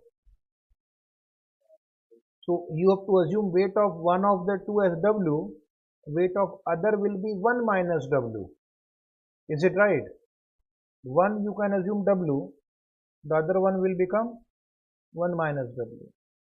This you can multiply by 1.108.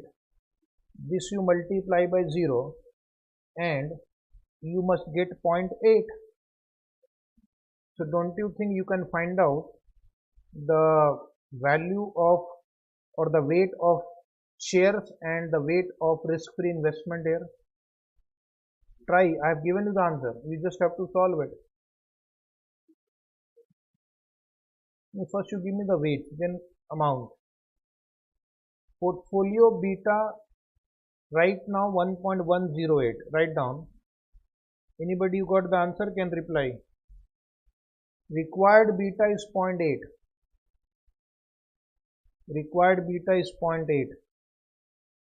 All of you know beta of risk-free investment is 0. If you don't know, then this point you should know that beta of a risk-free investment is 0. Beta of market portfolio is 1. These two are given in our syllabus. Let the weight of shares, next line, let the weight of shares and risk-free investment be, let the weight of shares and risk-free investment be W and 1 minus W respectively. Is it right? Portfolio beta is equal to weighted average beta. Portfolio beta is equal to weighted average beta. Now I am going to give you an equation you will solve. We want 0.8 as portfolio beta and it is equal to W into 1.108 plus 1 minus W into 0. Correct? So this portion will become 0. So W will be equal to 1.8 divided by 1.108. Kindly answer. So W will be 72.2%. Is it right now? That means these are the shares. So the proportion of shares in the new portfolio would be 72.2%. And what will be the proportion of risk-free investment? 27.8%. These are the proportion or weights we have found out. Now Mehul Rishabh has given correct answer. You have to also write down the amount. Now the shares are 1,20,000. Shares will constitute 72.2% of the total portfolio. So I will get the total portfolio value now, and 27.8% of that portfolio will be risk-free investment. So write down below existing portfolio value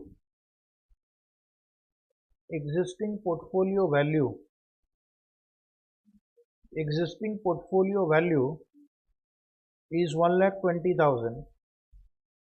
Desired portfolio value, because risky stock shares are 72.2%. So your portfolio value should be now 1,66,205. So can you now tell me what should be the desired risk-free investment? Desired risk-free investment should be 46205. Is it right? 46205.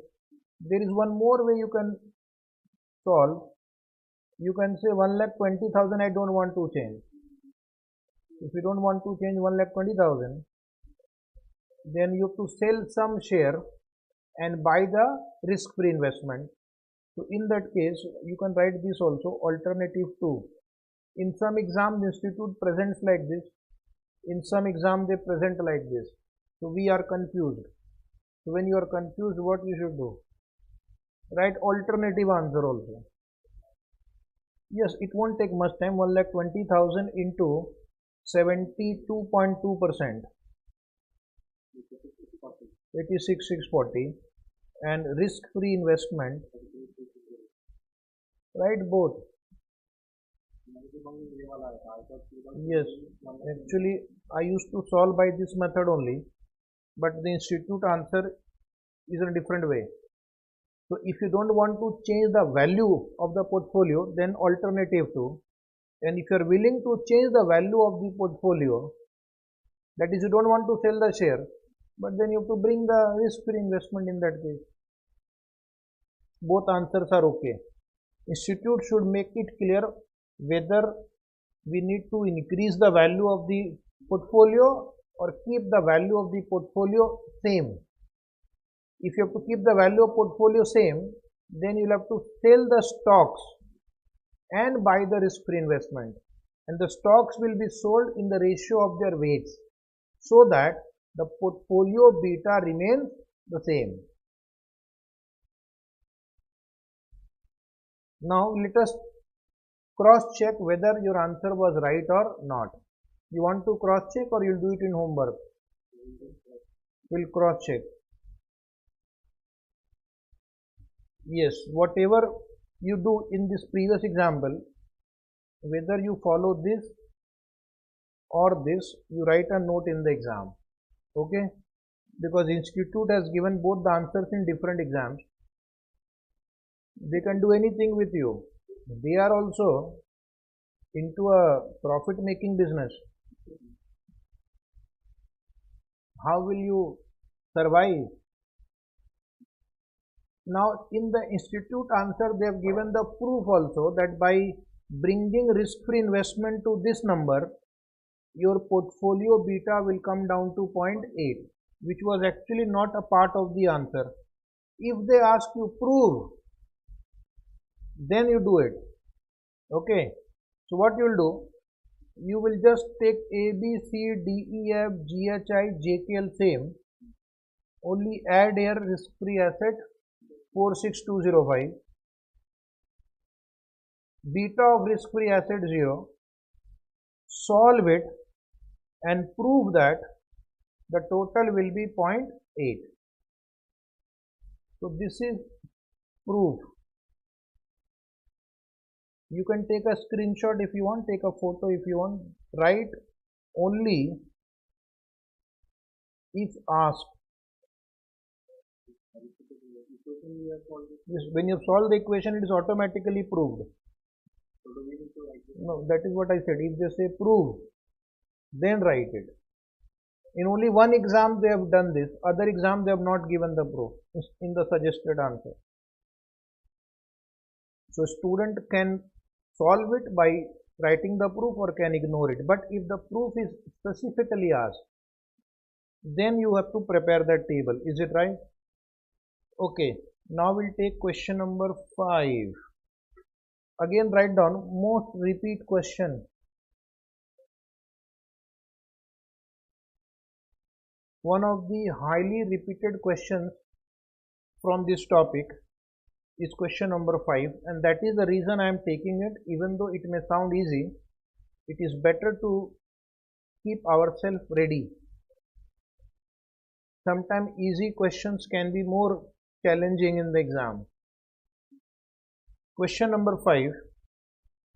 As an investment manager, you are given the following information. Okay. So there are 5 columns. Particular price in the beginning, let us call it P0. Dividend, let us call it D1. Market price,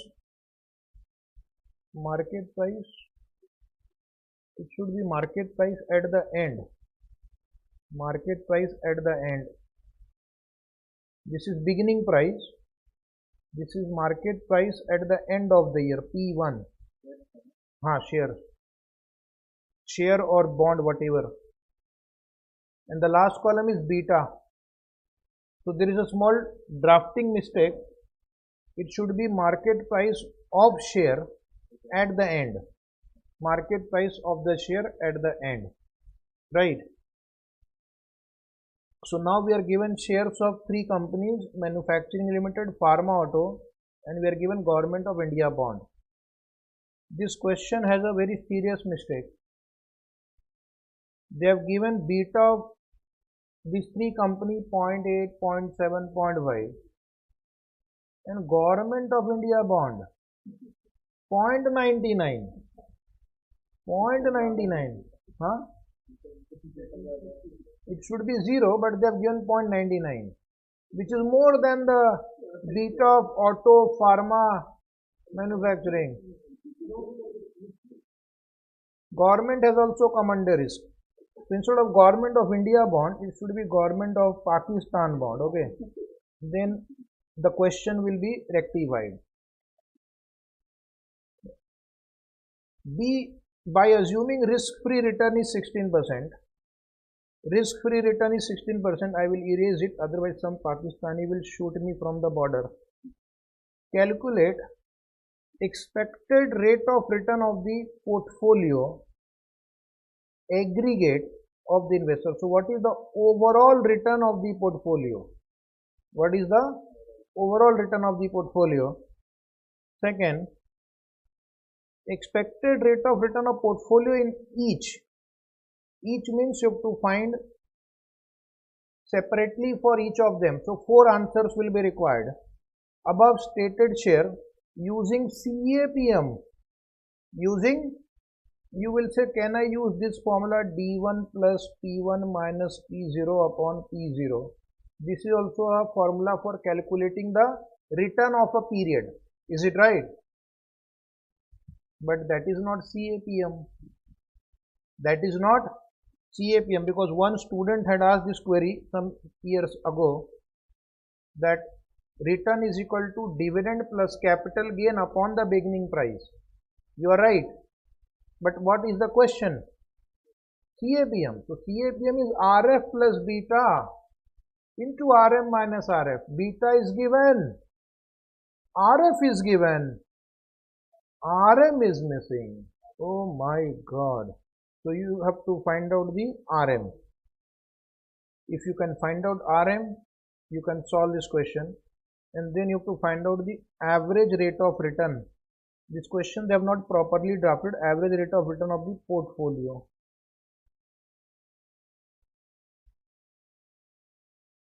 This is one of the controversial questions. Okay. But then in the exam, which they have already asked 6 or 7 times, you can't write it is a controversial question. Hence, I refuse to answer this question. Kindly give me full 8 marks. So first we'll find out RM, and for that there is a trick. Treat that these 4 securities represent the stock market. What will you assume?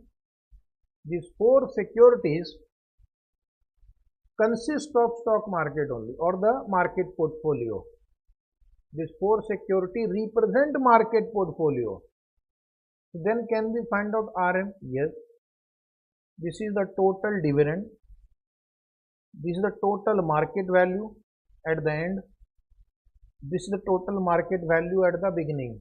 So for the market portfolio, I can apply the formula D1 plus P1 minus P0 divided by P0, where dividend will be total of all the dividend, P1 will be total of all the prices, and P0 will be total of all the prices at the beginning. Is it right? In fact, that is your first question. Calculate the expected return of the portfolio aggregate of an investor. And then the same question they are asking below, average rate of return of the portfolio. So average rate of return of portfolio will be calculated by applying CAPM. So in order to get the RM, there is no choice but to assume that the given portfolio is a market portfolio. Okay. Please write down. Please write down. Assume that this is a market portfolio. Similar question if they ask, you have to assume that. Yes, that the given portfolio is a market portfolio. Yes, you have to assume it is market portfolio. So then write down, let us calculate RM. Let us calculate RM. Let us calculate RM. Now write down 4 columns. Investment, initial price, dividend, market price at the end. Market price at the end. So under investment, write down Same three companies, you can write in short M Limited, P Limited, A Limited. In the exam, don't write short form. And the last is Government of India bond. Government of India bond. Now write down the initial price 30, 40, 50, 100, 1005. Tell me the total of the initial price 1125. Dividend write down 222. And Government of India bond 140. My God, Modi है तो मुमकिन है.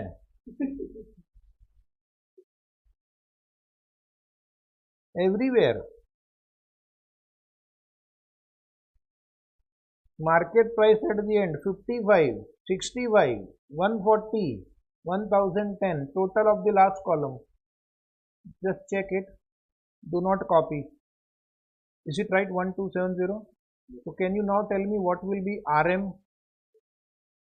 RM will be equal to, write down below, RM is equal to dividend plus closing value minus opening value upon opening value. With formula you have to solve. If you write directly in the exam, the paper checker sometimes they deduct marks. And when we tell them why have you deducted marks, they say this is a poor presentation. Same answer, two students get two different marks. One gets 8 for the same question, one gets 6 for the same answer. So this is 25.87%. Once you get RM, now the problem is easy. Write down below. So this was my first answer. Expected rate of return of the portfolio aggregate of the investor. So on an aggregate basis, the investor earned 25.87%. Now for each stock we have to compute. Write down please. Write down required rate of return as per CAPM for each security. Required rate of return for each security as per CAPM. Required rate of return for each security as per CAPM.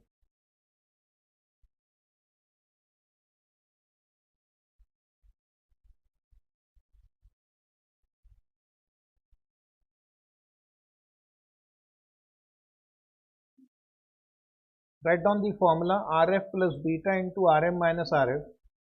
One by one. First write manufacturing limited. For manufacturing limited, the answer is expected return or required return is equal to 16 plus 0.8 into bracket 25.87 minus 16. How much is that? Is it 23.9%? Next, pharma. Pharma is 22.91%.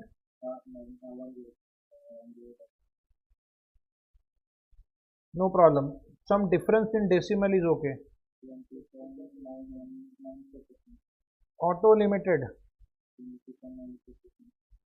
20.94%.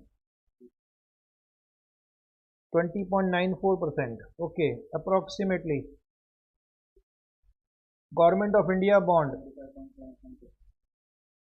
25.77%. So this is a bonus mark once you get the RM. But many students are not able to get the RM if you have not practiced before going to the exam, because it will not click. And now the next question is average rate of return of the portfolio. So there are two ways you can do it. One is, these are the return of individual stocks. Weights are not given. So assume equal weight.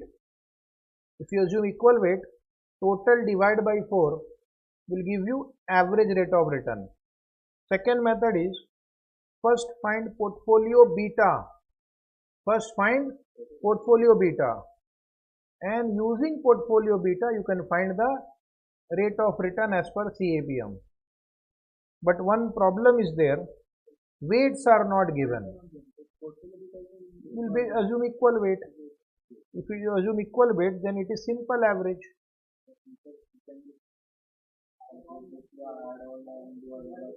Okay, so write down. Step 3. Average return of the portfolio. Average return of the portfolio, just add those 4 answers and divide by 4.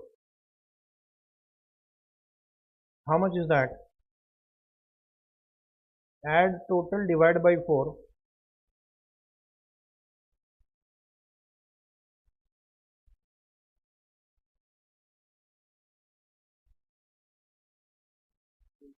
$23.38. You can stop here in the exam, but if you want to write alternative presentation, write this also. Alternatively write down. There is no harm in writing just 1 or 2 lines. First we will calculate average beta of the portfolio.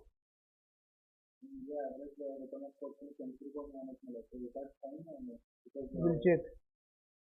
23.18.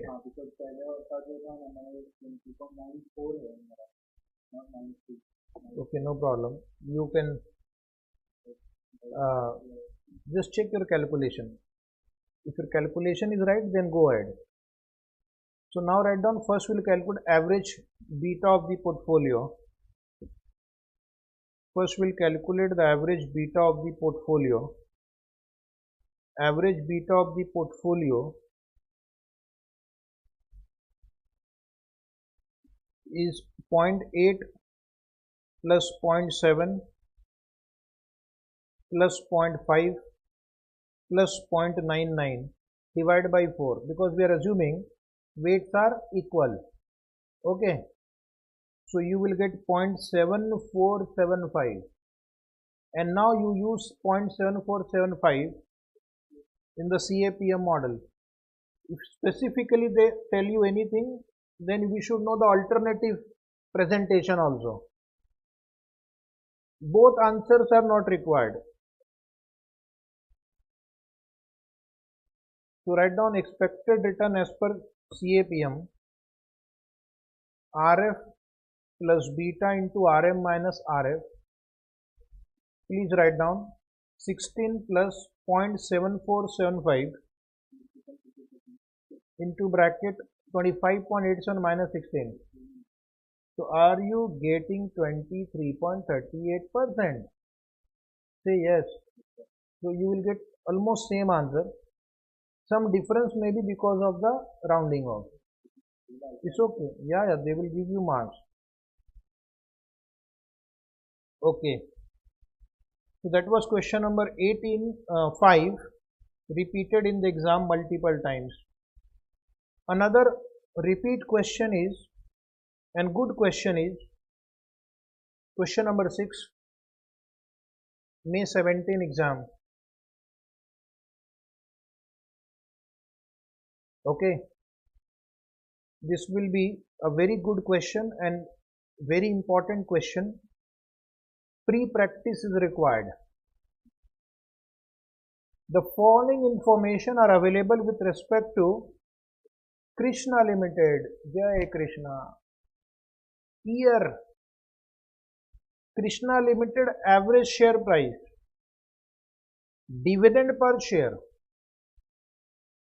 average market index, dividend yield, return on government bond. So these are your risk-free return. Then compute the beta value of Krishna, and at the end of 2015, and state your observation. Whether it is underpriced, overpriced, we will see. So how do you calculate beta in this case? First we have to compute the return of each year. Okay, then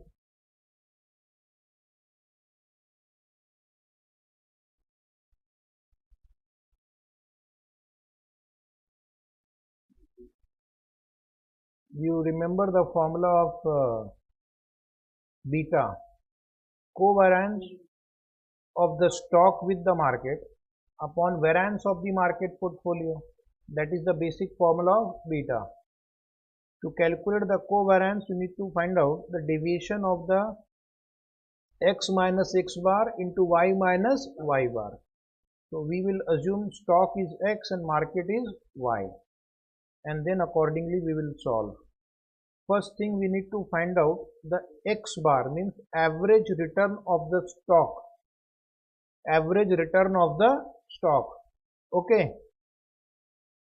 First year I can't calculate because the previous year data is not given. But second, third and fourth year we can compute the expected return because the opening prices are given. I will use this formula D1 plus P1 minus P0 divided by P0 to calculate the return of the respective year. 2012 we are not calculating because opening balances are not available. Okay. So first 2013 I will show you,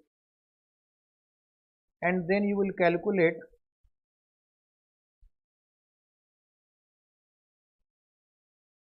(2013) is 12.24%. Say yes. 2014, anybody? 2014. 2014, check.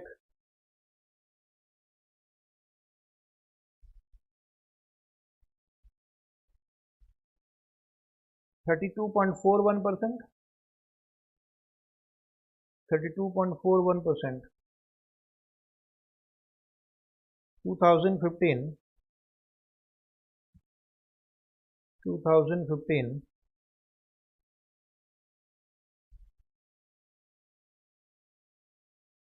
2015 is 16.13.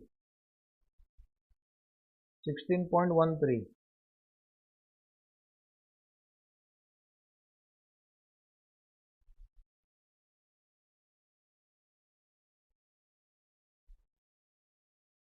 Is the answer right?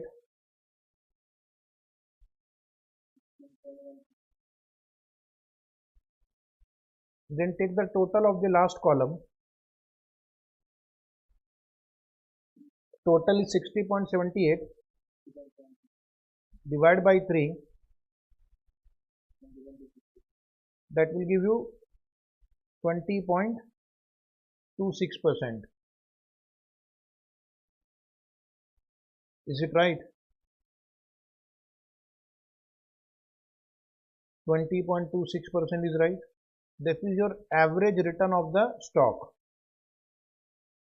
Now we'll do the same thing for market, but in case of market, I will also have to add the dividend yield which is given in the problem. So market also will give me appreciation in percentage by comparing the opening and closing balance. To that I will add dividend yield, and that will give me total market return, capital yield plus dividend yield. So write down step 2. Very good question. On your own you can make mistake in the exam if you have not practiced. Year calculation, percentage of index appreciation, percentage of index appreciation, dividend yield in percentage, total market return, total market return, total market return. One I will show you, other two you will calculate. 2013. Now don't use 2012 line because opening balance is not there. In 2013 the closing is 2130, opening is 2013, divided by opening 2013. So that gives you 5.81% appreciation, correct? Say yes. Plus 5%, market return is 10.81%.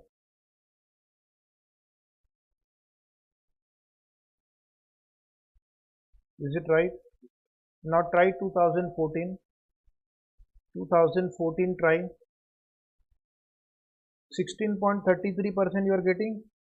Very good. Everybody should try. 2015. 2015 try. 16.79%.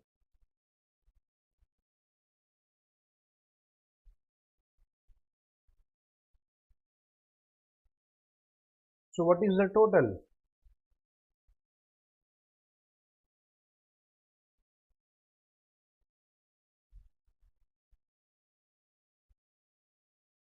$43.93 divided by 3. Divide by 3, you will get 14.64%. Is it right? 14.64%. Right.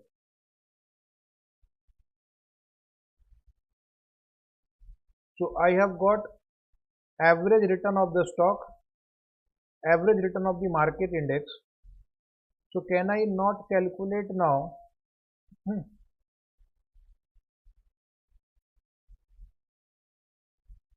Can I not calculate beta now using the formula covariance upon variance of the market?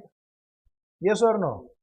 So using that basic knowledge of this chapter, beta is the ratio of covariance of the stock with the market upon variance of the market portfolio. So we will assume stock is X and market is Y. Very important question. 8 marks if you have done the practice in advance. So write down 2013. Now go to your step number 1. You will find these returns figure there. Year wise return 12.24%, 32.41%, 16.13%. Market return from step 2 10.81%, 16.33%, 16.79%.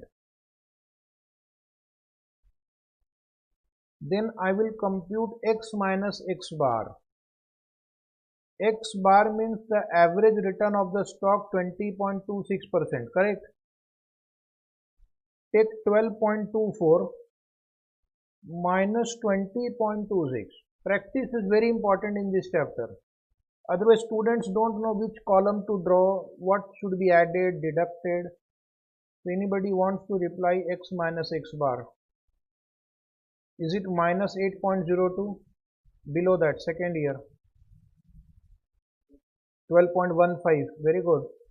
Year 3. Minus 4.13 is right. 8 mark bonus mark. But you should know it. Anybody for Y minus Y bar? Take 10.81 minus 14.64. Come on. Minus 3.83. Again, take 16.33 minus 14.64. 1.69. Is it 1.69? Last one. 16.79 minus 14.64. 2.15. Now what you will do? Multiply these two. X minus X bar into Y minus Y bar. If both are negative, write positive number. If both are positive, write positive number. One is positive, one is negative, write negative number. Check. Done. Check the answer of second last column. Are you getting positive 30.72? Say yes. 20.53. 20.53 is right. Minus 8.88. Total. Check total. Minus 8.88. Take total of these three numbers. 42.37 you are getting. 42.37. 42.37. Is it right now? Now take y minus y bar square.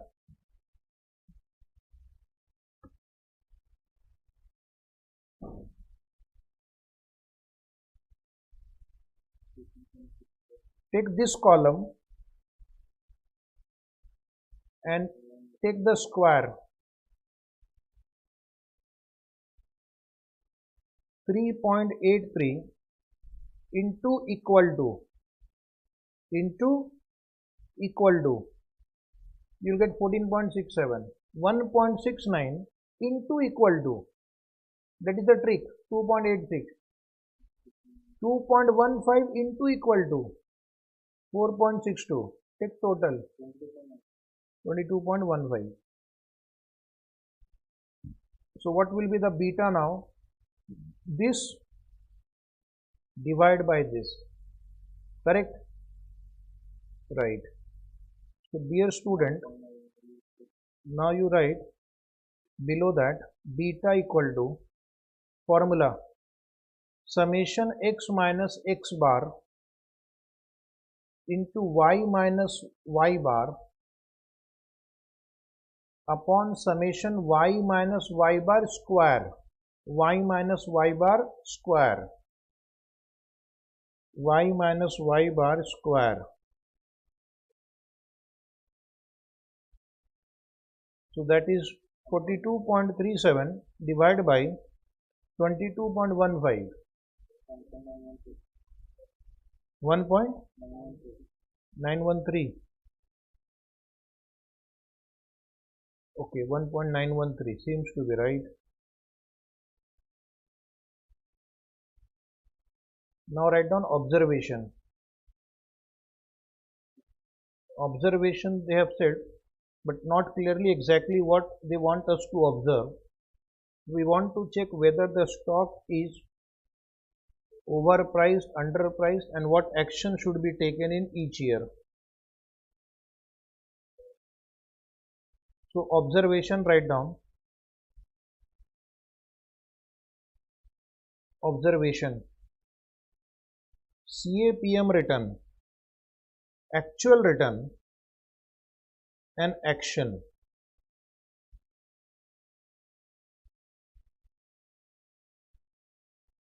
CAPM return, actual return, and action. So first I will solve, next two you will solve.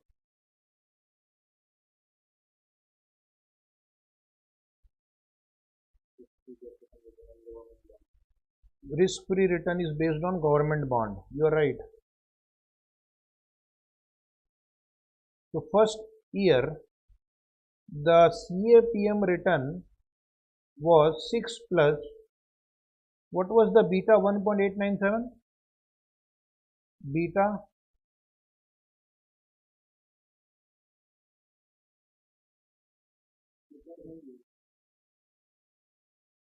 is not given. Beta is not given. This is your computed, no?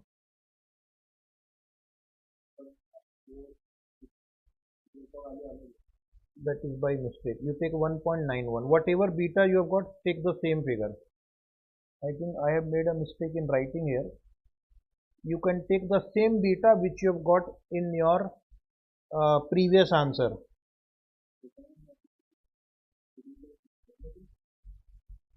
Return on market was how much?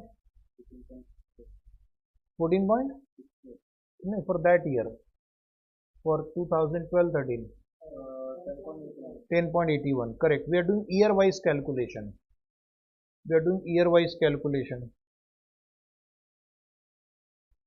So is it 15.12?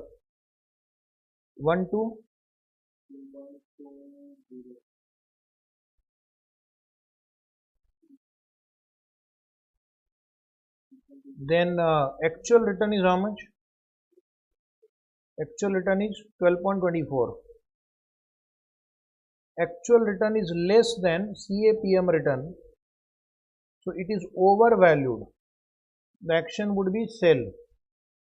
The action would be sell.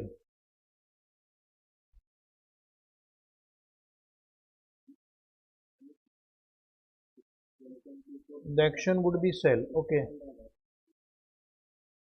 Risk-free return is given in that last column. 6%. 6%. Yeah. 15.20 is okay. Try the next one. Anybody wants to reply the next one? What is your CAPM return here? 25.60.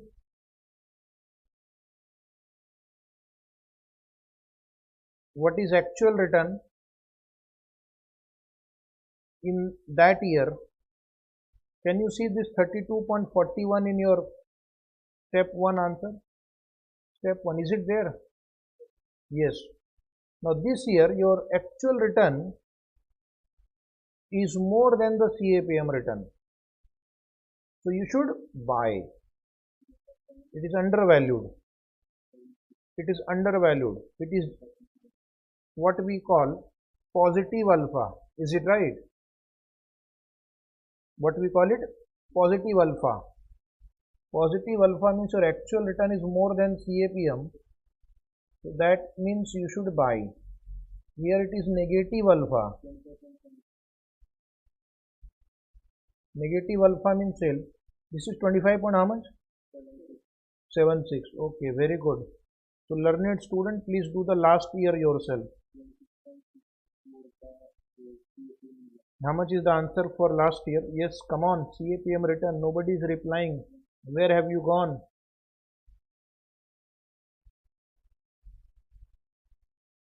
Is it 26.47 approximately? 26.64. 26.64. And what is your actual return? Last third year, 16.13 is there. 16.13 is there. Your answer is sell. Good question. Cabra has also got the same answer. Now in this year actual return is less, so sell. This is negative alpha. Negative alpha stock should be sold. Okay. So there is one more question pending. Should we do it today or tomorrow? Tomorrow. You are tired? Okay. So now we will continue tomorrow.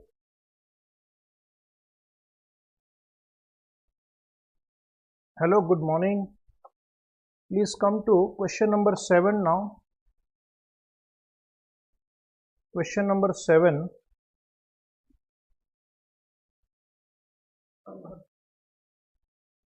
Mr. X owns a portfolio with the following characteristic. Factor 1 sensitivity, security A 0.80, that is beta for security A. This is beta. Security B 1.50. This is beta of security B for factor sensitivity. Risk-free security has a beta of 0. Factor 2 sensitivity is 0.60. Factor 2 sensitivity for security B is 1.20 and risk-free security beta is 0. Expected return is 15%, 20%, 10%. This is the expected return of security A, security B, and risk-free security. 10%. Risk-free security return is 10%. It is assumed that security returns are generated by a two-factor model. It is a two-factor model, factor 1, factor 2. Factor 1 can be anything like inflation, GDP. Factor 2 can be something like interest rate, market, okay, industrial production. So we don't know. Mr. X has rupees 1 lakh to invest and sell short rupees 50,000 of security B. So how much amount he has? He has 1 lakh rupees. He has 1 lakh rupees and he sells short 50,000 of security B. So he will get 50,000 rupees by selling security B. When you do the short selling, you get the money. So this is 1,50,000 he has now, and purchases rupees 1,50,000 of security A, and he buys security A worth rupees 1,50,000. 1 lakh his own money, 50,000 from short selling of security B. Investment in A is 1,50,000. B we will say minus 50,000. Short selling will be given a negative weight. Short selling will be given a negative weight. Okay. Always remember, short selling or borrowing will be given a negative weight. Question is, what is the sensitivity of Mr. X portfolio to the two factors? So you have created a portfolio which has two stocks. Stock A rupees 1,50,000, stock B minus 50,000, stock B minus 50,000. Is it right? So you have to find out the sensitivity of Mr. X portfolio to the two factors. So portfolio sensitivity you have to find for factor 1 and factor 2. Portfolio sensitivity is always equal to weighted average beta. So basically we have to first find out how much weight you have allocated to A and how much weight you have allocated to B. Is it right? Second question will come to this again, very easy. Mr. A borrows, if Mr. X A borrows 1 lakh, already he has 1 lakh rupees. He own money 1 lakh, borrowed money 1 lakh. So right now he has how much? 2 lakh rupees at the risk-free rate. Borrowing will be given a negative weightage. Is it right? And invest the amount he borrows along with the original amount of 1 lakh in security A and B in the same proportion as described in part 1. As described in part 1 means this is the part 1. In part 1, own money was 1 lakh. Short selling of B was 50,000, correct? Now you have 2 lakh rupees. Now you have 2 lakh rupees. How much will be short selling? The amount of short selling in B is half of the funds that is available to you. In the first question, short selling in B was 50,000 when the amount available was 1 lakh. Now the amount available is 2 lakh. So what will be the short selling of security B? Is it 1 lakh? 1 lakh. So B will be short sold 1 lakh. So total amount you will have now 3 lakh. By selling B, short selling, you will get funds equal to 1 lakh. So 3 lakh. So my investment would be now in 3 items. A will be 3 lakh, B will be minus 1 lakh, and risk-free asset, that is borrowing, will be 1 lakh negative. So you will have to calculate the weights. You will have to calculate the weights. And by calculating the weights, after calculating the weights, you will be able to calculate the portfolio beta for factor 1 and factor 2 by applying weighted average beta. When you have more than one factor, we calculate weighted average beta for the portfolio. Is it right? So these two questions are same. Only in this question they have added borrowing also. And the third question is, what is the expected return premium of factor 2? What is the expected return premium of factor 2? So this is based on arbitrage pricing model. The expected return of a stock is equal to beta of factor 1 into risk premium of factor 1 plus beta of factor 2 into risk premium of factor 2, okay, plus risk free return, and that should be equal to 15%. So we'll have to solve an equation because risk premium is missing for factor 1 as well as factor 2. So by solving a simultaneous equation, you will be able to find out the risk premium for factor 1 and factor 2. Very important question. It was asked in the exam. So write down answer of first part. Answer of first part, write down. Answer of first part. Own fund. First I am going to explain so that in future if they ask you this question, you can answer better. Own fund is 1 lakh. Short sale of B 50,000. Short sale of B 50,000. Total is 1,50,000. Total is 1,50,000. Amount invested in A. Amount invested in A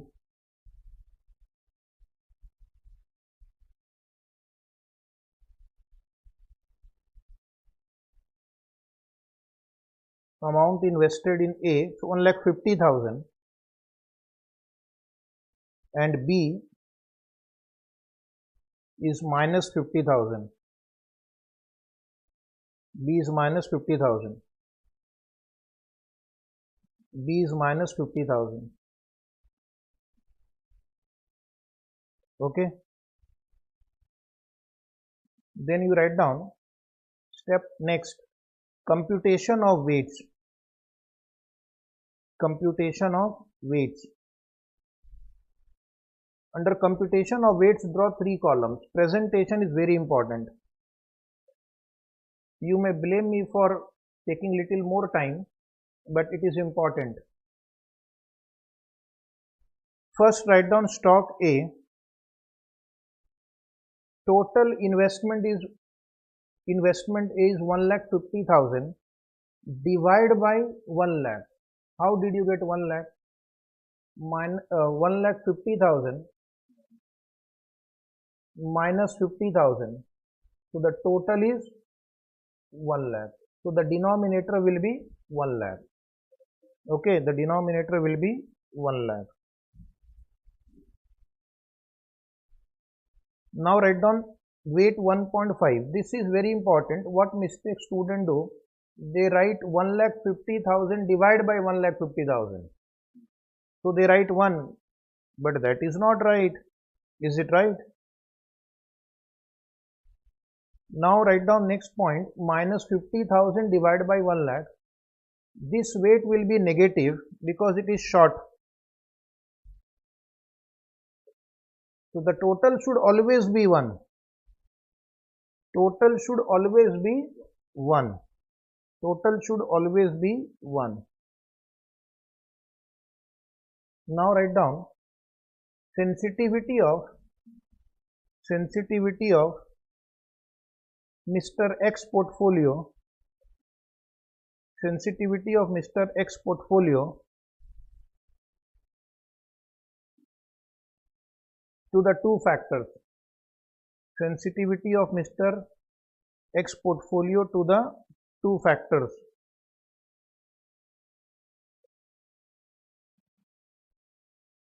रहा है ये. Sensitivity of Mr. X portfolio to the two factors, factor calculation and beta. Factor calculation and beta.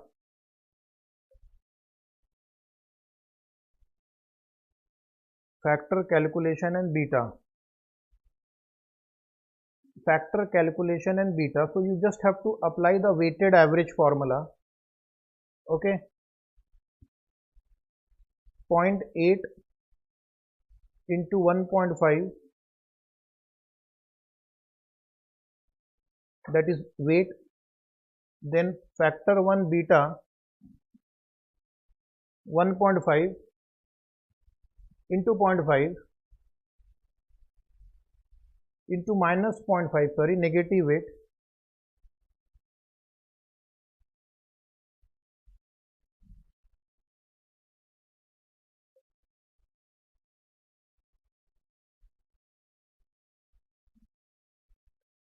is it 0.45?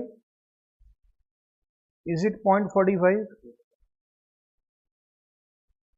Now try factor 2 yourself. Try factor 2 yourself. Try factor 2 yourself.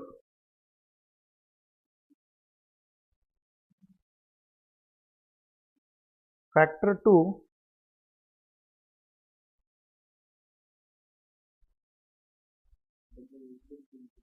weights will not change, this factors will change, no?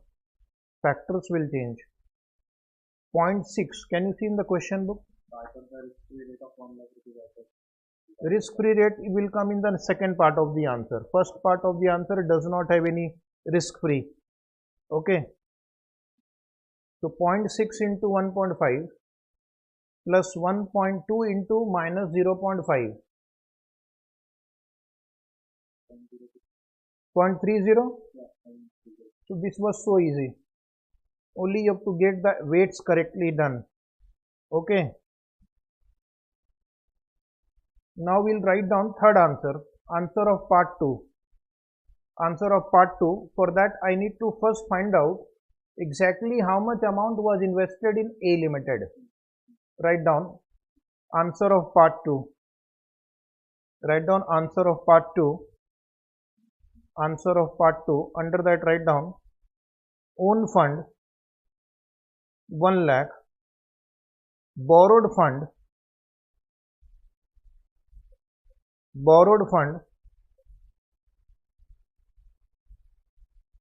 1 lakh, borrowed fund is also 1 lakh. Total we have 2 lakh. So just draw a line and write 2 lakh here. 2 lakh. Total 2 lakh. Total 2 lakh. Total 2 lakh. Short sale of B, write down. Short sale of B. Short sale of B. 2 lakh divided by 2. 2 lakh divided by 2.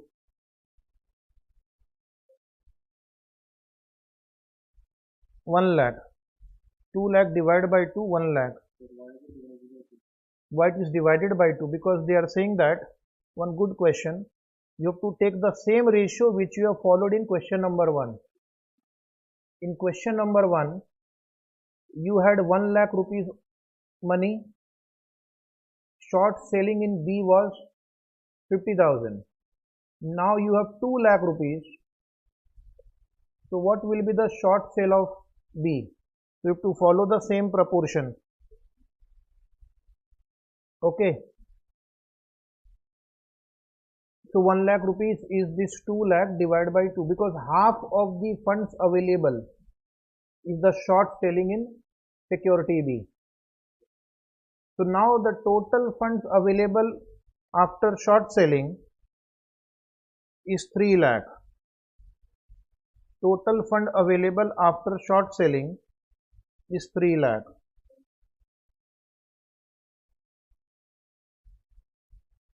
Total funds available after short selling is 3 lakh. Now the breakup of that 3 lakh is A limited 1 lakh, borrowing is 1 lakh, and B limited minus 1 lakh, and B limited is minus 1 lakh, and B limited is minus 1 lakh, and B limited is minus 1 lakh. Why minus 1 lakh? Short selling. Two things note down. Two things note down before I proceed further. For short selling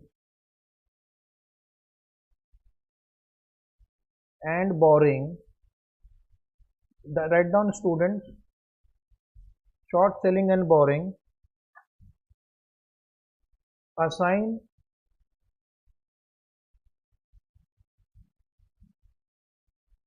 negative weights. For short selling and borrowing, assign negative weights. For short selling and borrowing, assign negative weights. For short selling and borrowing, assign negative weights.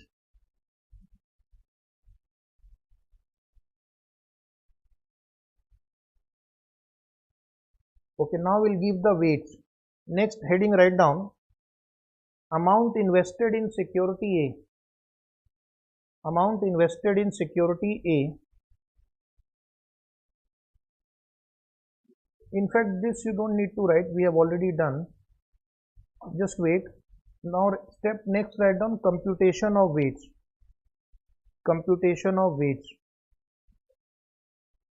Computation of weights. Computation of weights. Risk-free asset, write down minus 1 lakh divided by 1 lakh. Why 1 lakh rupees in the denominator? Why 1 lakh rupees in the denominator? 3 lakh is the investment in A. 1 lakh is borrowing. 1 lakh is short sale of B. So the total will be 1 lakh. Total will be 1 lakh. Write down. Total is 1 lakh.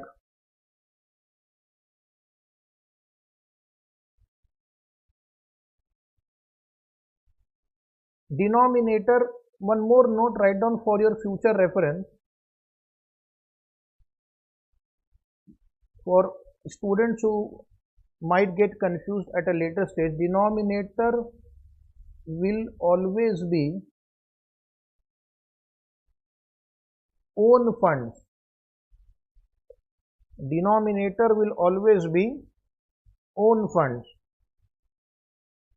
Denominator will always be own fund.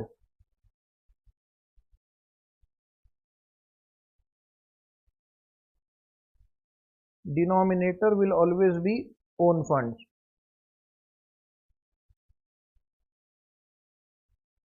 Right? Now using these weights and multiplying by the factors, factor beta, you will be able to calculate the portfolio beta for the two factors. Okay. Write down last step for part 2. Sensitivity of the portfolio to the two factors. Sensitivity of the portfolio to the two factors. Sensitivity of the portfolio to the two factors. Just a minute. Sensitivity of the portfolio to the two factors.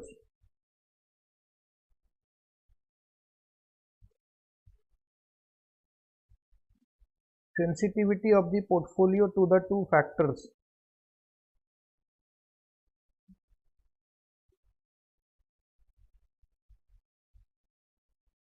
First write down factor 1. First write down factor 1 minus 1 into 0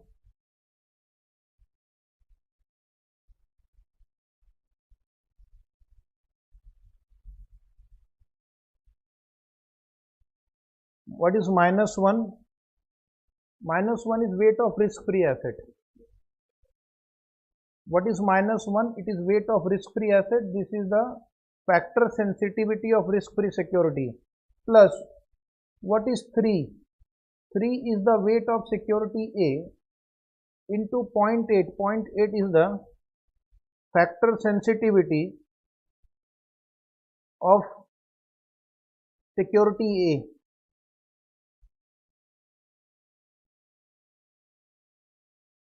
Plus minus 1 is the weight of security B, and this is the factor 1 sensitivity for security B. Just do the calculation. Just do the calculation. Is it 0.9? Is it 0.9? Right. You will try factor 2 so that I will understand that you are understanding it. Factor 2. Factor 2. Come on. One student has replied 0.6. Very good. Factor 2. Same calculation, minus 1 into 0 plus 3 into 0.6 minus 1 into 1.2. When you solve it, you will get 0.6. This is your second answer. That was so simple. Yes or no? Now the next task is to calculate the factor return premium for second factor, which means you will have to solve an equation. Because there are two risk premium in this question. Risk premium for factor 1, risk premium for factor 2. So therefore I will solve an equation. So write down, heading write down at the top. You can see the heading, calculation of expected return premium of factor 2. Calculation of expected return premium of factor 2. Calculation of expected return premium of factor 2.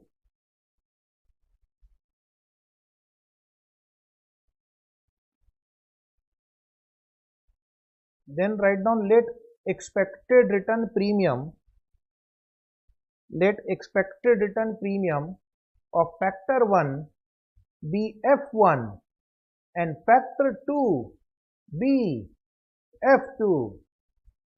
So equation will be expected return minus risk-free return, or you can write risk-free return on the right side plus RF. Just like CAPM model, risk-free return plus premium.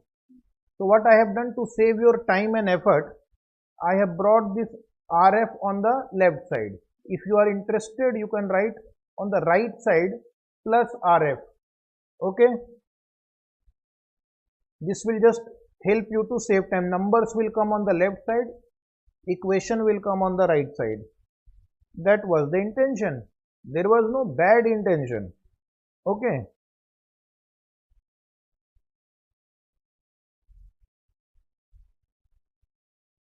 After that you write down for security A,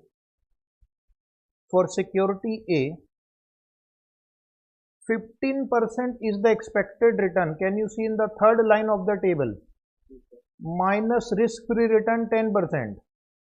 Minus risk-free return 10% is equal to 0.8. Can you see factor 1, 0.8 beta? 0.8 security A, factor 1 beta 0.8 in the question into F1 plus 0.6 into F2, 0.6 into F2, 0.6 into F2.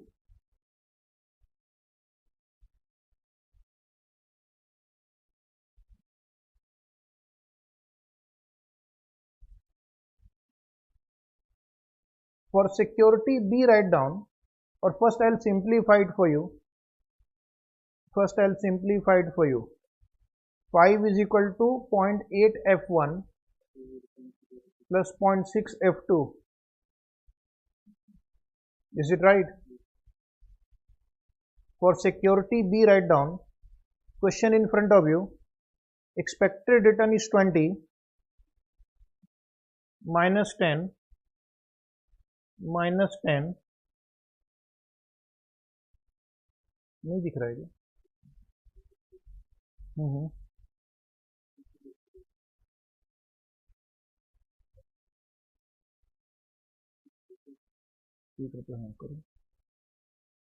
1.5 F1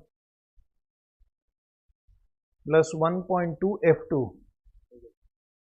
Okay, so simplify this. 10 is equal to 1.5 F1 plus 1.2 F2.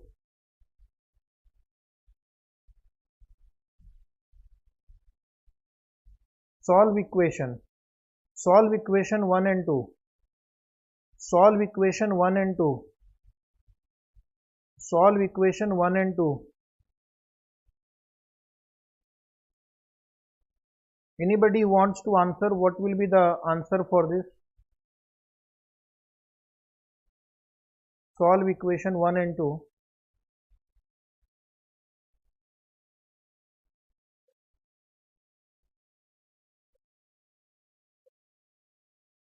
F1 is equal to 0. F2 will be 8.33. How do you solve the equation? That is not my duty. You are a CA finalist some days away from your exam. You have to solve. How do you solve the equation? That even I don't know. I also forgot. So you can just multiply this by 2. If you multiply this by 2, it will become 10 is equal to 0.8 F1, sorry, 1.6. 1.6. See, I have also forgotten. I have never done equation in my school also. Plus, wait, 1.2 F2. No, I think I have made some mistake. Anyway, let me try. This is 10 is equal to 1.5 F1 plus 1.2 F2. Something is wrong. So minus minus minus. So this will be 0. This will be 0.1 F1 and this will also be 0. Is it right? So which means F1 will be equal to 0. Something like this. See, I am not very sure and today is not the time to teach the equation. So this way you are going to crack the equation. Right? So write down, later on you can try as homework. If students are not getting F1 and F2 as this number, when you are free you can take coaching from your brother or sister who are studying in 4th or 5th standard and they will help you. So my answer is over now. Therefore the expected return premium of factor 2 is 8.33. Therefore expected return premium of factor 2 is 8.33. Now this question is very important. If you have not done practice before going to the exam, then you will have a challenge.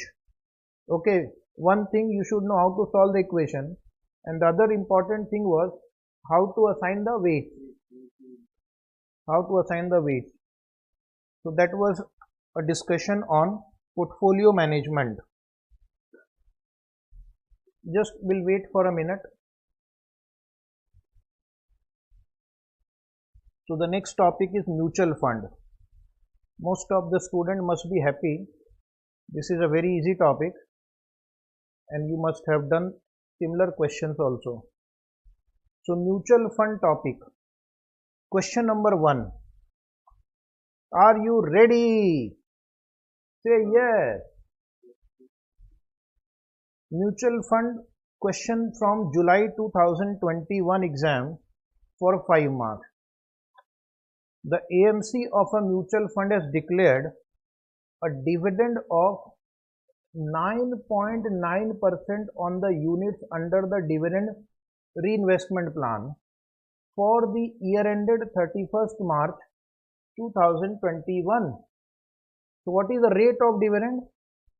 9.98%. Dividend is always paid on the face value. Dividend is always paid on the face value. The investors are issued additional unit for the dividend at the rate of closing NAV for the year as per the condition of the scheme. This is a reinvestment plan. This type of plan is called dividend reinvestment plan. Have you studied dividend reinvestment plan? So you will calculate the number of units reinvested. You will calculate the number of units reinvested, right? Number of units reinvested, and number of units reinvested is equal to dividend divided by NAV, which in this question they are saying it is equal to closing NAV. Okay, next line. This question is very important. I am going to ask you also to solve, and you will check your intelligence. The closing NAV was 24.95 on 31st March 2021. An investor, Mr. X, who is having 20,800 units at year end, underline. So this fellow is holding 20,800 units at year end, means this is after adding the number of units reinvested. This is after adding the number of units reinvested, has made an investment in the units before the declaration of dividend at the rate of opening NAV plus an entry load of 0.04. So how much he has paid for the unit opening NAV plus 0.04? This fellow has paid at the rate of opening NAV plus 0.04. Understood? Next line. The NAV has appreciated by 25% during the year. So opening NAV plus 25% appreciation will be equal to closing NAV, which is 24.95. Can you see 24.95 here? Assume the face value of the unit is 10 rupees. So this 10 rupees will be required for multiplying by 9.98%. So that will give you dividend per unit. That will give you dividend per unit. Question is calculate the opening NAV. Very easy question. Calculate the number of units purchased and calculate the original amount of investment. In this question, I am going to test you. So are you ready for the test? Please reply to my first question. Everybody is invited to reply. What is the opening NAV? My first question, please try opening NAV. What is my opening NAV? Students are requested to reply. What is my opening NAV? Please try. Opening NAV plus 25% appreciation is equal to closing NAV. So let the opening NAV be X. Let the opening NAV be X. Mehul Garg has replied, let me check. So the equation will be X into 1.25 is equal to 24.95. Correct? Say yes. If you don't say yes or no, how will I understand? Therefore, opening NAV will be 19.96. Opening NAV is 19.96. This was not a question. This was a bonus mark. Okay. This was a bonus mark. Next question. Again you will participate. You will participate. Let me see who gives me the correct answer.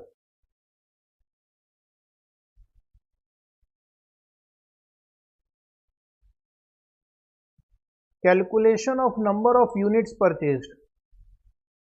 Please reply everybody.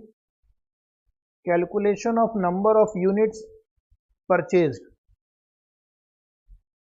Calculation of number of units purchased. Waiting for your answer. This is a question of dividend reinvestment asked in the exam. So the number of units purchased, we have to solve an equation x plus number of units which you are going to reinvest, and that should be equal to closing unit which was given to you 20,000 how much 800. So the student will have to again solve an equation. Please check whether you can get it right or not.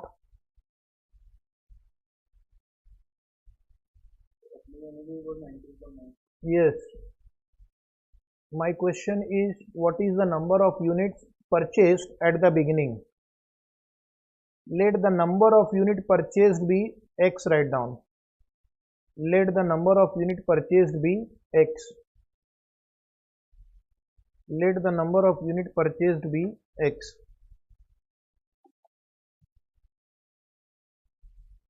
And then you have to write down dividend per unit. Dividend per unit. Dividend per unit will be 10 into 9.98%. 10 into 9.98% means dividend per unit is 0.998. 0.998, correct? Then total dividend received.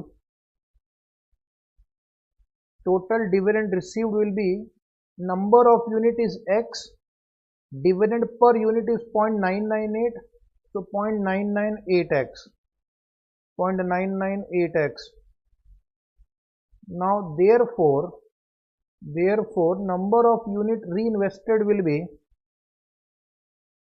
0.998x divided by 24.95, which is the rate at which number of units were reinvested. Correct? Number of unit reinvested is total dividend divided by the rate at which dividend was reinvested, 24.95. So now I am going to write a simple equation.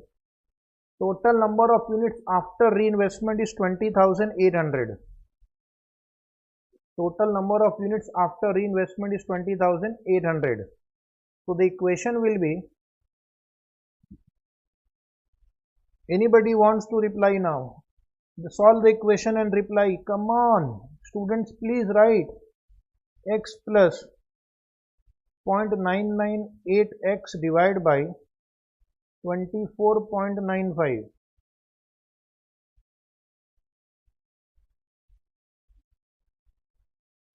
equal to 20,800. Who wants to answer? Yes. Please answer. 12,000. Is it 20,000? One student got 20,000. Very good. 20,000 is right. That was not very difficult question, but very few students are able to solve it by writing this equation. Any other person who wants to reply? What is my third question? What was the original amount invested? Write down. Calculation of original investment amount. Calculation of original investment amount. Calculation of original investment amount. right hand side amount, right hand side amount, at what rate he has purchased. He has purchased at the rate opening NAV plus 0.04 entry load. So the amount you are going to pay is opening NAV plus 0.04 and multiplied by 20,000 units. Say yes. Write down. Please write down. This question you may not have solved in your regular classes. Opening NAV 19.96. Opening NAV 19.96. Question says entry load was paid. Add entry load 0.04. Add entry load 0.04. Therefore, selling price per unit. Therefore, selling price per unit is 20. This is the rate at which mutual fund has sold units to the investor. Point D, write down number of unit purchased. Number of units purchased. Number of unit purchased is as per step 2 20,000. Now who will reply? Let me see who will reply first and fast.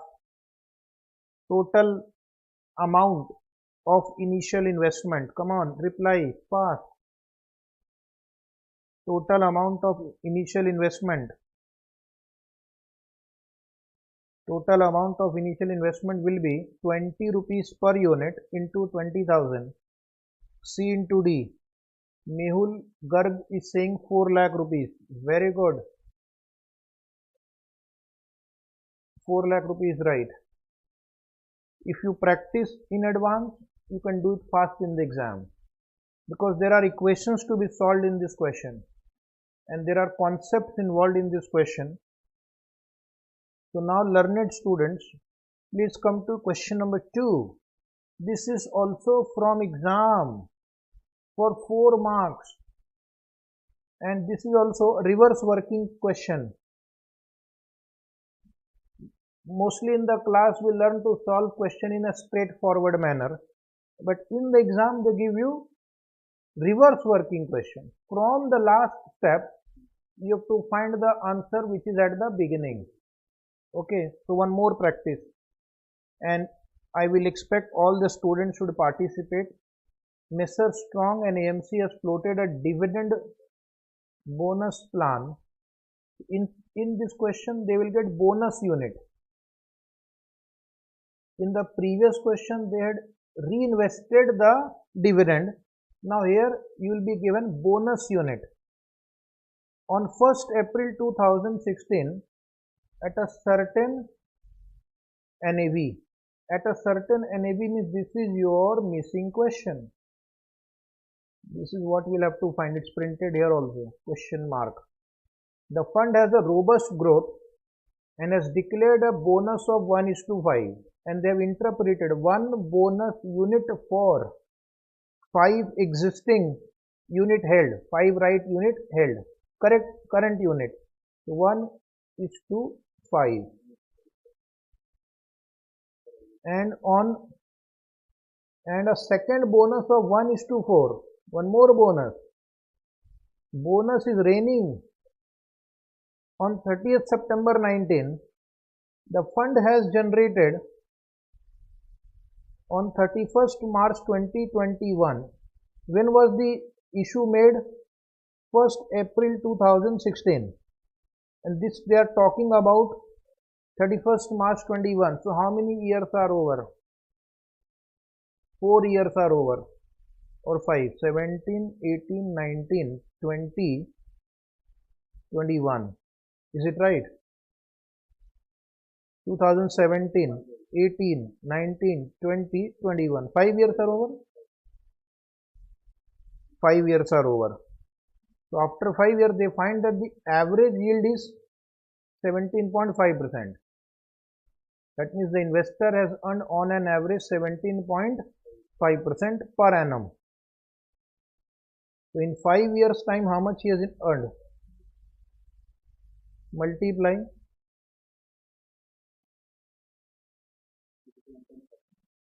87.5% he has earned.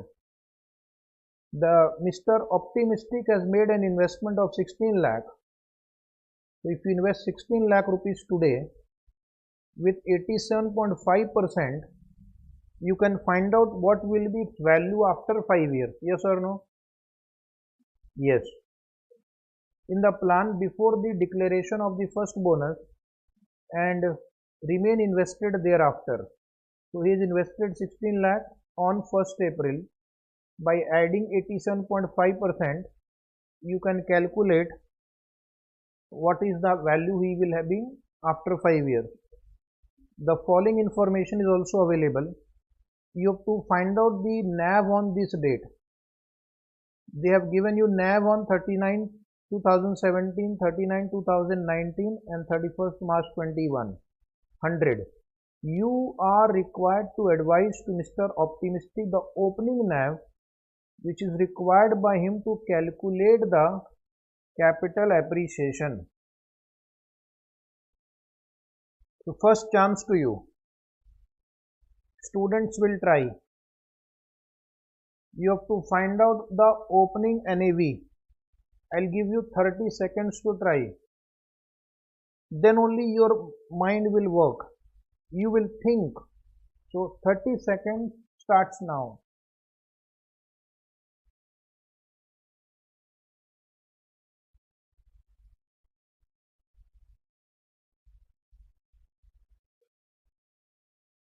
Thirty seconds starts now.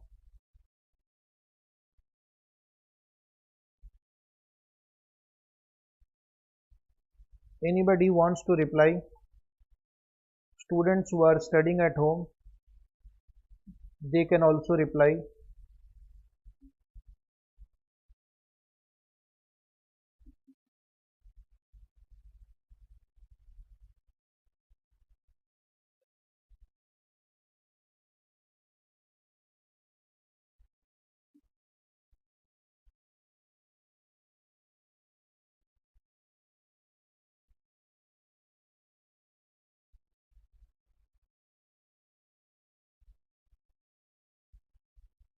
Yes, please reply.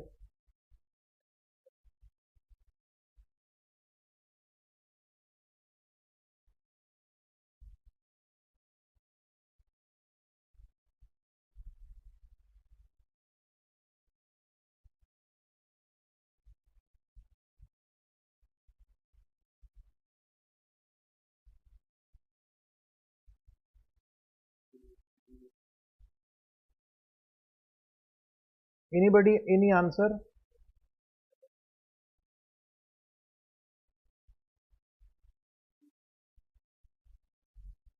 So far no answer. What was the NAV on 1st April 2016? You have studied mutual fund chapter.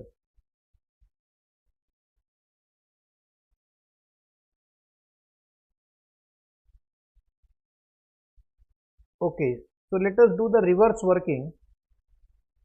Let us do the reverse working. This is a question of reverse working and you will be able to solve. So first I will find out number of units on 31st March 2021. Number of units on 31st March 2021. Number of units I can calculate on 31st March 2021. We know the value of our investment. We know the NAV per unit. Value divided by NAV per unit can give you number of units on 31st March. And then you do reverse working and you can calculate the number of units at the beginning and then you can compute the NAV at the beginning also. Yes, I know this is a tricky question. First time very few students can reply correctly. So write down. Don't worry. That is why I am taking such question. It will be useful if it appears in the exam. First write down point A. Amount invested on 1st April 16. amount invested on 1st April 16, amount invested on 1st April 16, 16 lakh. Then write down number of years, number of years write down 5 years, number of years 5 years.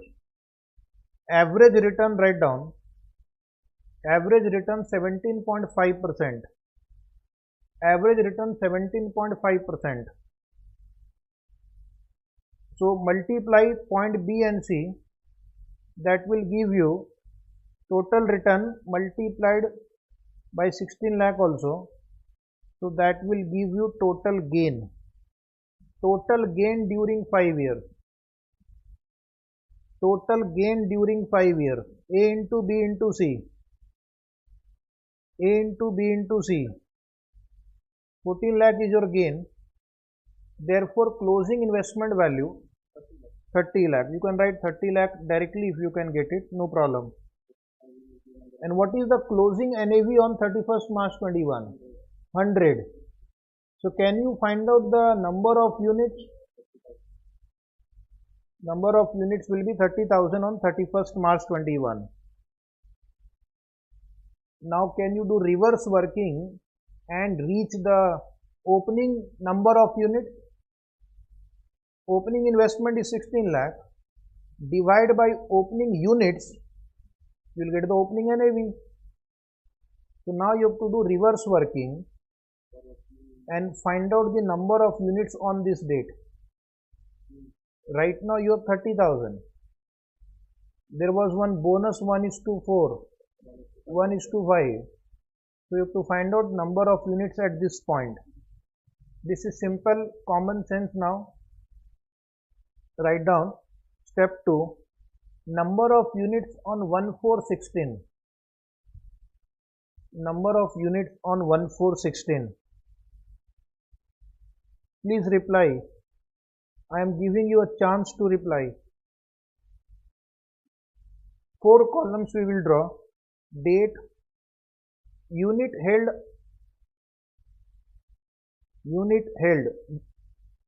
after bonus. Unit held, write down after bonus. Unit held after bonus. This word after should come here. Unit held after bonus. Bonus ratio. Bonus ratio. Unit held before bonus.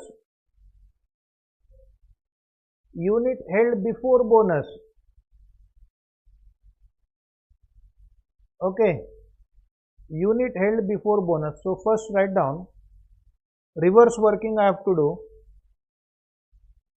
I will write 30th September 2019. 30th September 19. Bonus ratio is 1:4. Unit held was 30,000. So can you tell me how many units were held before bonus? 24,000. Now write down 30th September 17. 24,000. 1:5.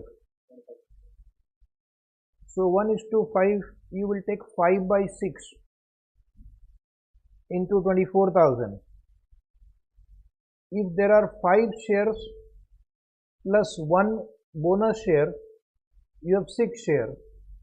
So the ratio is 5 unit before versus 6 unit after.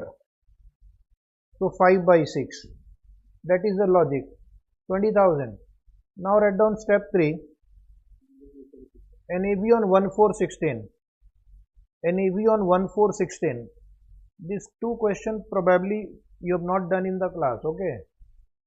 Right hand side rupees. Amount invested.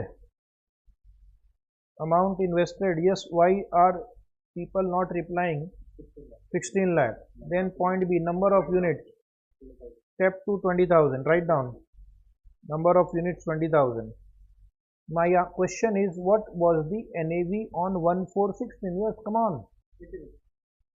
NAV per unit. Yes, yes, reply. Is it 80 rupees? Yes. Finally, we reached the answer. But it took some time. Nowadays in the exam, they are asking such reverse working question. Okay. Anybody, any query? Please reply yes or no. Query, yes or no. It was easy question, but if you are in the exam hall, then you may not have so much time to think, and it is only for 4 marks. So you can't dedicate 20 minutes on this. So pre-practice is required. Now the next topic is derivative. Under derivative topic, we will discuss future option and interest rate derivatives. Okay. So lengthy topic. So first I am going to take derivative futures. What is a future contract? A future contract is a right as well as an obligation to buy or sell a specific quantity of a specific underlying at a specific rate on a specific future date. It is a right as well as an obligation. Futures are traded on the exchange. Forward contracts are over the counter. So we are going to take one November 2020 question from RTP. Question number 1 from November 2020 RTP. Quite important question. Write down. Again, pre-practice is required. Otherwise, in the last minute of the exam, you might make some mistake. So write down, very important for upcoming exam. Mr. SG. Underline this word sold. Sold means he has taken a short position. Short position holder will make profit if the price goes down. So he is betting on downward movement of price. He is expecting that Nifty will fall. 5. 5 means lot, number of lots.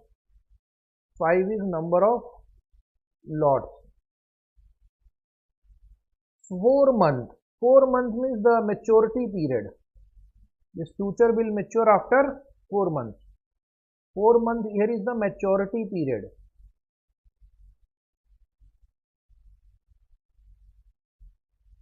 Nifty future on 1st February 2020 for rupees 9 lakh.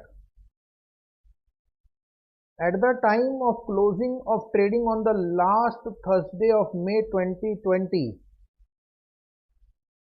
that is after 4 months, February, March, April, May, what is the actual index turned out to be? 2100. Actual index turned out to be 2100. The contract multiplier is 75, which means for one lot you have 75 units. So he has bought how many lots? 5 lots, 375, and he has taken it for 9 lakh rupees. The 9 lakh divided by 375, how much? 2400. So basically he has taken a short position on 2400 and market has actually gone down to 2100. So he will have a profit of 300 rupees per unit into 375. Into 375. So that will be his profit. That is a basic calculation. Based on the above information, calculate. You have to do reverse working again. The price of the one future contract on 1st April 2020 So 1st April 2020, the price of the one future contract is 2400 per unit and one lot is 75. So you can calculate the price of one future contract. Approximate Nifty index on 1st April 2020. So you have to find the spot Nifty on that day. You have to find spot Nifty.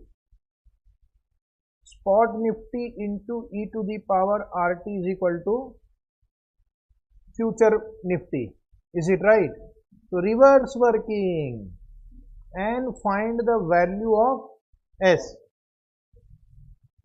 Approximate Nifty index on 1st February if the price of the future contract on the same day was theoretically correct. Theoretically correct means it follows this equation. Spot price plus interest effect is equal to future value. So you have to find this value. This is 2400, which we have already calculated in the first part. On the same day, risk-free rate is, and in dividend yield is 9% and 6%. So the formula will be e to the power r minus y into t. When yield is also given, r minus y. Maximum contango or backwardation. This I will tell you later. The payoff of the transaction means profit that we have done 300 into 375. Carry out the calculation on month basis. So 4 months. Wherever applicable, 4 months. You can do calculation on days basis also. But that will be little more complex. Right? So please write down the answer one by one. Everybody should participate. Price of one future contract. Price of one future contract.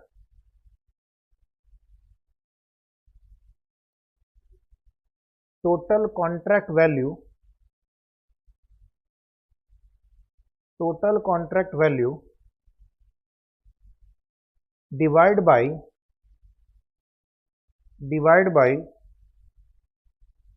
number of contracts. You will solve and give me the answer. 9 lakh divided by 5. 9 lakh divided by 5. 1,80,000. Is right now?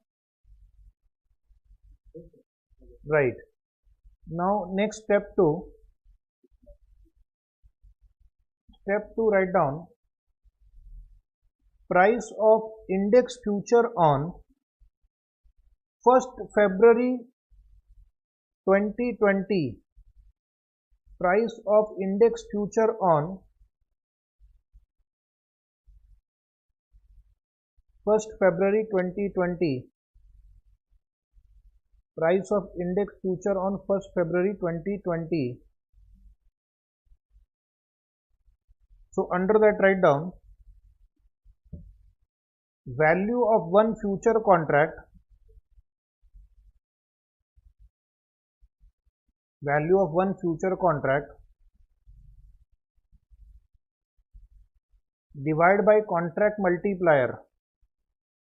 Divide by contract multiplier.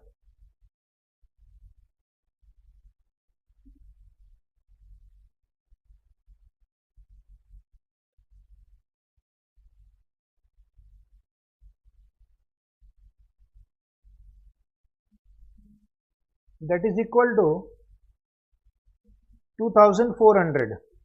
So this is the number I am going to use in the other two answers. This is the Nifty future at which you have entered into a contract. You are betting that Nifty future after 4 months will go below 2400. Now your question is, what was the Nifty index on 1st February 2020? I know the future value. I have to find the spot value. So write down the formula. This formula is used when dividend yield is given. This formula is used when dividend yield is given. S into e to the power interest rate minus yield into time. If yield is not given, then the formula is S into e to the power RT. If yield is given, then it is deducted from the interest rate.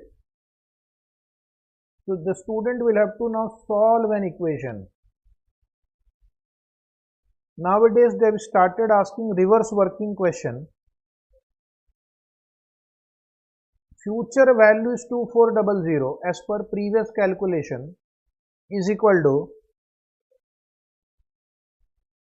x into spot price, assume x 2.7183 to the power 0.09, which is the risk free rate, minus 0.06, which is yield, into 4 by 12.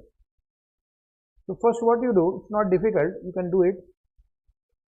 Simplify the power 0.09 minus 0.06 into 4 by 12. Is it 0.01?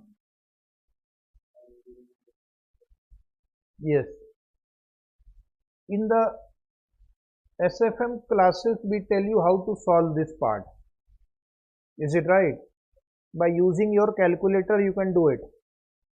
First, you type 2.7183.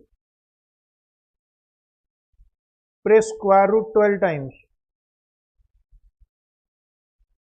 Minus 1 multiplied by 0.01 plus 1 multiply equal to 12 times. Multiply equal to 12 times.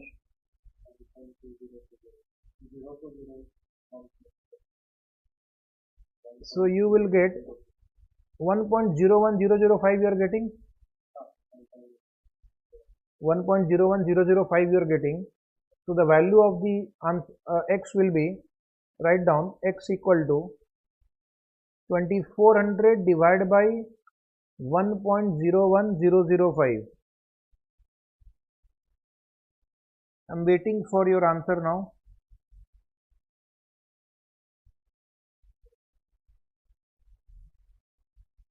Is it correct?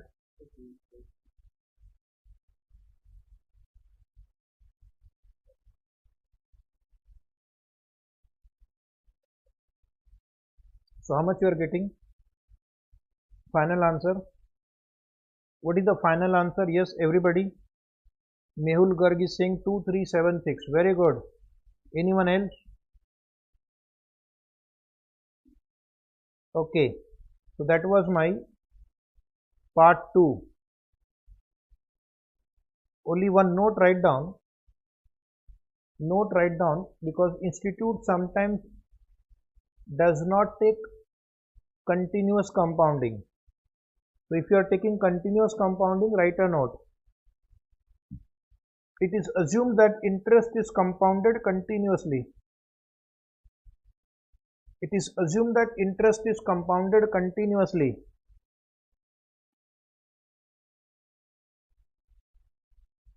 It is assumed that interest is compounded continuously. If they specifically say that interest is compounded continuously, then you have to do it. Otherwise, do it and write a note. Otherwise, you take compound interest and write a note. Our next question is, what is the maximum contango or backwardation? I will give you a note first. Yes, VV Ranglesh, you are also right. Sorry, Rangaiya. VV Rangaiya is also right. First time you have answered. 2.7183. That is the value of E. Value of E is 2.7183. This they teach in SFM batch. Have you not studied SFM? You have not studied this chapter. Oh my God. Oh my God. Directly you have come to exam without studying derivative. Okay, so it is quite possible that some students have not studied this.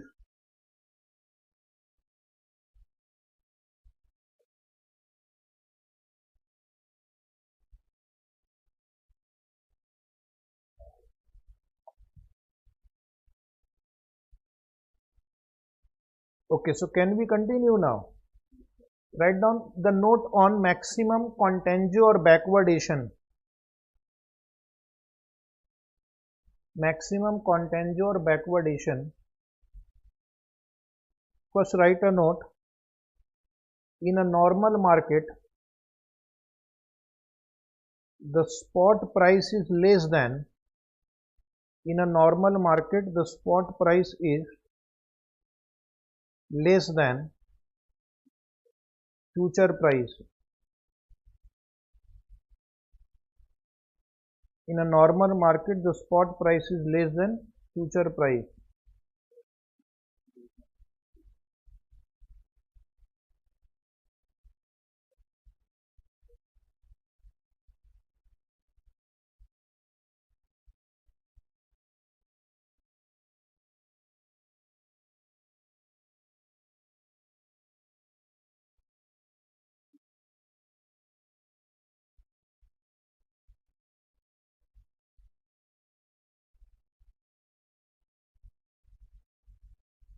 And accordingly,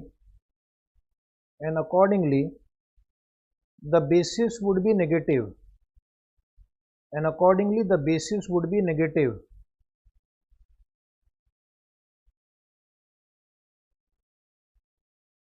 Such a market is known as contango market. Such a market is known as contango market.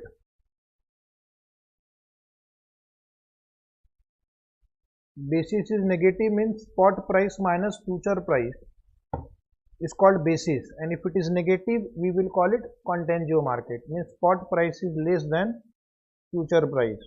Okay, now write down next line. Basis is equal to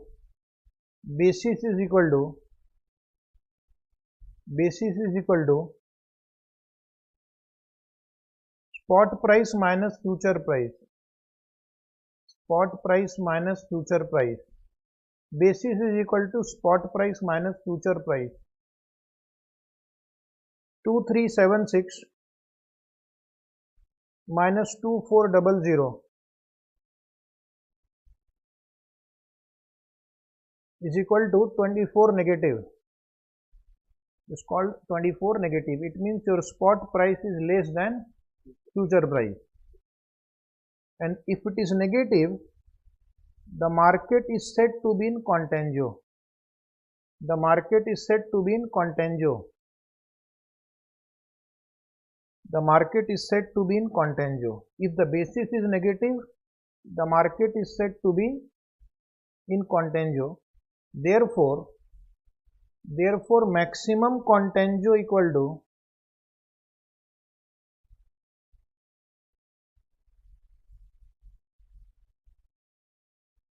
maximum contango equal to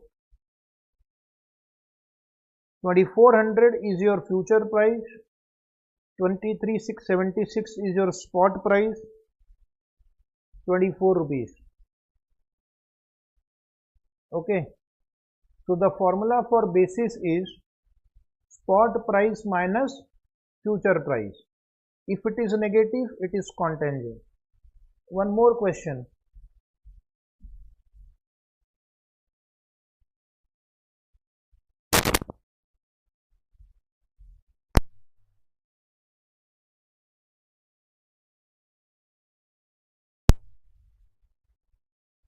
Okay, next line write down. Calculation of payoff on the future transaction. Calculation of payoff on the future transaction. The payoff on the future transaction would be dependent on whether it is a long position or a short position. Okay, so write down. SG has taken a short position. SG has taken a short position. The future seller gains. The future seller gains if the spot price on maturity is less than the future contract price.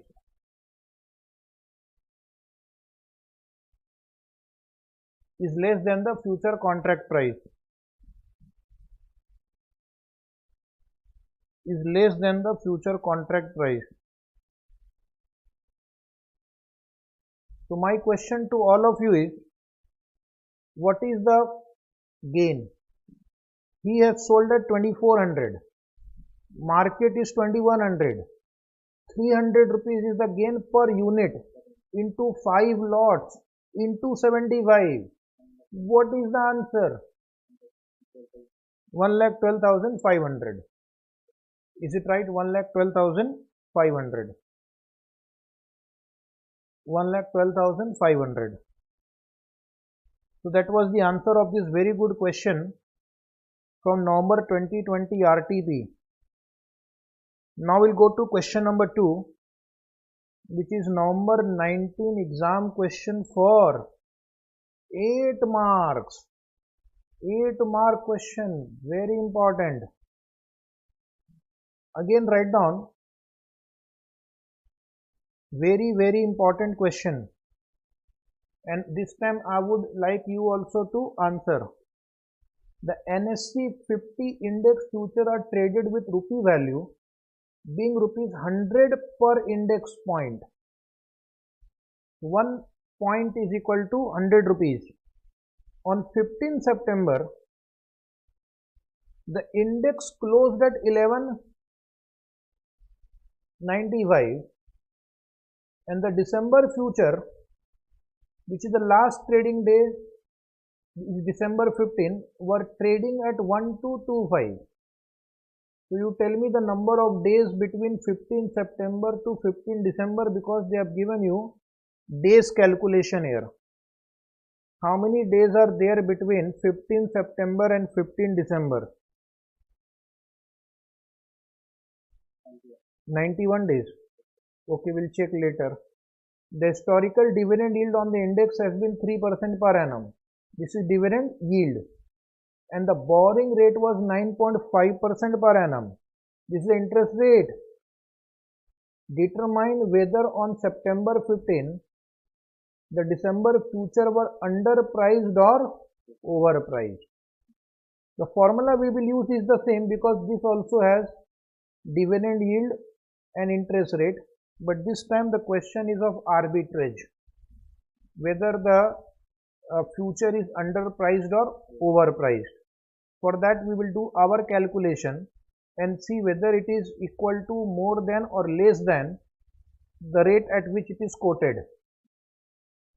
But suppose you find that it is undervalued or overvalued, then the next question will apply, whether arbitrage transaction is possible to gain out of this mispricing. So you have to explain what arbitrage action will you take, calculate the gain or loss, then after you have taken arbitrage position, wait till 15 December.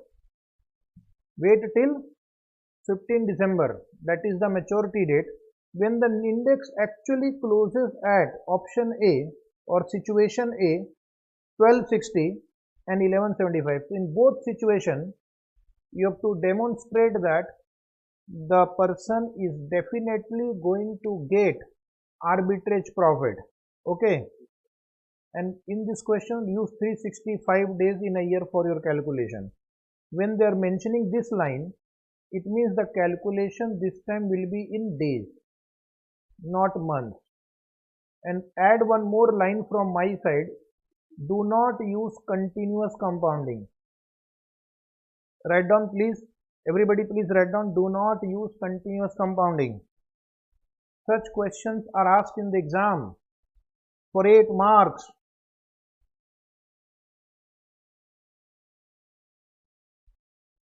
So my first step would be to calculate the theoretical value of index future using the formula.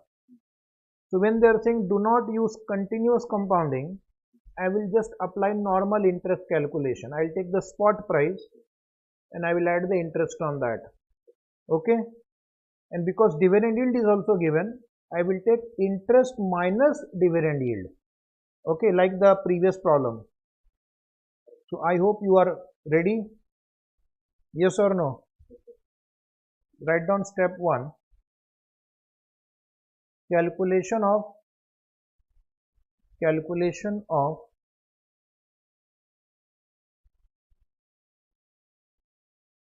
equilibrium price. You can write equilibrium price. Calculation of equilibrium price means at this price there is no undervaluation or overvaluation. So this is my spot price and this is my interest and dividend yield adjustment. Okay. Solve. Take your calculator. First you solve this part, which will give you interest and dividend yield effect, plus 1195 plus 1195. Anybody who has got the answer can reply. Please reply if you can.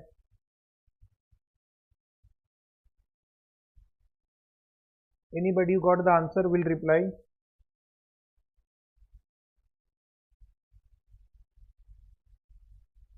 So the answer is, final answer is 121437.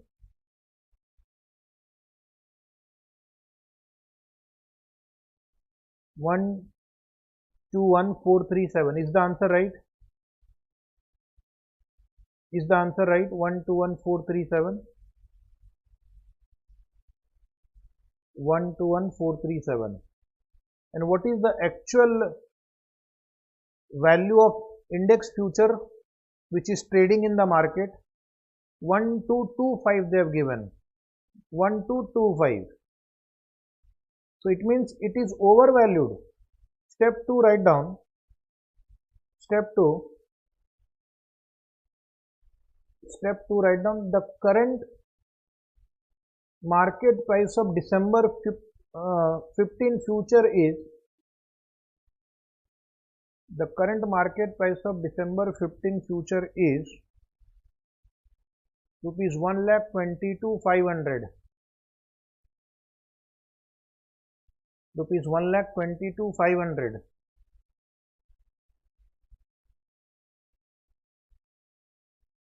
Why 1,22,500? In bracket write down 100 units into 1225. So it should be 121,437, but it is actually 122,500. So write down it is overpriced. It is overpriced. It is more than what it should be. It is overpriced. So the moment you find that future is overpriced, it will give rise to arbitrage opportunity. Step 3, write down.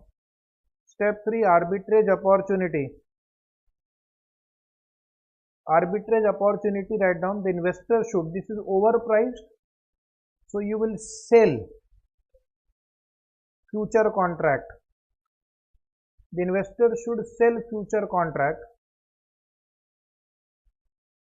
and buy the stock.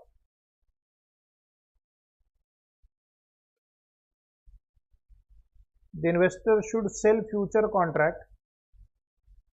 and buy the stock.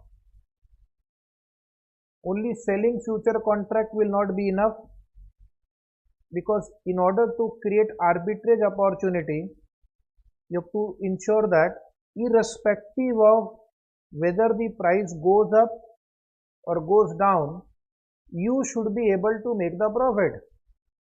If you only sell future and if the price goes up, you lose.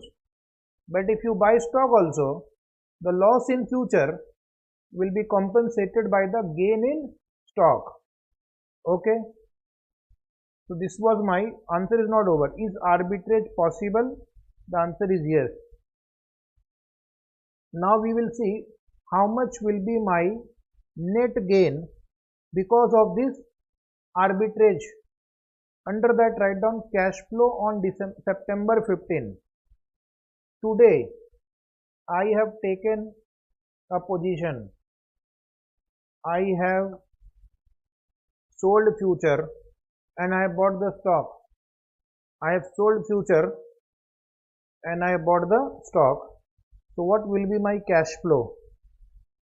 In order to buy the stock, you will have to borrow money. In order to buy the stock, you need funds. So you will borrow money. So write down buy stock. Buy stock worth. What is the spot index? Spot index is 1195 into 100. One index unit is equal to 100 rupees. So today you will buy stock of 1,19,500. Which stock you will buy? Those stocks which are included in that index. Okay, the index stocks. And then how do you fund your stock? By borrowing. Borrow rupees 1,19,500. At what rate you will borrow? Given in the first line or maybe in the fourth line of the question, 9.5%. 91 days. This 91 days is the difference between 15 September and 15 December. Okay. So 119,500. Interest calculation in the next working note. Step number C, write down. Sell future contract. Sell future contract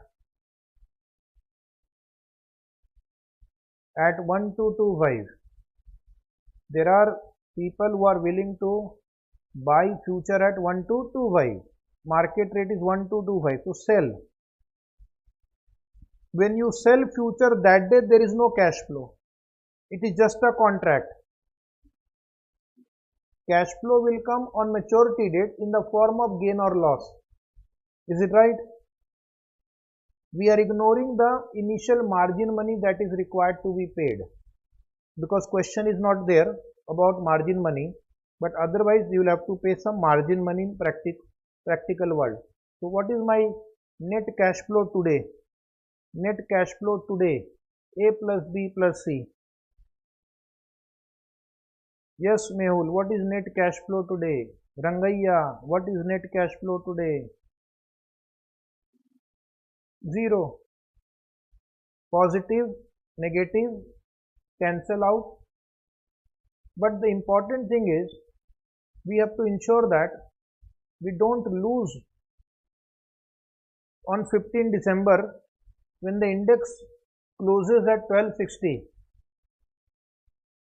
We have taken a short position on index, but index has gone up. So are we going to make a net gain or net loss? Net loss or net gain we will see, because I have 3 positions. I have bought the share,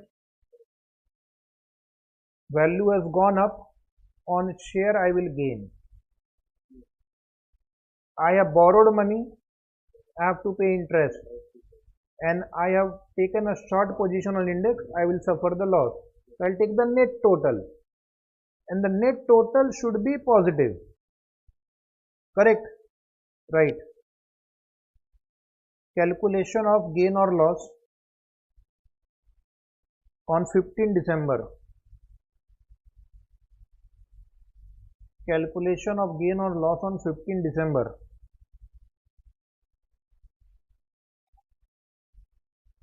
Under that, write down case 1. Index closes at 1260. First case 1, index closes at 1260. I have borrowed money, I have to repay along with interest. I have purchased the share, I have to sell it. In the meantime, we will get dividend yield also. Dividend yield is also there. So we will get the dividend yield also. That will be my inflow. And I have taken a position on future. So I have to consider gain or loss on that also. So first point A. This is a very good question. Many Very few students are able to get it right.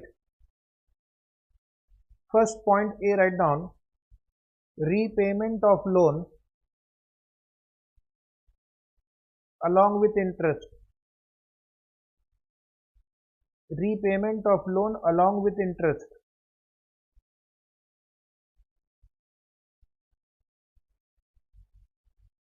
Repayment of loan along with interest.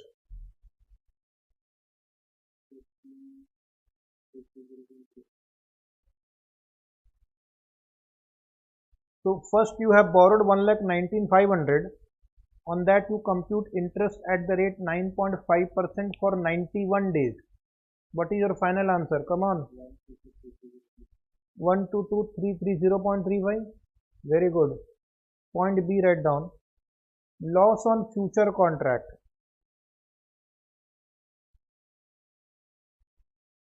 Loss on future contract. Future contract, you have short sold at 12.25, but actually the rate has gone up. So 12.60 minus 12.25. You will lose on future contract position. 3,500. Very good. And you have purchased stocks. You have purchased 100 stock. So you will sell at 1260 rupees. Point C, sell stock at 1260. Yes, 100, because initially also you multiplied by 100. So that is 1,26,000. It will change proportionately, whatever may be the number, but for calculation purpose we'll take 100. Then dividend yield. Add dividend yield also. Dividend yield 1,19,500 into 3% into 91 by 365. 3% is the per annum yield. So we will take proportionately for 91 days. 893.79. Very good. Now my learned student will take the total of the last column. There are two negative, two positive figure. Gain will be equal to 1063.44.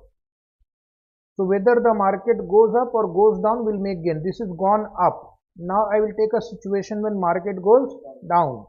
Very good question. Market important. Case 2, write down.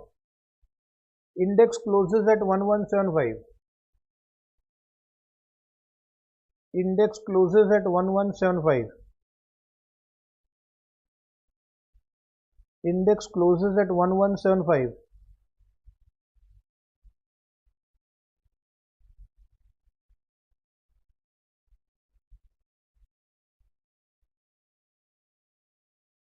Right hand side rupees. First point A, repayment of loan.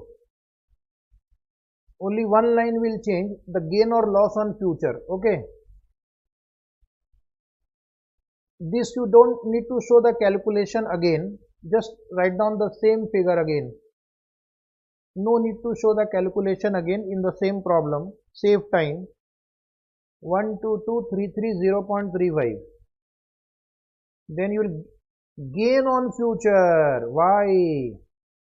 Because now the Nifty index has gone down and you have taken a short position. So short seller will be happy if the index goes down. So the profit will be 1225 minus 1175 into 100. How much is that? 5,000 gain. Sell the stock, but now the price is 1175. Sell the stock at 1175. Sell the stock at 1175. 1175 into 100.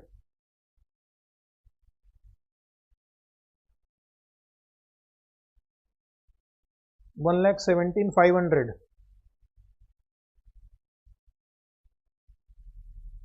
And you write down receive dividend. same number, received dividend will be same.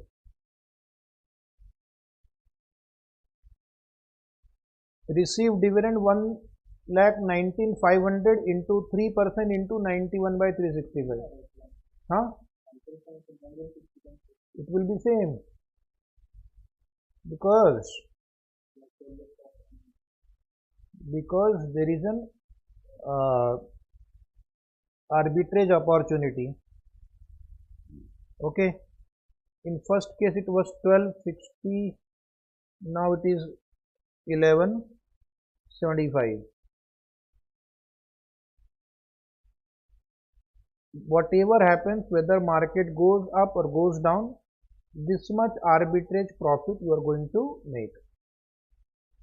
Arbitrage profit means without any risk, without any investment. You have not invested from your pocket. You have borrowed money, invested. You have not taken any risk also, because whether the market goes up or goes down, you are going to make the profit. That is called arbitrage profit. Now I am going to take some important question on options. ठीक है, derivative. Second part is options. Question number 1, derivative option. Option is a right but not the obligation. There are two types of option: call option, put option. Call option is a right but not the obligation to buy. Put option is a right but not the obligation to sell. When you are buying a call option, you are expecting price will go up. When you are buying a put option, you are expecting price will go down. Is it right? So the holder of a call option will make profit when the price goes up. The holder of the put option will make profit when the price goes down. So on that ground, we'll solve a small question which will give you an idea about call and put option, how call and put option profits are calculated. So tell me students, are you ready? Say yes, we are ready. Yes sir. Student in the classroom is saying yes sir. So start. This question was asked in 2008 exam, and please mind it was asked in April 22 MTP also for 6 marks. So after so many years they have asked it. Again they will ask in your exam. This is a very easy question. Mr. X established the following spread on the Delta Corporation stock. What is the name of company? Delta Corporation. First he has purchased one 3-month call option. 3-month call option means expiry is after 3 months and the quantity is one only. Here one contract. And what is the premium he paid? 30 rupees. This you have to pay at the time of entering into the contract, and an exercise price of 550. That means if the market goes, if the share price is more than 550, the option will be exercised and you will get profit. If the share price is less than or equal to 550, option will lapse and the profit will be zero. That is the meaning of call option in this example. Second, purchased one 3-month put option with a premium of 5. Premium you have to pay at the beginning and exercise price of 450. In case of put option, if share price is less than 450, you will exercise the option. If share price is greater than or equal to 450, option will lapse and the value of the option will be 0. The basic thing you have understood. Now the question is, Delta Corporation stock is currently selling at 500. today's price. Calculate profit or loss if the price of Delta Corporation remains at 500 after 3 months. Situation 1, the price remains 500. Situation 2, price goes down to 350. And third, the price goes up to 600 rupees. Assume the size of the option is 100 shares of Delta Corporation. One option has how many units? 100 shares. So your final answer multiply by 100. Your final answer will multiply by 100. One more line. Name the strategy adopted. Add this from my side. This I have added. This line I have added. Name the strategy adopted. So if you have studied this chapter, you can answer what is the strategy adopted. When you buy a call option and you buy a put option having same maturity date but different exercise price. Same maturity date but different exercise price. What do you call it? This is called strangle. Write down. This is a strangle strategy. When the exercise price is also same, it is called straddle. Okay. Straddle is when exercise price is also same. So I will just give you a small note. Nowadays they don't ask question on strategies. One student have asked me this query also that they don't ask question on strategies. Why you are taking it? May 2022 MTP. Is it right? And it was in the RTP also. I have not mentioned actually. So if they are asking in RTP and MTP, they can ask in the exam also. And there is no harm in knowing one question. So I will give you a note first on strangle strategy. A strangle involves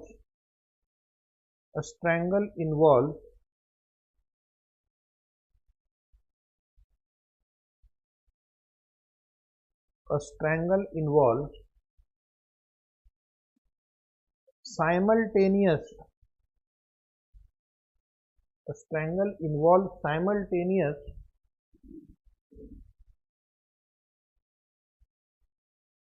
purchase or sale. A strangle involves simultaneous purchase or sale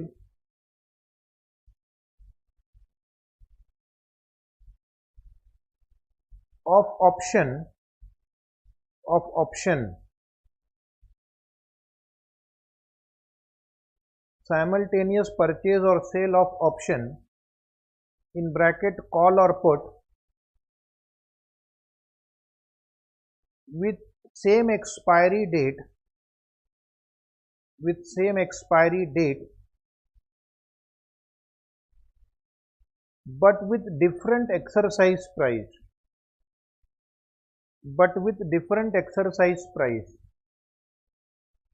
but with different exercise price.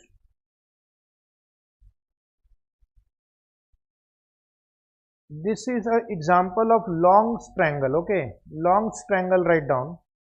Why would somebody buy a call and buy a put at the same time? Because market view is mixed. Means market can go up also, go down also. Like after the election, results are announced. Market sometimes can go up or go down if there is no clear majority of a party. Markets go down. Similarly, after budget announcement also. So that means somebody wants to make profit from a rising market also and a falling market also. That is called market view is mixed. Second line, what action will you take? Action is buy put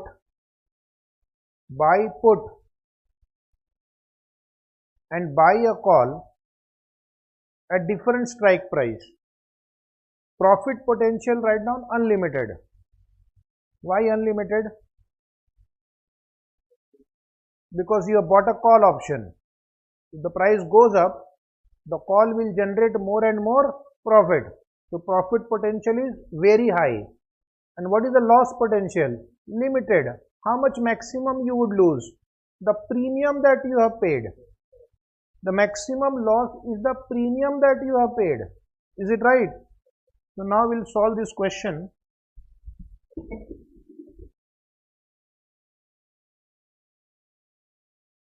Write down calculation of payoff of the option holder.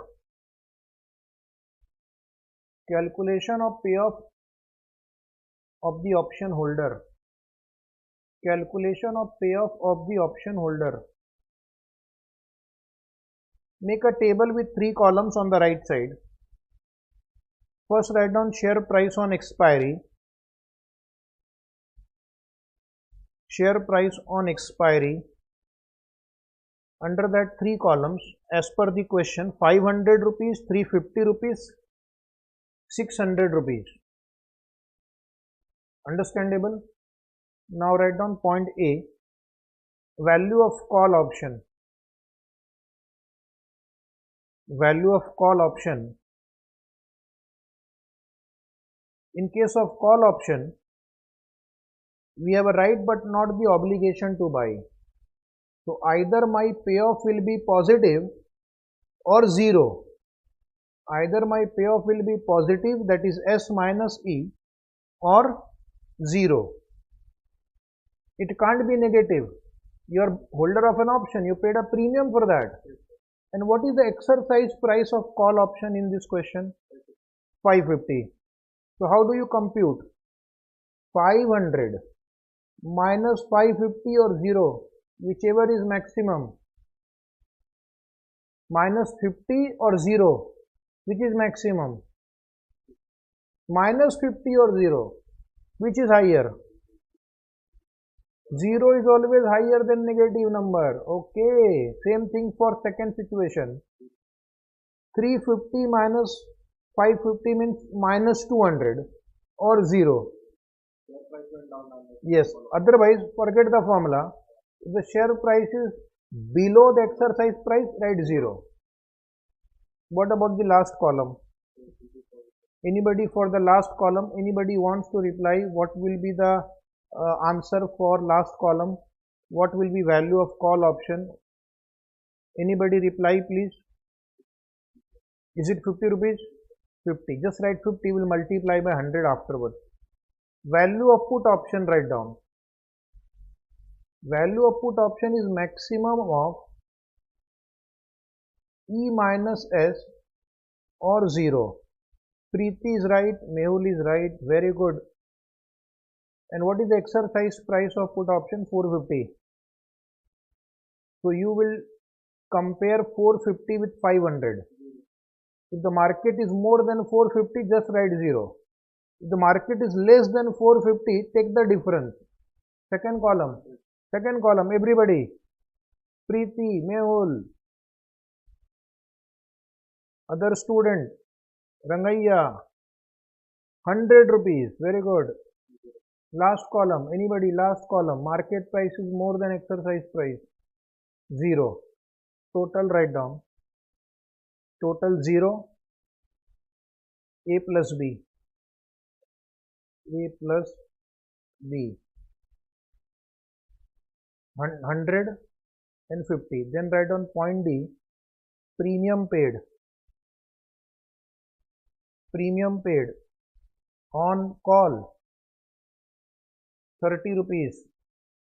On call 30 rupees, inner column. On put 5 rupees. So the total premium paid to create this strategy is 35. That you have to pay at the beginning. So that is the cost you have to incur to create this strategy. Point E, net payoff per option. Net payoff per option. Net payoff per option. So you will consider these two lines now. 0 and minus 35. Minus 35. 100 you will get, 35 you have paid. 65. 50 you will get, 35 you have paid, 15. This is per unit. Now write down last line. Last line write down total payoff on 100 options. Total payoff on 100 options. Total payoff on 100 options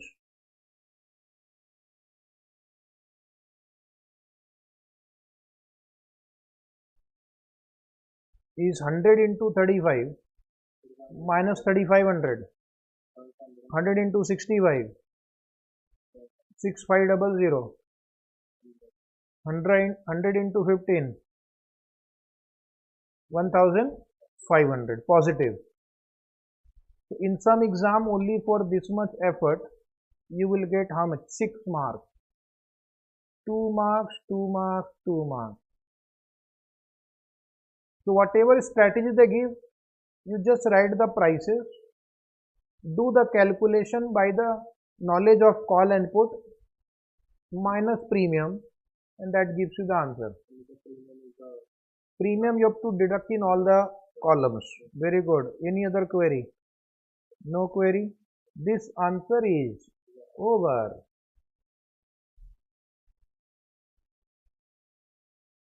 Hello friends, good morning. Today we'll take topics on derivative, business and corporate valuation, and today is going to be very important for exam purpose. Some important questions which I believe would be asked in the upcoming exam will be taken. So please pay attention. Question number 2, derivative option. This question was asked in May 11 exam for 5 marks, October 18 MTP for 6 marks, and September 2020 MTP for 4 marks. So what is the next destination? Yes, the next destination, you have guessed it right, your exam.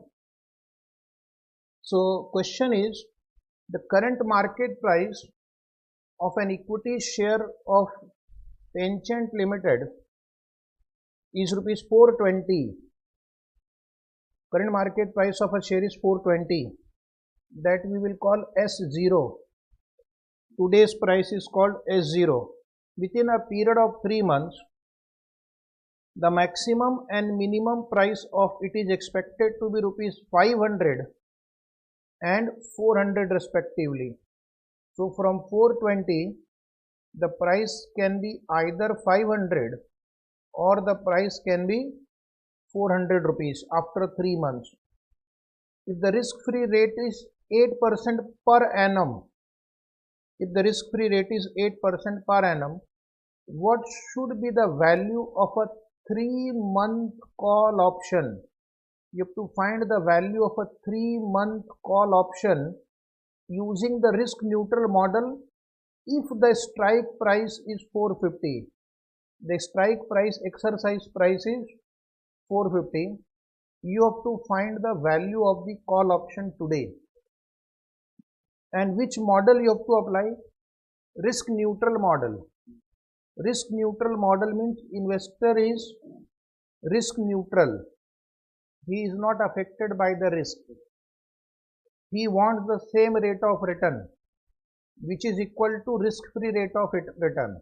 Because he is risk neutral, so even if the risk is more, he would not be affected by that. He would be happy with a risk-free rate of return. So this type of model is called risk neutral model. There are several models for valuation of an option. This is one of them and more important for exam purpose. First what I'll do, I will give you a small note on risk neutral model. Those who want to write down can write it down, and those who want to just listen to me can listen to me. So I am going to give you a small note on risk neutral model. In case if you have forgotten, then it will be helpful to you, and if you are well versed with this, then you can simply listen to me. Let other student write. So write down, investors are indifferent to risk. Investors are indifferent to risk. Indifferent to risk means investors are assumed to be risk neutral. Investors are assumed to be risk neutral.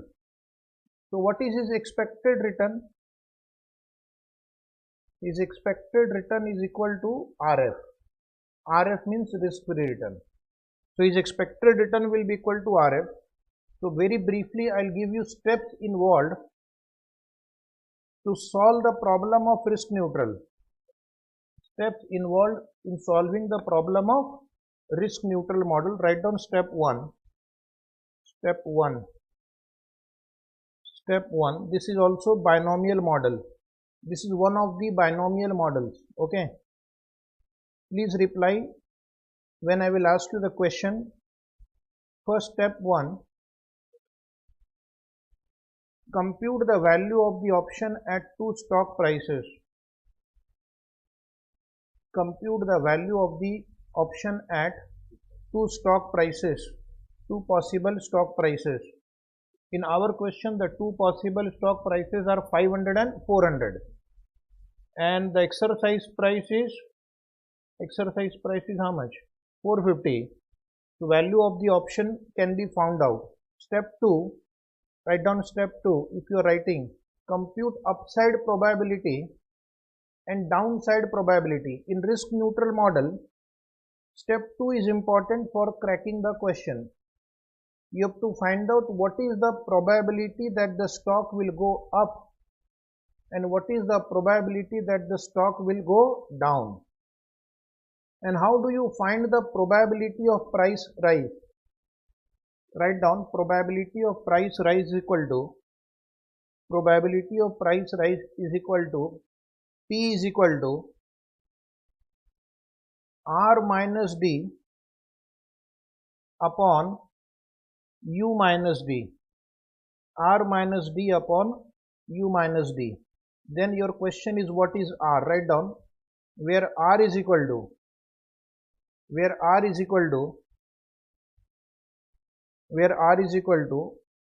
the amount to which an investment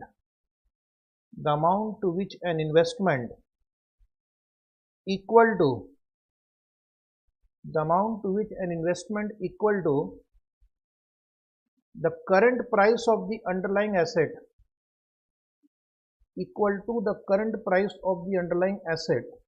will grow. Current price of the underlying asset will grow if invested at risk-free rate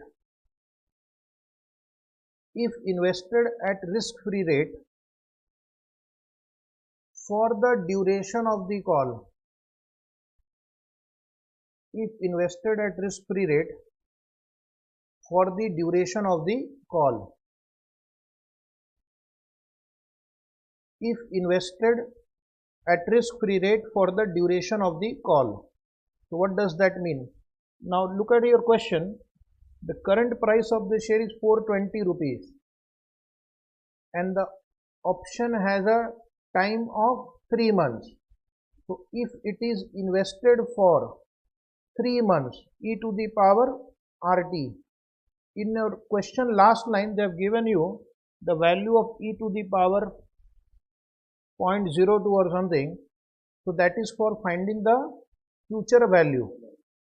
That is what will be the price of the share after 3 months.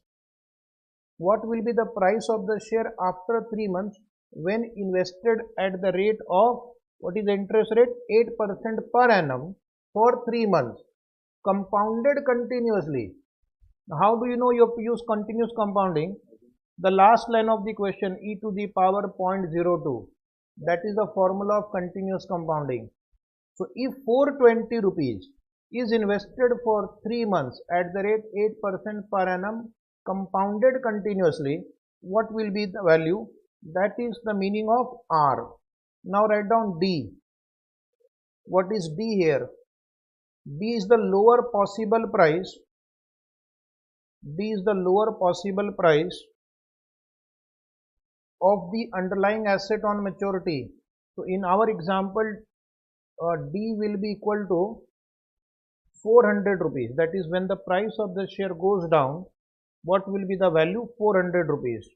Then your question is what is U? U means D for down, U for up. Okay. U means higher possible price of underlying asset on maturity. So in our example, tell me everybody, what is U equal to? 500. Very good. U equal to 500. So D is 400, U is 500, and you have to calculate the value of R. R is equal to this number.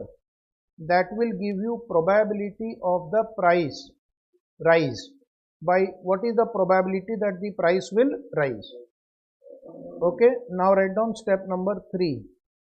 Step number 3, write down. Step number 3. Step number 3. Value of call on expiry date. Find the value of call on expiry date. How do you find out? It is the weighted average of the values in step 1 with probability computed in step 2. So in the step 1, we have two values of call option when the price goes up and when the price goes down. In the step 2, we have probability that the price will go up and we have the probability that the price will go down. So multiply these two and you will get the value of call option on expiry date. But I don't want the value of call option on expiry date. I want the value today. So then you have to compute the present value. So last step, step 4, compute the present value of expected value. Compute the present value of expected value. Compute the present value of expected value in step 3. In step 3, by discounting at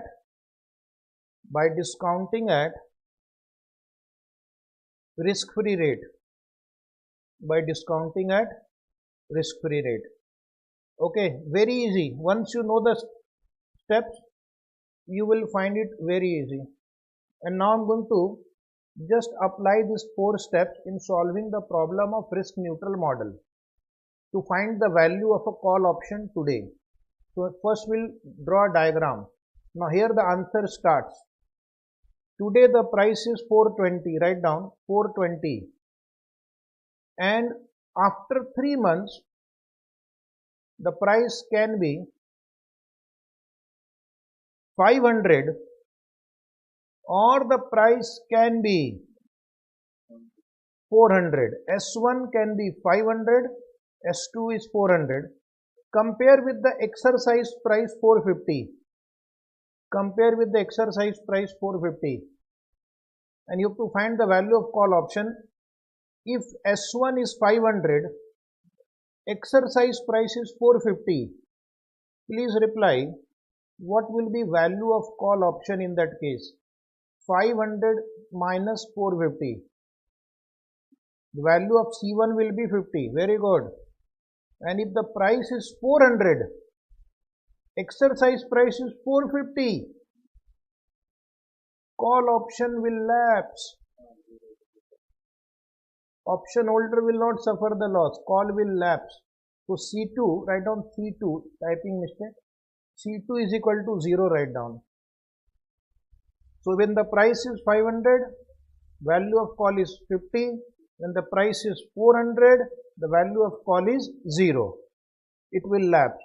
Now I have to find out what is the probability that the price will rise. For that, we'll have to apply the formula that we have learned.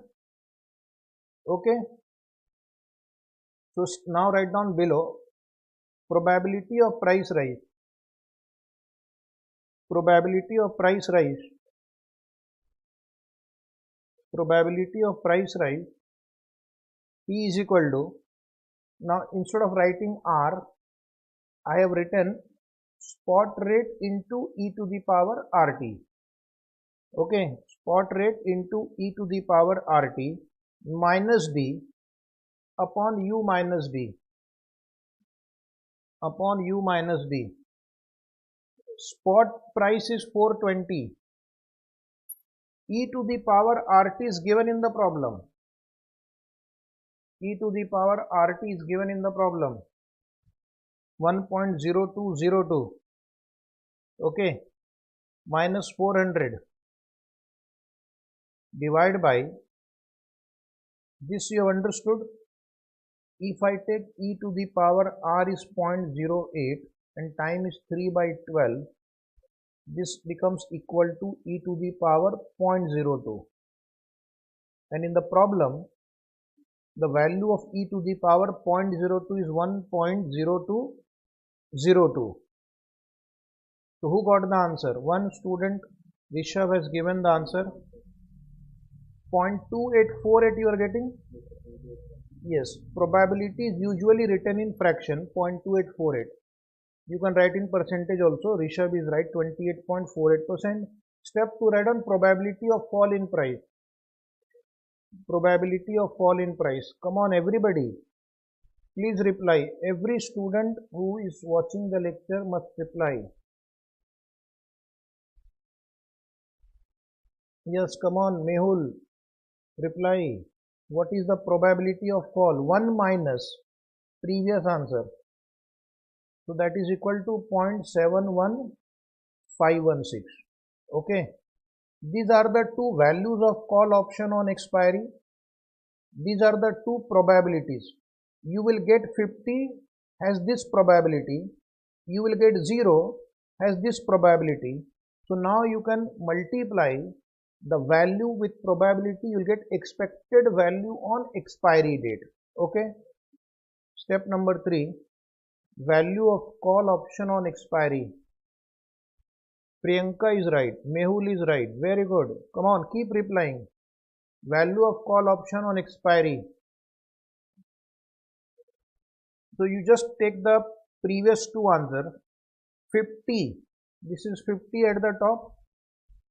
Into the probability of getting 50. 0.28484 plus 0 into probability of getting 0. 0.71516. So please reply what is the answer. You are getting 14.242. Very good. Now what you will do, this is the value on expiry after 3 months. What is the value today? The value today will be present value of this number.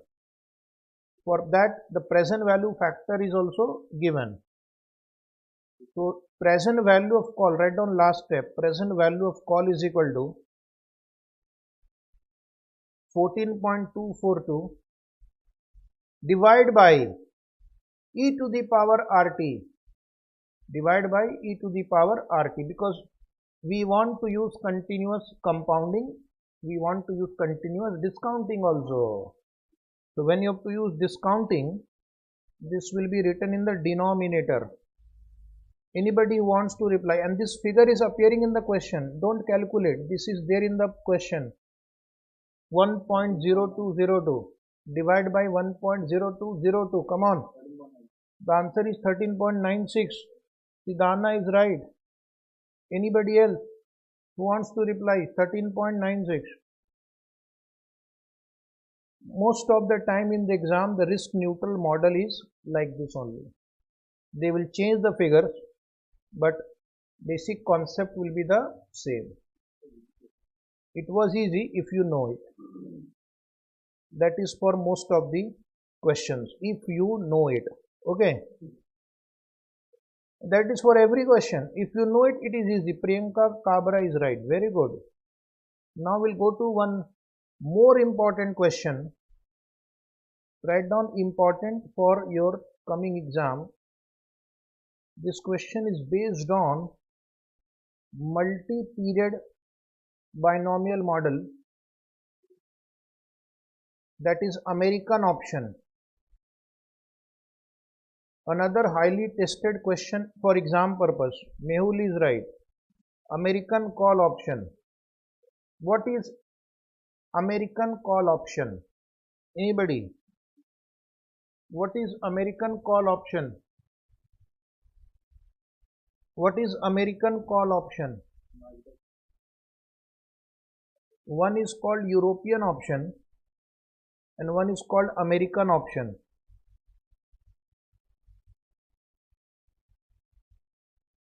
American option, European option.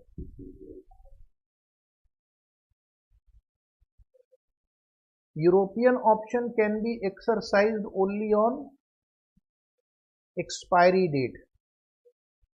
American option can be exercised any time on or before the expiry date. American option can be exercised any time on or before the expiry date. So how to remember? European expiry EE, American anytime AA. Is it right? EE AA. So this means the option can be exercised at any point of time. Yes. So let us go with the question now. Consider a 2-year, underline 2-year. Consider a 2-year means the option will expire after 2 years. The option will expire after 2 years. American call option with a strike price of rupees 50. With a strike price of rupees 50. What is the strike price? 50 on a stock. The current price is also 50. So what are the information available? The time to expiry is 2 years. Exercise price is 50 and today the share price is also 50. And what is the type of option? It is a call option. It is an American call option. Assume that there are 2 periods of 1 year. There are 2 periods of 1 year means today it is S0. After 1 year you will have S1, S2. Again after 1 year, that is after total 2 years, you have S3, S4, S5, S6. Each period, this period is of 1 year. Each period is of 1 year. So they have broken the 2 year into 2 parts. One part will consist of 12 months, 1 year.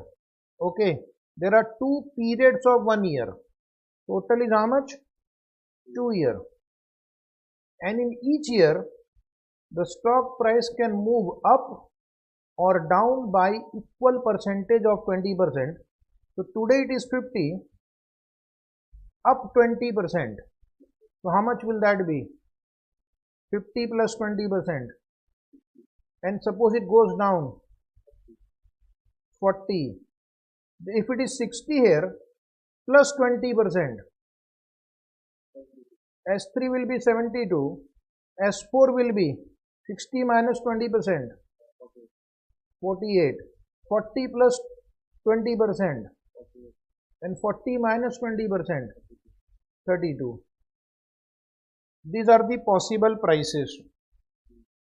These are the possible prices. You have to add 20% up, 20% down. It's a 2-period binomial model. The previous one was 1-period binomial model. This is a 2-period binomial American model. Interest rate is 6%.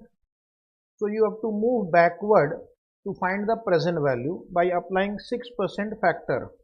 Using binomial option model, calculate the probability of price moving up and price moving down.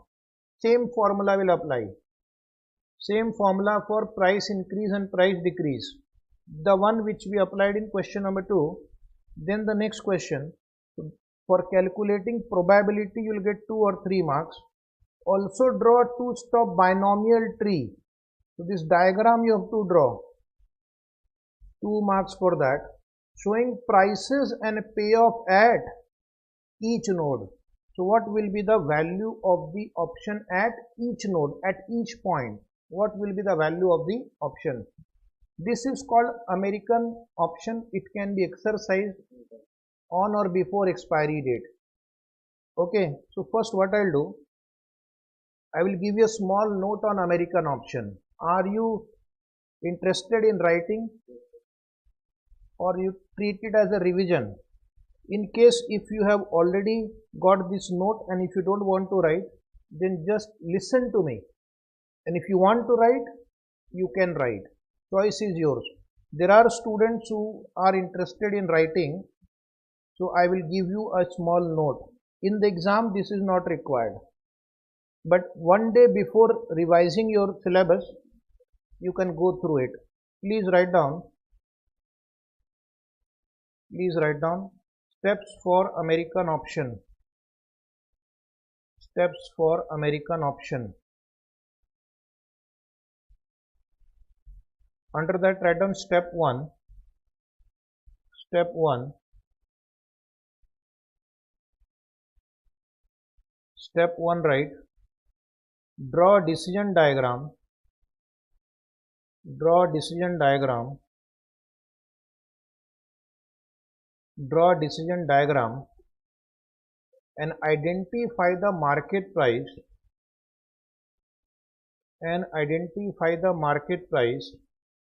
on various nodes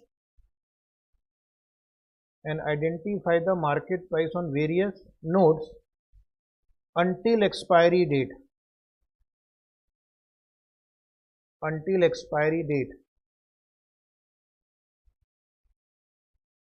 on various nodes until expiry date.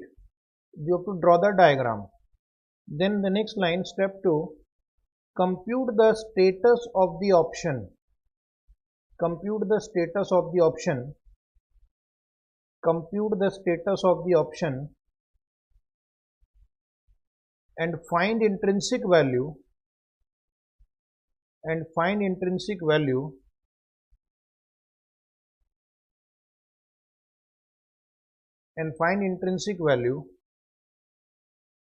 at various judgment price on various judgment price on expiry date. Find intrinsic value at various judgment price on expiry date.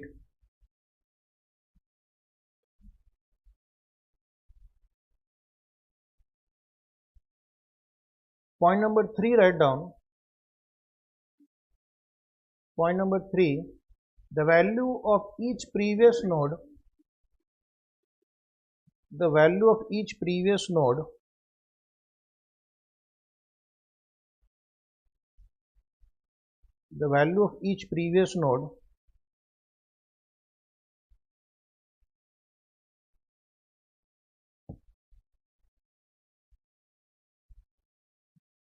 the higher of the following.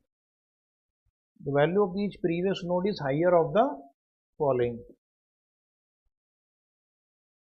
Okay, so just let us continue. There was a small internet issue. So first step is to draw decision diagram. The second step is to find out the status of the option, whether it is in the money, at the money or out of money, whether the value will be positive or 0, and find out the intrinsic value. For call option, intrinsic value will be S minus E or 0, whichever is higher, and for put option, intrinsic value will be E minus S or 0, whichever is higher. Okay, that is called intrinsic value. Now the next point is find the value of each previous node. Write down step 3. Students in the classroom, they are writing, so let them write. Find the value of each previous node.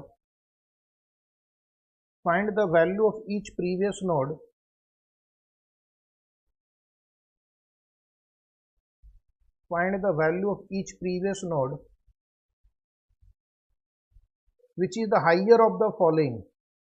Underline higher of the following. Higher of the following means, since it is an American option, You can exercise afterwards or you can exercise today also. So I will choose that option which is more profitable to me. If exercising today is more profitable, I will exercise now. If exercising later is more profitable, I will exercise later. So write down point number A. Write down point number A. Compute, write down point A, expected value of that node.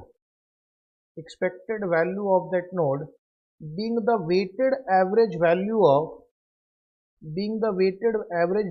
branches, being the weighted average value of the branches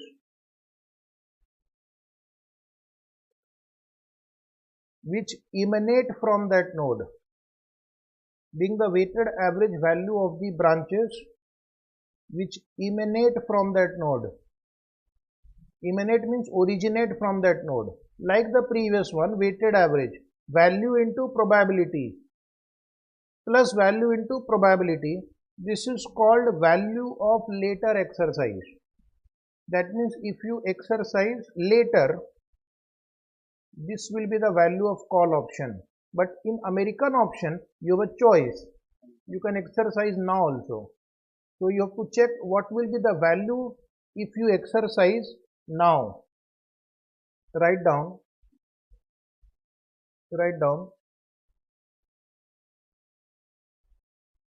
Compute the value of the node if exercised at that point.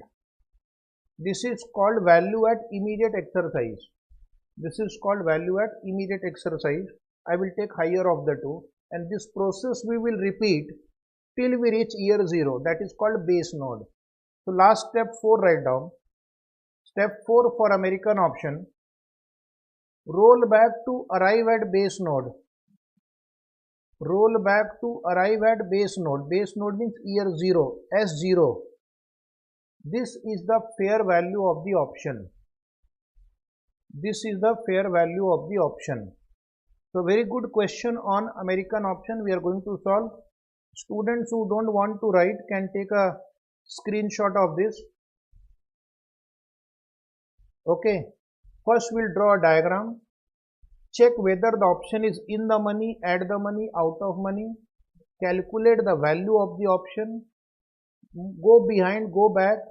Find out the value of each point which is higher of later exercise or immediate exercise.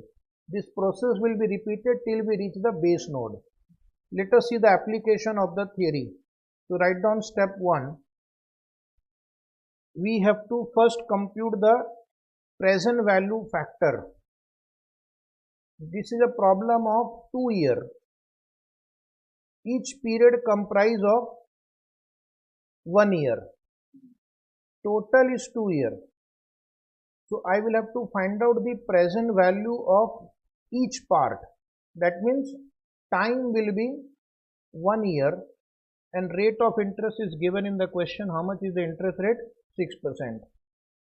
So tell me what will be the present value factor of 1 rupee at 6% for 1 year using the continuous compounding formula. So please write down. If nothing is given, take continuous compounding.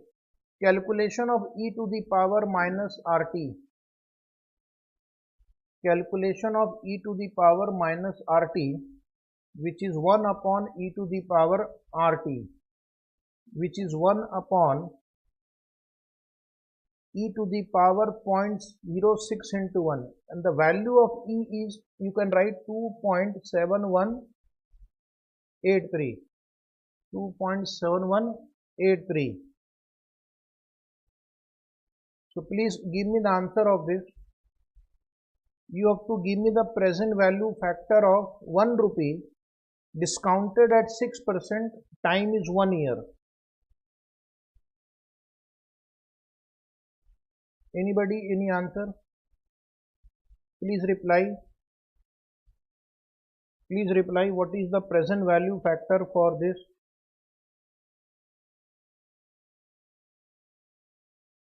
So it is approximately 0.94176. approximately 0.94176. 0.94176.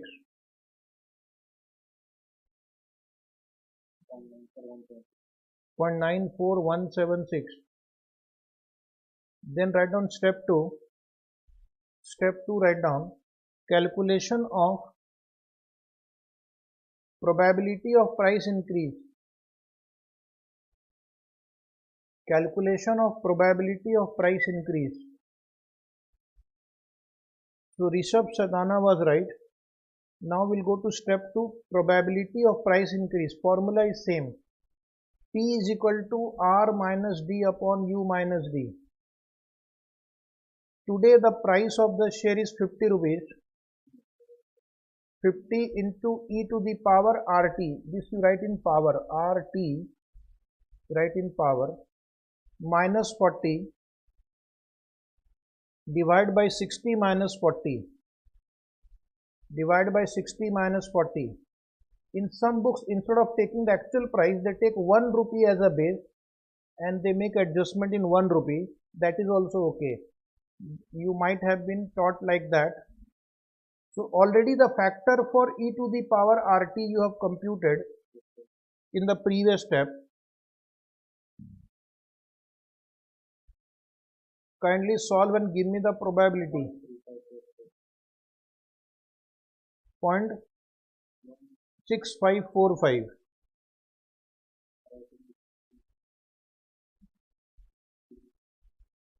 Is the answer right? Is the answer right? For probability of price going up 0.6545. Don't multiply by 0.94. That is a PV factor. You have to multiply by future value factor. So that is the mistake you are making. Rishabh is right. Mehul is not right. So the answer for 1 minus P is 0.353455. This is the probability of price going down. This is the probability of price going up. Now you got it right? Everybody? Say yes.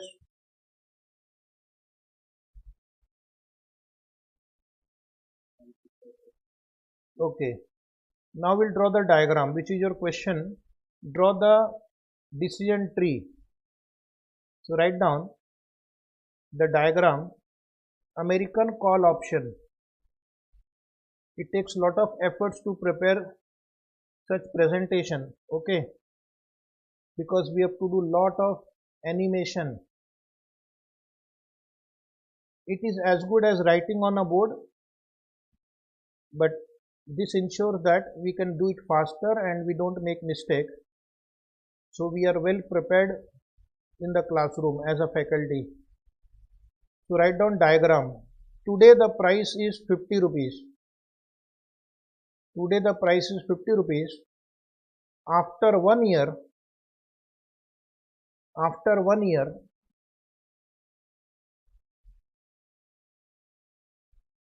the price can be 60 rupees, that is 20% up, or the price can be 40 rupees, that is 20% down. And the probability you write down along with the branches. Probability of 60 is 0.6545 and the probability of 40 is 0.3455. This is the first year, but it is a 2-year binomial model. If the price is 60, then it can go to either 72. This is after 2 years. After 2 years, the price can be either 72 or it can go down to 48. Understood? So tell me, what is the probability? Same. 0.6545, 0.3455. Write probability next to the branch. If it is 40 in year 1, then what are the two possible prices in year 2? Then it may be 40 plus 20%, that is 48. It can go up or it can go down. 40 minus 20%, 32. Is it right? Write down the probabilities also. Write down the probabilities also. Write down the probabilities also. Done. Now write down the action. What action will you take if the market price is 72 and exercise price is 50? Will you exercise or will you allow it to lapse? Market price is more than exercise price. It is a call option. You will say exercise. If market price is below 50, call option would lapse. So write down lapse. Again write down lapse. What about the last case? What about the last case? Exercise or lapse? Come on, reply. Lapse. Okay?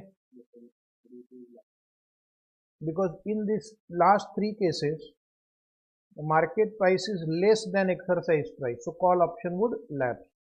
So what will be the value of the option on expiry date? If it is 72, you will exercise and the value of the call option will be share price 72 minus exercise price 50. That is 22. Value of call, write down 22. Value of call, write down 22. Then write down 0 because it will lapse. Lapse 0. Again lapse. Again 0. Okay. So this is not the answer. We have got the value of option on expiry date. So we have to now move backward and reach this circle. C means T stands for circle. Okay, circle number. Just for future reference. So I will have to move backward and find the value of the option at C2, which is the higher of later exercise or immediate exercise. Later exercise will be 22 into probability plus 0 into probability. That is weighted average value. And immediate exercise will be compare 60 with 50. 60 is the value, 50 is the exercise price. So if you exercise at C2,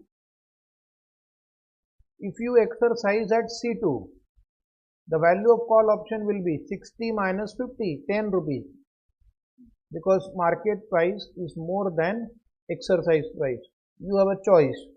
You can exercise at this point or this point or this point. Is it right? Similarly, we'll do the working for C3. After doing working for C2 and C3, we'll again move backward and we will try to reach C1. Same process. So I have to find now the value of C2, C3, C1. Right below that.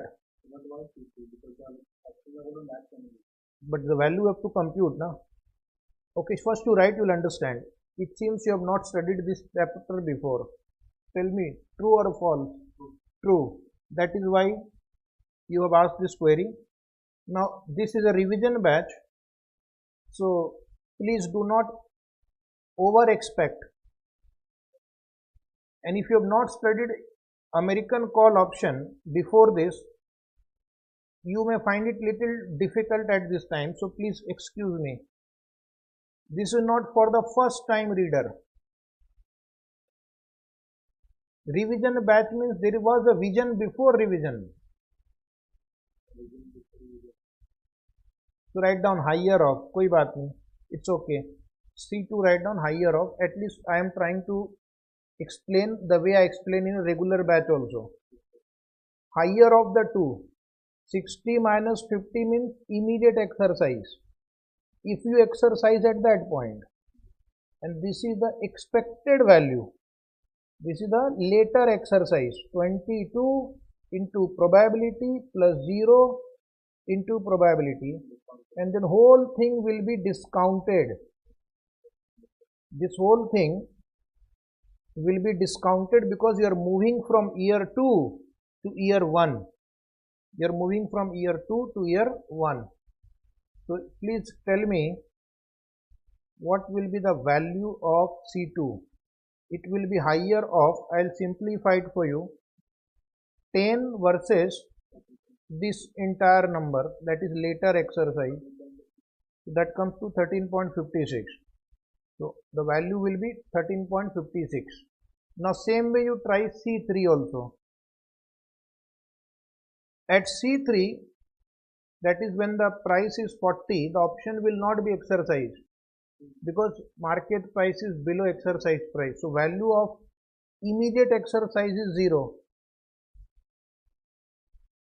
This is immediate exercise 0. This is later exercise. This is later exercise.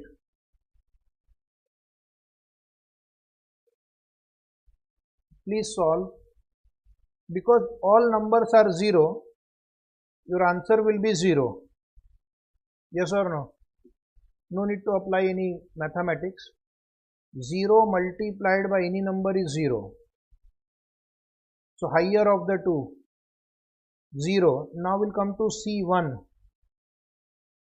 Now we'll come to C1. C1 will be, what is the price today? 50 rupees. And exercise price is also 50. So the option is add the money. Add the money means exercise price and share price are equal. Value is 0. If you do later exercise,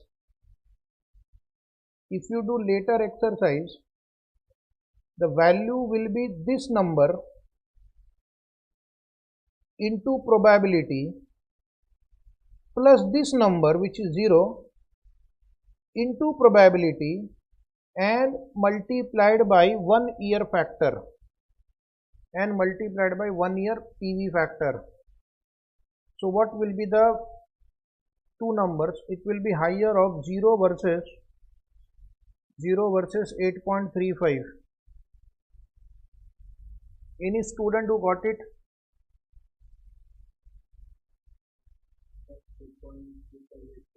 Yes, 8.3584 is the right answer. You can round off to 8.36 also. Rishabh Chidana is right.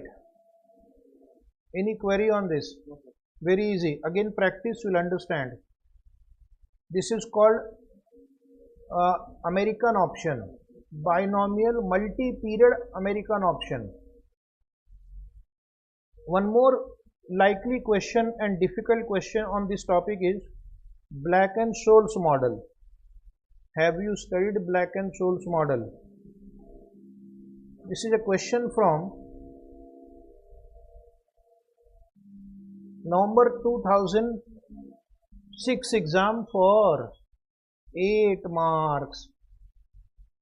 So we have seen one period binomial model, then we have seen two period binomial model, but the other two models have some mistake, some conceptual problem, and that is they expect that price will have only 2 values, 4 values, 8 values, but in reality share price can be any value on expiry date, not just 2 or 4 or 8 or 16 or 32 values. On expiry date share price can have any value. So for that reason one Nobel Prize winning model was developed by Mr. Black and Mr. Scholes, and it is popularly called Black and Scholes model. They have got Nobel Prize in economics for developing this model. It is one of the most complicated financial model. Hence, there will be some calculation which we just have to accept as it is, some formula, because we will not be able to derive the formula in the classroom. It is beyond the scope of our CS syllabus only. Those are highly mathematical model, so we will just use the formula. You can see such questions are asked in the exam, so you can't ignore it also. Yes or no? At the risk of 8 marks, you can ignore if you want. You don't want to ignore. Then let us start. From the following data for certain stock, find the value of the call option. Again, call option. Usually they ask call option, easy. Stock price today S0, 80 rupees. Exercise price E, 75. Standard deviation of continuously compounded annual return is 0.4. Sigma. Maturity period 6 months. Annual interest rate R. This is R. This is time T. It's 12%. Now they have given you a table. This table will be required for calculation of values. And I am going to explain briefly how to use this table. That is the skill that you should have. Number of standard deviation from mean. This is a normal distribution table. Have you heard normal distribution table? And these are the standard deviation from mean Z. Mean is in the center. Then they have given area of left or right one tail. Underline one tail. Underline one tail. This one tail word is important here. If D1, which we are going to calculate later, is positive, value will be 1 minus table value. Value will be 1 minus table value. And if D2 is negative, D1 is positive means here. If D1 is negative, which means we are here. If D1 is negative, take table value as it is. Take table value as it is.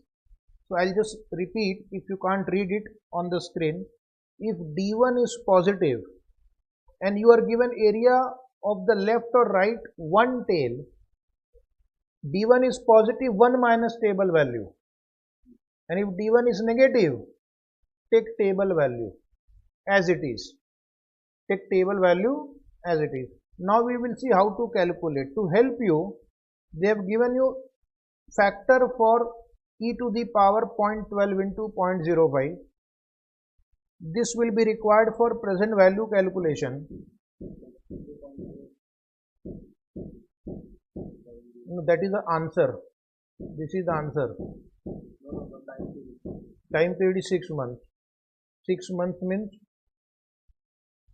0.5. It should be 0.5, not 0.05. Question is wrong. 6 divided by 12 means 0.5 here. Okay. So you can rectify the question. Question itself was having this mistake. And this is the value of natural log. This also I will require in solving the problem. So in the exam, you are given the values. You have to apply the values given in the problem and solve. Black-Scholes problem are usually solved in 7 steps. What is the first step? The first step is write down. Now we'll solve the problem. This is a revision batch, so we will directly now solve, but I will explain every step. The first step is called calculation of ln s by e. Ln means natural log. Ln means natural log. Log with base e. Log with base e. So find the value ln in bracket 80 by 75. 80 by 75. Question should be in front of you. Solve. 1.066667 or something. Are you getting? Right. Then write down the value of this figure. which is printed in the question, last line of the question, 0.0645. Can you see the last line of the question? You don't have to calculate. One student is saying thanks to institute ln value is given. Yes, otherwise it will take some more time to calculate, but usually given. Otherwise there are some calculator tricks to calculate that also, but don't worry, if it is given, use it. Step 2, write down calculation of D1. Now here there is a complex formula which you have to by heart. We cannot derive this formula in our class. If we can derive, we will also get Nobel Prize. Our mathematical power in CA course is not enough to derive this formula. So this you accept it, but we will learn how to apply it. Write down ln S upon E plus R plus sigma square by 2 into T upon, in the denominator, sigma square root T. In the denominator, sigma square root T.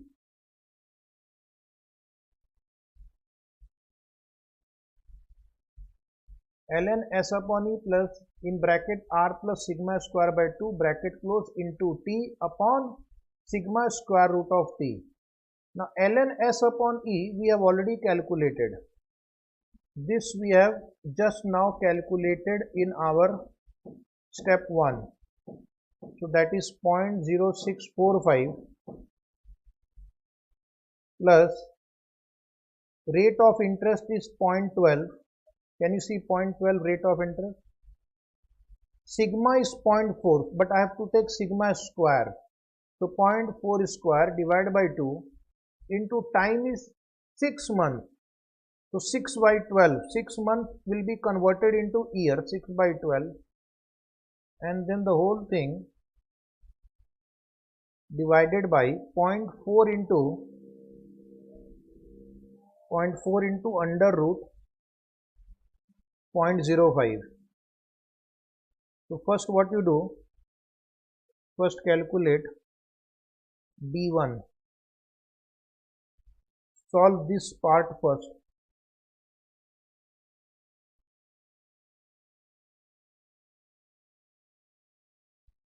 Solve this highlighted part first. Are you getting 0.1645 in the numerator? 0.2828 in the denominator. Please reply. So one student has already replied. Very good. 0.5817 approximately. 0.5817 or 5816 approximately is right. This is the formula for D1. Now you please calculate D2. Students will please help me. D2. The formula for D2 is D1 minus under root sigma into under root T.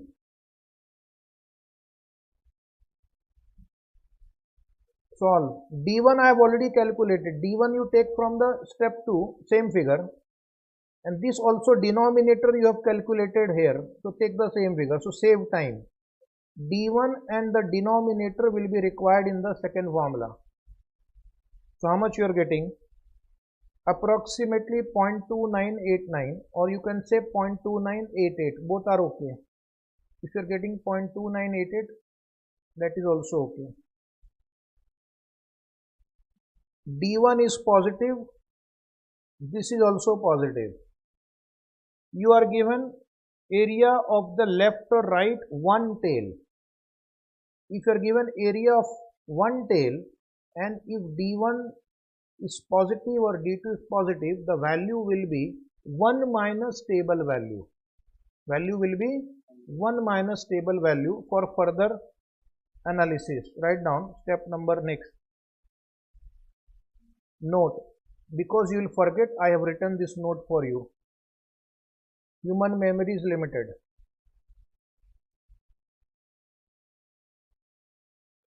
When one tail table is given, note, write down those who are interested, not for exam but for your future reading. When one tail table is given, we subtract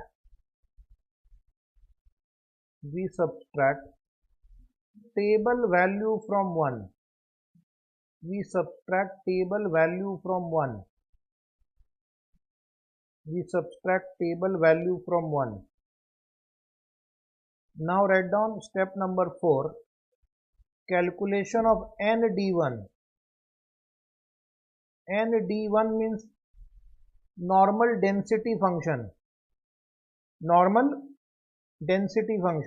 That is value of the D1 in the normal distribution table. So that is n into 0.5817. Now there is a small problem. What is the small problem here?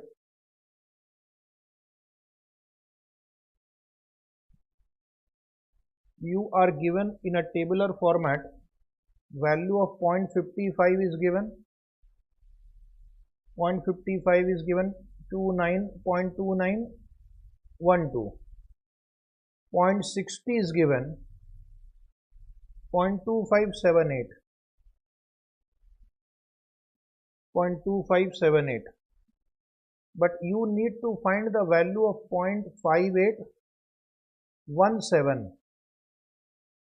which is between 0.55 and 0.60, so you have to apply interpolation. What you have to apply? Interpolation and find the value of 0.5817. So this is again a new problem for you. In classroom we sometimes used to round off to save time, but in the exam the institute have taken interpolation. Okay, if 0.55 is 0.2912, 0.60 is 0.2578, what will be the value of 0.5817? So I will help you now. Write down. So basically interpolation, whatever method you know, apply it, you will get it. For D1 is equal to 0.55,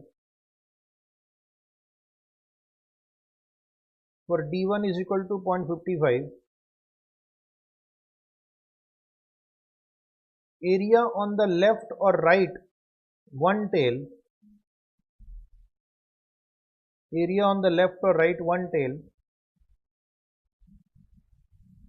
is 0.2912, which is given.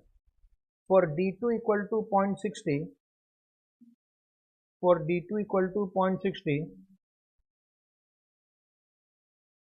area on the left or right one tail,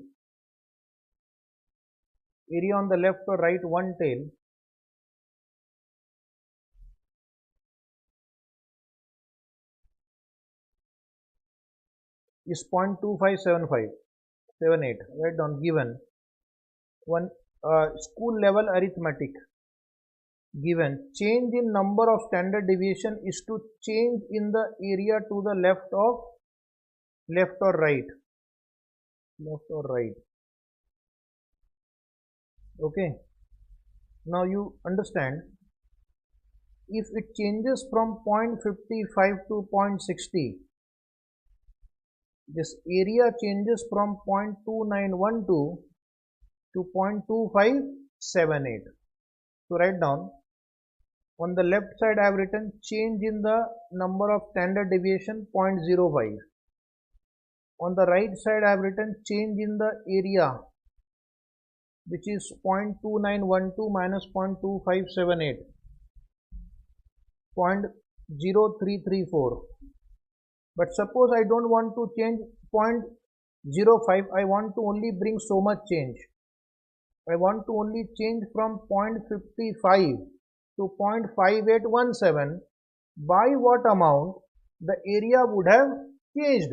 Is it right? If I want to only change from 0.55 to 0.5817, by what amount the area would have changed? So write down below. 0.5817 minus 0.55 is equal to left side 0.0317, right hand side question mark. So now go back to your happy lucky school days. In school days when you are running around in half pant, this kind of equations were taught to you. Is it right? So what will be the value of that question mark? Cross multiply, divide by 0.05. So write down, therefore change required. These two numbers I'll multiply and divide by 0.05. 0.0211. So I have to change the area by 0.0211. Understood? This is called interpolation. Next line write down, hence if number of standard deviation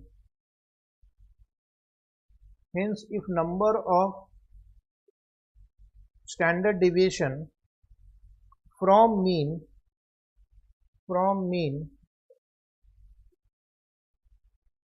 is 0.5817,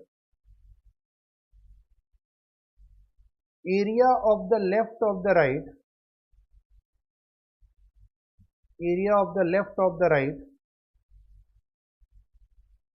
write down, area of the left of the right is equal to 0.2912 minus 0.0211, that is 0.2701. This will be the area. This is extra effort they want you to do. Now write down, hence n 0.5817 equal to, this is not the answer. Again the student can make a mistake. This is not the answer. I have to deduct this from 1. So that will give me the cumulative normal density value. So n 0.5817 equal to 1 minus 0.2701, which is 0.7299. Is it clear? Now don't be happy. We have to do the same exercise for ND2 also. We have to do the same exercise for ND2 also. I have given you the answer in detail. In case if you want, you can apply any shortcut. Okay. But you have to reach this number. This magic number is the correct answer.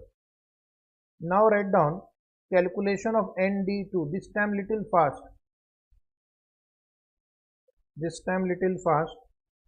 Just understand it is exactly the same thing. So I am not explaining. In the given question you are given 0.25 standard deviation is 0.4013 and 0.30 standard deviation they have given 0.3812, but we want 0.2989 value. 0.2989 will fall between 0.25 and 0.30, yes or no? So when a number falls between two numbers, we apply interpolation technique. So write down, given change in number of standard deviation. You see number of standard deviation is changing from 0.25 to 0.30, means 0.05 is the change. The change in the area is the difference between these two numbers, 0.0192, but I want to change from 0.25 to 0.2989 only. I don't want to go up to 0.30. So if this is the change, what will be the change in area? Solve. I have already explained it in the previous one. Please do practice of this question. If it appears in the exam, in the same way, it is a bonus mark. Okay. So this is 0.0188. Write down next line.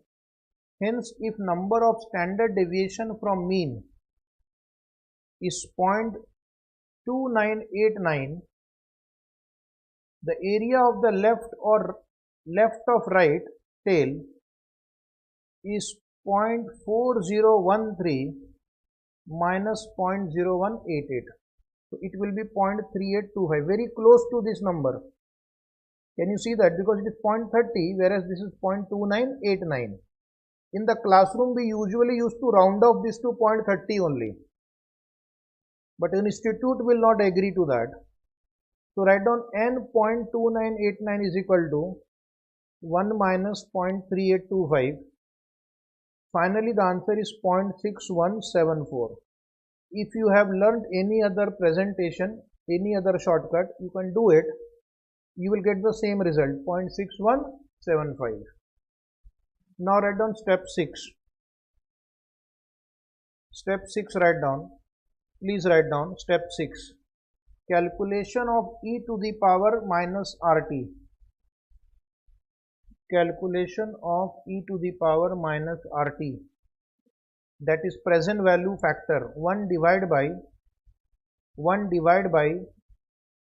e to the power RT, 1 divided by e to the power RT. I will give you the numbers, student will solve and give me the answer. Unless you answer, I will not move.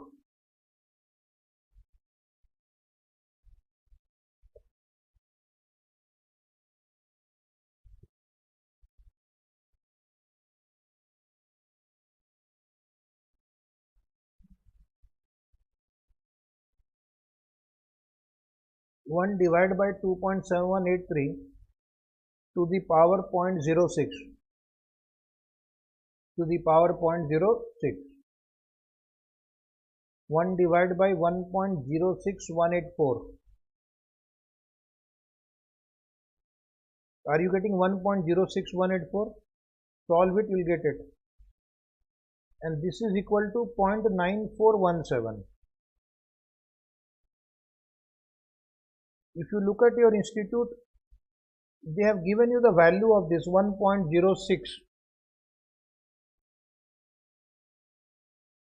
but their figure is wrong because it was for 0.05. Actually it should be 0.5. So I have done the calculation myself. So this comes to 0.9417.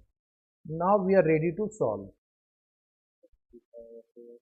In the institute answer, you have to fight with the institute. Last step, write down 7 value of call option. I will give you the formula, you will give me the answer. Yes, everybody should reply.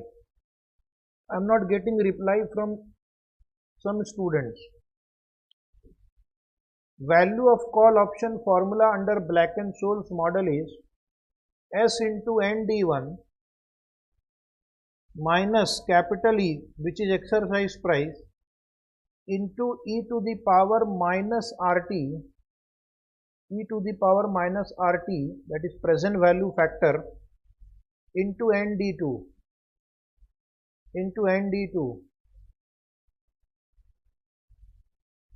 I want the student should reply. Okay, again to help you, I'll put the values. Now at least reply. Share price is 80 rupees. ND1 we have computed. Step number 4. Minus exercise price, present value factor, step 6. ND2 step 5. Anybody? Please come on.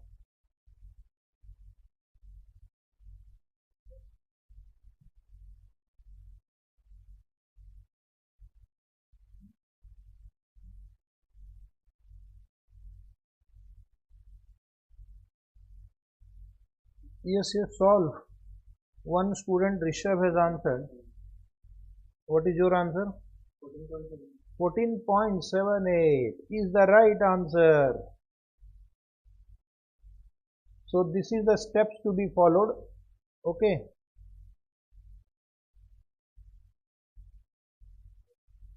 Now write one note.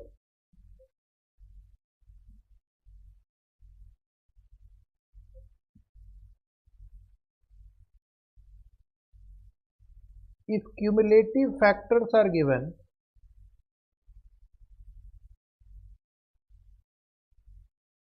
that is only for future, not for this question. If you cumulative word underline, it if D1 is positive, if D1 is positive, take the factor directly. Take the factor directly, which means they have already done the calculation. And point B, write down, if D1 is negative,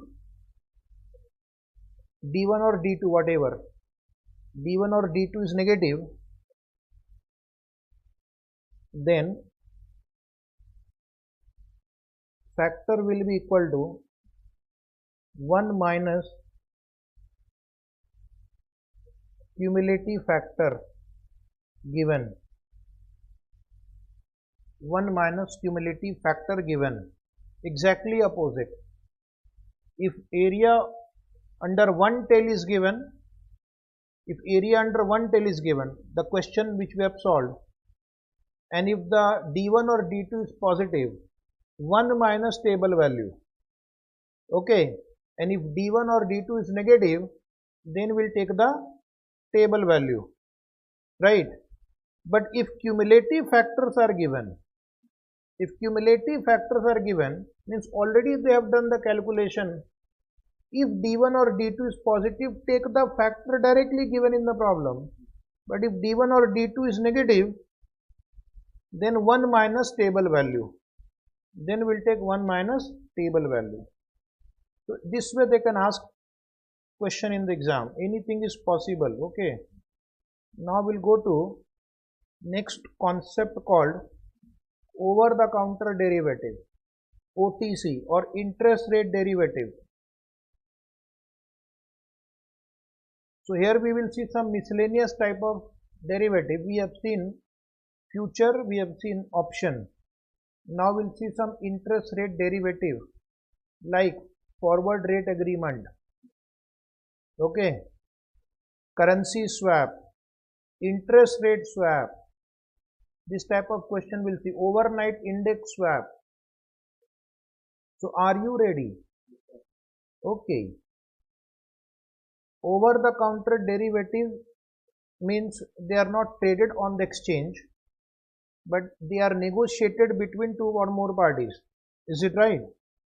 So here we are going to solve first one important question on currency swap. This is May 11 for 8 marks, and they are repeated in RTP and MTPs also.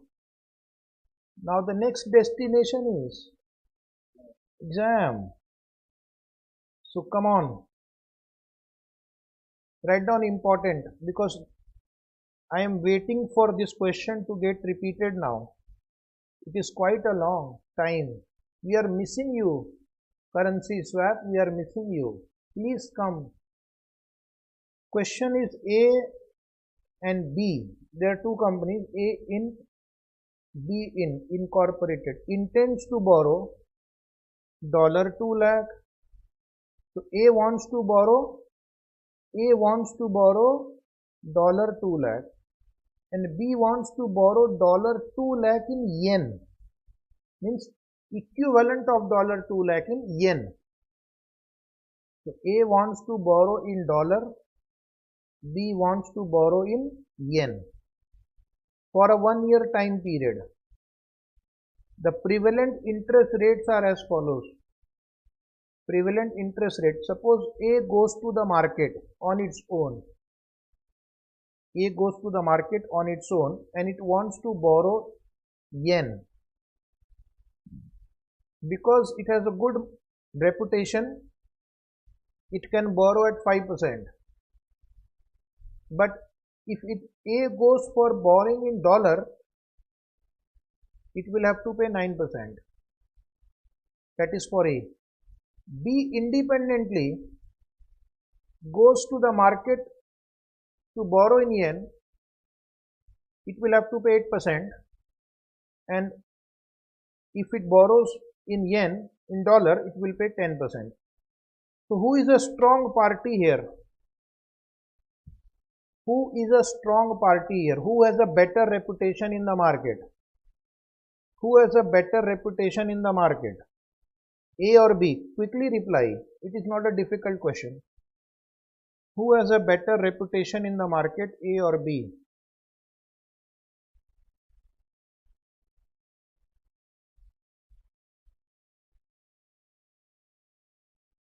Please reply. Who is a better reputation? A can borrow at a lower rate, whether it is dollar or whether it is yen. So we will say A has got a better reputation in the market. So A has a higher bargaining power. A has a higher bargaining power. Got it? A has a higher bargaining power.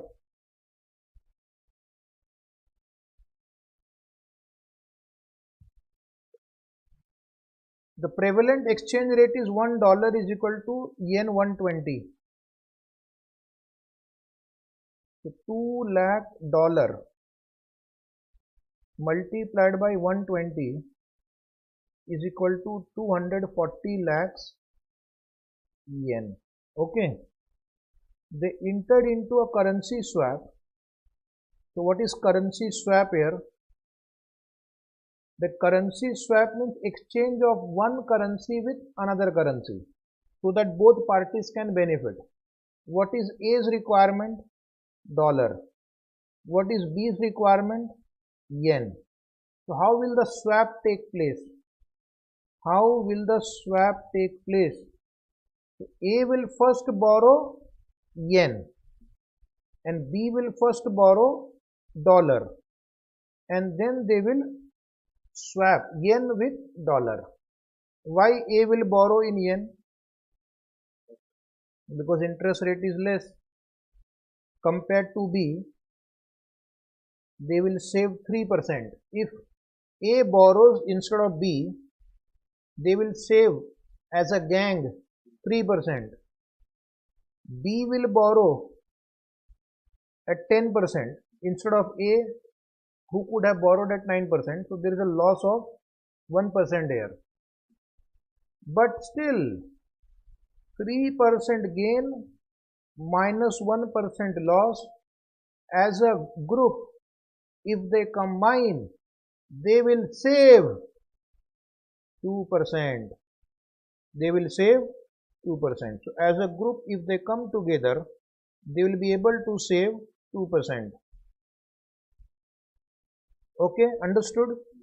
That is the power of swap. They entered into a currency swap under which it is agreed that B will pay A. B will pay A, understand, line by line, at 1% over the yen loan interest which the latter will have to pay as a result of the agreed currency swap, whereas A will reimburse interest to B only to the extent of 9%.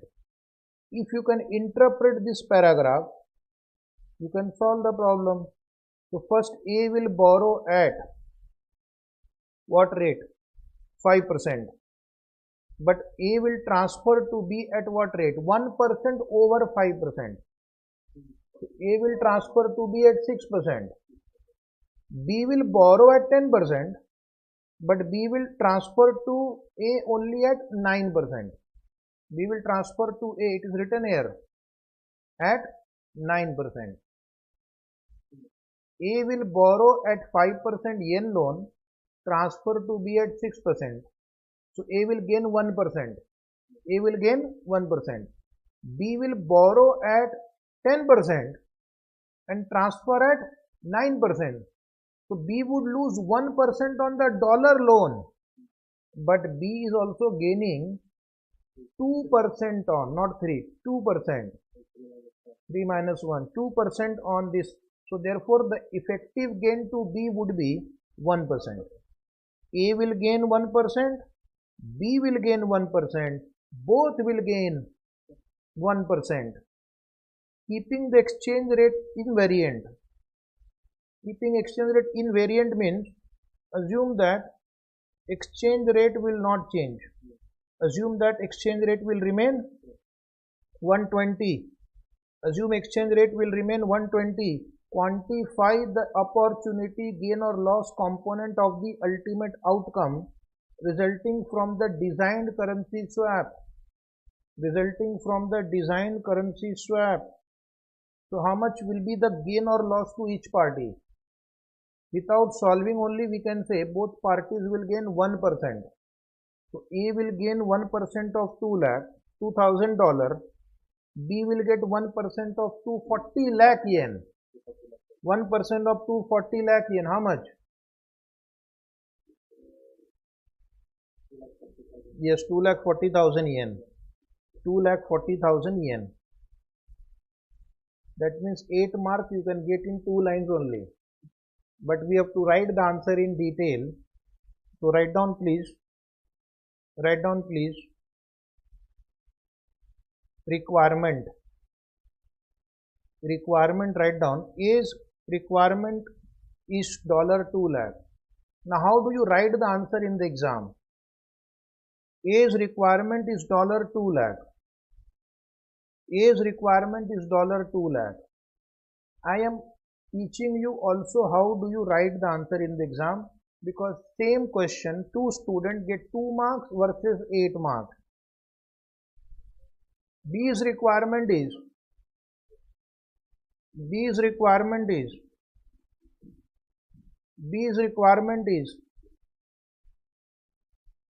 2,40,000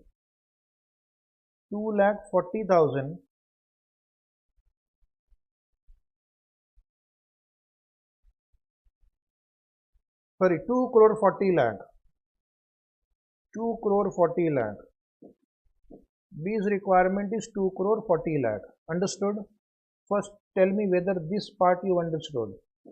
B's requirement is equivalent to $2 lakh and the exchange rate is 120. Continue. Swap arrangement. So what will be the swap arrangement? I am writing in detail. In case if you don't have time in the exam, you can write briefly also. Because I have to ensure every student understands, not only few students. There will be thousands of students who are going to learn this. So every student in the country should understand. A will borrow yen 2 crore 40 lakh. Swap will happen only if they borrow in opposite currency first. If they borrow in the same currency in which they want, where is the question of swap? A will borrow yen 2 crore 40 lakh at 5% per annum from the bank and give it to B at 5 plus 1. Instruction is printed in the question. 5 plus 1, 6%. I am not doing anything here. Question says 1% more will be charged to B. Point 2 write down. B will borrow $2 lakh. B will borrow $2 lakh at 10% per annum from the bank.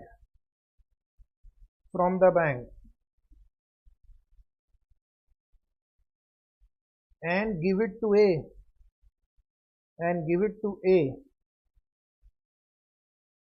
at 9%.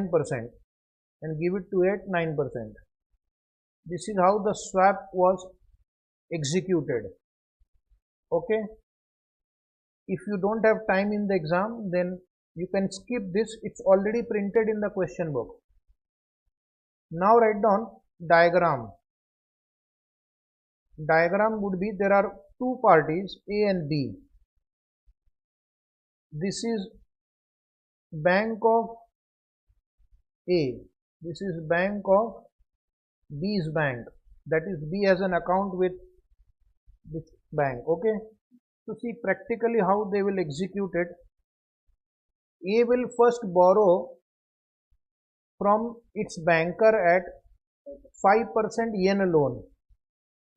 A will borrow from its banker at 5% yen loan and A will transfer to B at 6%. Can you see the two arrows?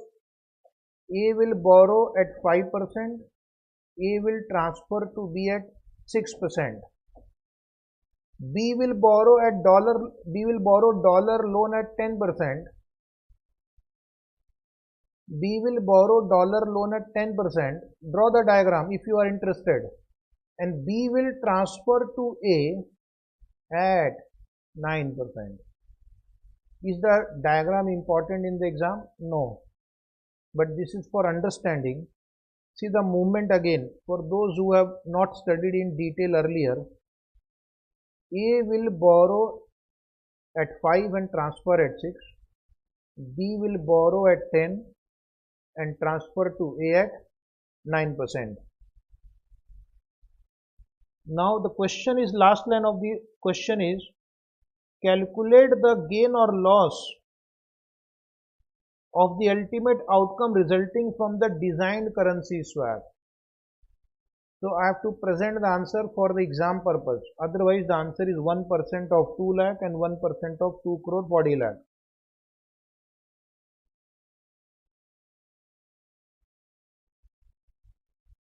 So write first point A, write down. First heading write down gain or loss to A. Gain or loss to A, right hand side amount. How will you write the answer in the exam for full 8 marks? Question should be understood. Presentation should be such that they can't deduct even half mark. So A has borrowed from the bank 2 crore 40 lakh yen loan at 5%. So you have to pay to your own banker 12 lakh yen, correct? Keep the diagram, you'll understand. A has given this loan to B at 6%. So A will receive from B interest. A will receive from B. A will receive from B 6% of 2 crore 40 lakh. 6% of 2 crore 40 lakh. 6% of 2 crore 40 lakh. Come on. 14 lakh 40,000 yen. But A has also taken loan from B $2 lakh at 9%. So you will write A will pay to B. A will pay to B 9% into $2 lakh. This will give you dollar value, but we have to convert into yen. So multiply by 120. 21 lakh 60,000 yen. So now you tell me the net total of this first 3 lines.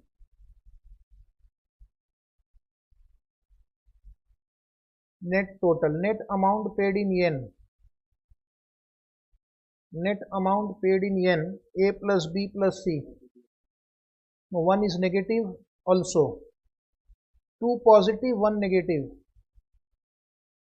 Sorry, 2 negative, 1 positive. This is negative, negative. This is positive, the middle one. So 19 lakh 20,000 yen will be the outflow. Now what is its equivalent amount in dollar? Point number E, write down equivalent amount in dollar. Point number E, write down net amount paid in dollar equivalent. Net amount paid in dollar equivalent.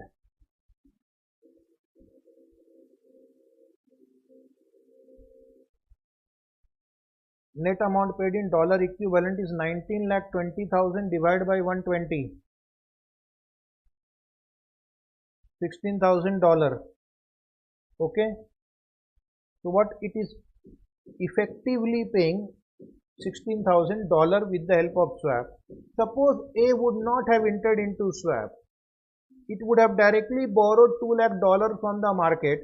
What is the interest rate applicable to A for dollar loan? 9%. Interest rate payable by A on its own. Can you see in the first line of the table, A in dollar loan 9%. It would have paid to the market without swap $18,000. 2 lakh into 9%. 2 lakh into 9%, $18,000 without swap on its own. But with swap, it is paying $16,000. So what is the gain to A? One student, Mr. Rishabh, has answered gain to A is $2 lakh. 2000, sorry, 2000 is right. This is the correct answer. Okay. And now I am going to give you a small classwork. You have to write down the answer in the similar manner and calculate the gain or loss to B. So I'll give you 30 seconds to write the answer. I'll just come in 30 seconds. Please complete.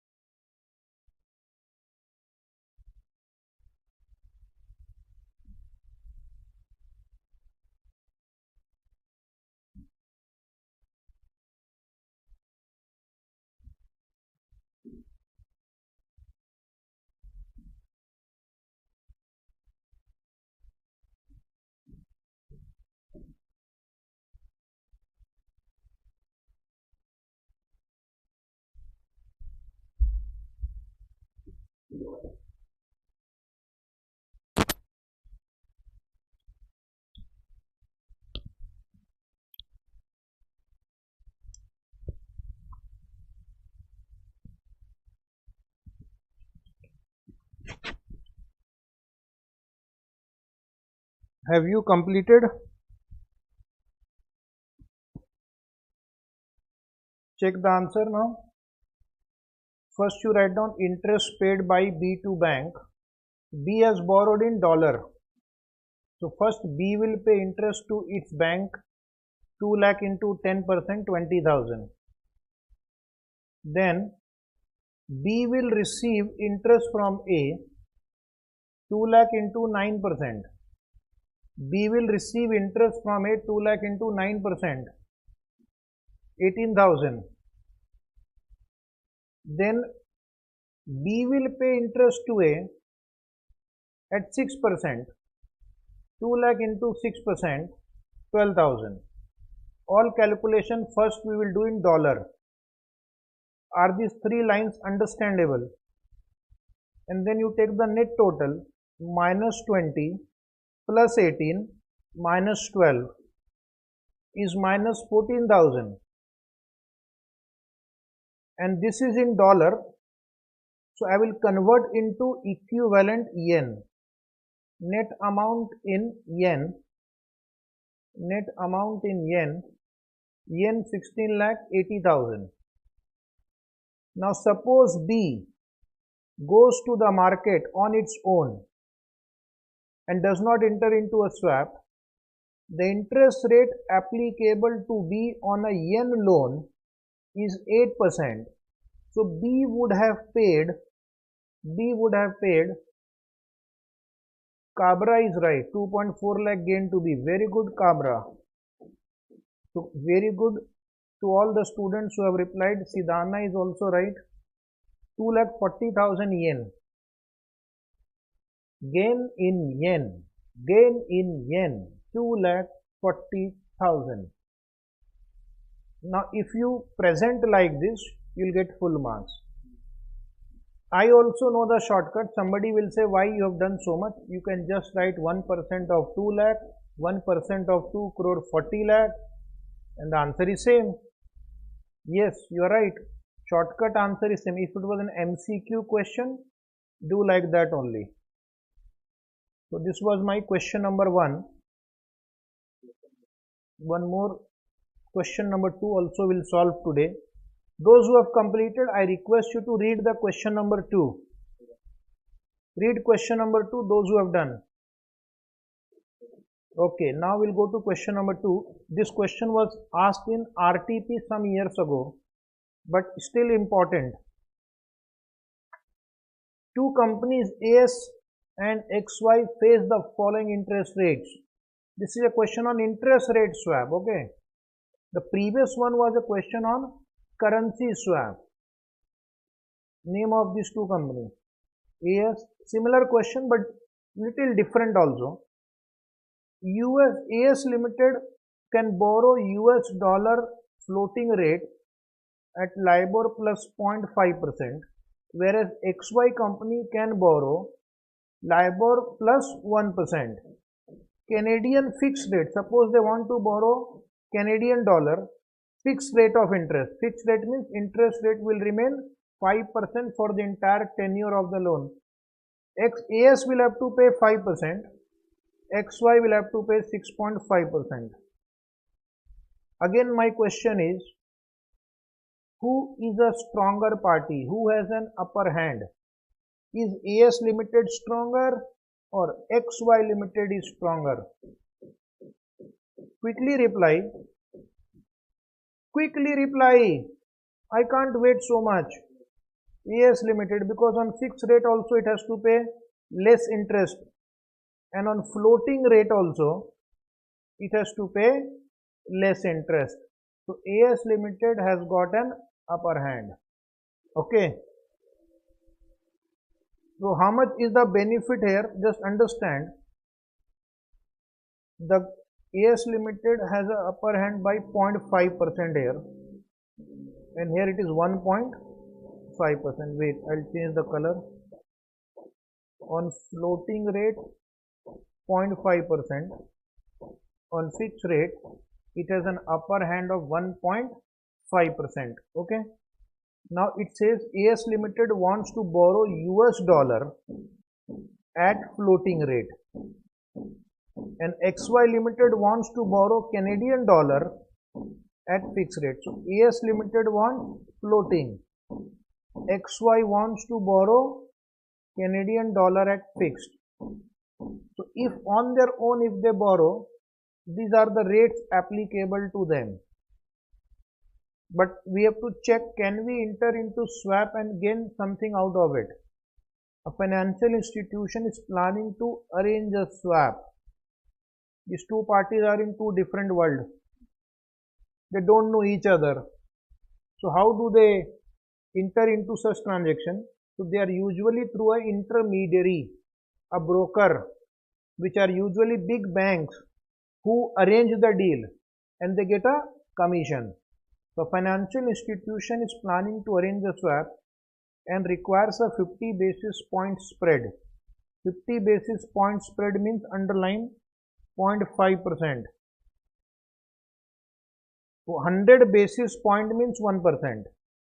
So they say I will get a cut of 0.5%. I will arrange the deal, but then I should get 0.5% commission. If the swap is equally attractive to AS and XY, equally attractive means both should gain equal percentage. What rate of interest will AS and XY end up paying?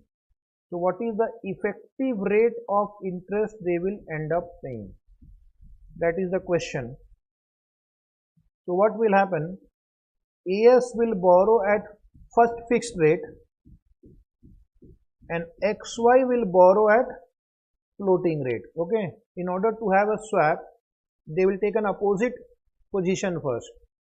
AS Limited wants to borrow at floating rate, but then it will borrow at fixed rate.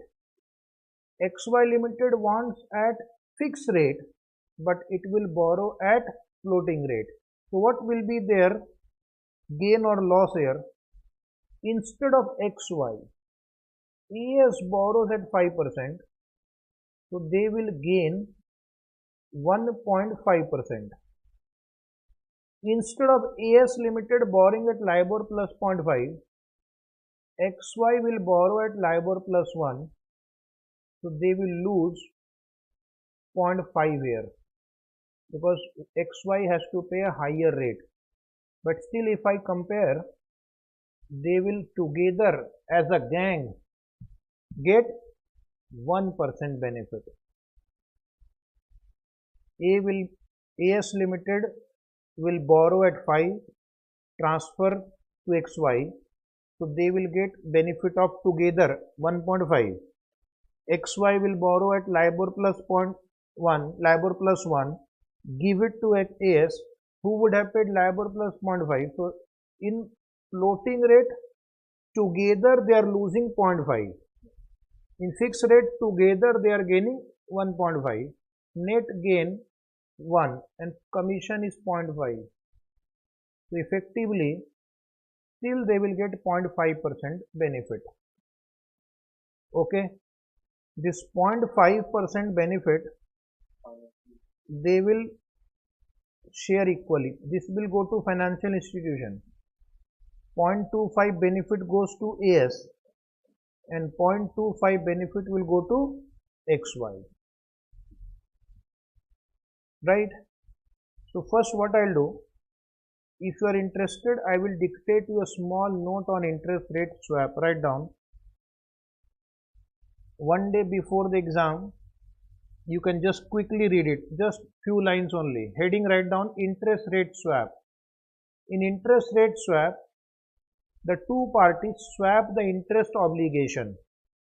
One swaps the fixed interest obligation, other party swaps its floating rate obligation, such that both parties are benefited. Okay. Principal is not exchanged. Only the interest is exchanged. That is called interest rate swap. And whether interest rate swap is possible between two parties or not, I will give you a note for that. Whether interest rate swap is possible or not. Write down. Point number 1. Point number 1, write down. A switch from, it is better to write in the notebook, a switch from fixed to floating rate is possible. A switch from fixed to floating rate is possible. That is what we are doing right now. Fixed to floating. The strong company AS will borrow at fixed rate and swap it with floating rate. Only if the difference in the fixed rate available to the two parties, only if the difference in the fixed rate available to the two parties is greater than is greater than the difference in floating rate available to the two parties. In our example, difference in fixed rate is 1.5% and difference in floating rate is 0.5%. So swap is possible between AS Limited and XY Limited. Next line, write down. This is our question number 2 on this point. This we don't have a question on this, but write down for your exam. A switch from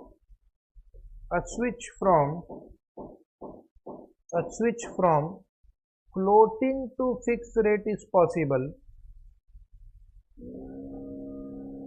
A switch from floating to fixed rate is possible only if the difference in floating rate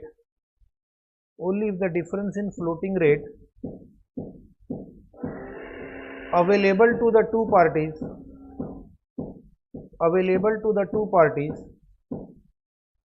is greater than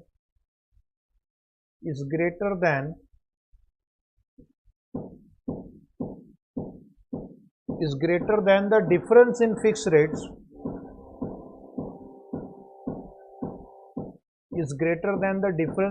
rates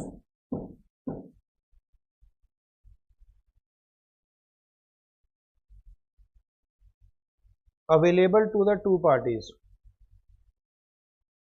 That means if the strong company first borrows at floating rate and swaps it with the fixed rate, the difference in the floating rate should be more than the difference in fixed rate. Then the swap is possible. And you should know the swap properly, because in your financial reporting subject also, Ind AS 109 financial instrument, there are questions on accounting of interest rate and currency swap. So this knowledge will be required in FR topic financial instrument. Now write down next line. Note, write down point number 1 and 2 above. Point number 1 and 2 above apply to the strong company. Point number 1 and 2 above applies to the strong company. Point number 1 and 2 above applies to the strong company. That is, write down little fast. In case of one above, point number 1 above, the strong company should desire to move from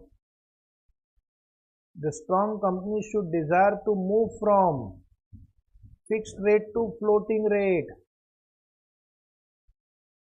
The strong company should desire to move from fixed rate to floating rate. And in the case of 2 above, 2 means point number 2, and in the case of point number 2 above, the strong company should desire to move from floating rate to fixed rate. Strong company should desire to move from floating rate to fixed rate. So sometimes the question is whether a swap is possible or not. So to check whether the swap is possible or not, apply this test. If this test is successful, swap is possible. Otherwise, swap will not be possible. Now write down steps involved. Steps write down. Compute the difference in fixed rate.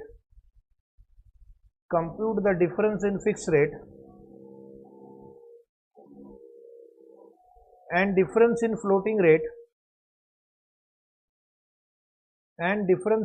rate. Available to the two companies. And difference in floating rate available to the two companies.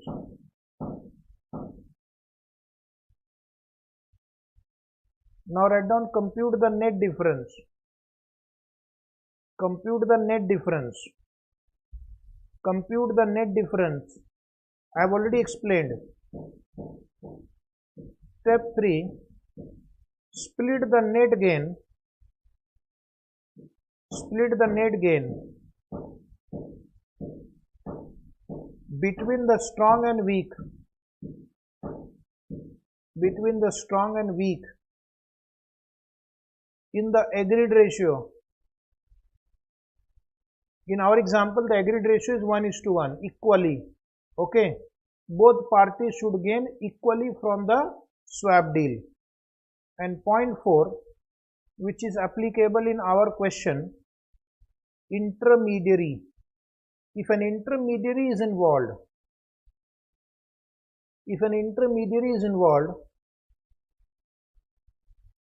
the net gain should be arrived. The net gain should be arrived after deducting the commission. Okay. If intermediary is involved, the net gain should be arrived after deducting the commission. Now, in some question you will get in the exam, intermediary is not given. Then ignore that. If intermediary is not given, ignore that. Written the note. Now write down the answer, just 2 more minutes. Step 1, calculate the net difference. Calculate the net difference. Step 1, calculate the net. From here the answer starts. So this will be your starting point in the exam. Okay. Previous few lines I have dictated for understanding purpose. Draw 4 columns. Particular column, AS Limited,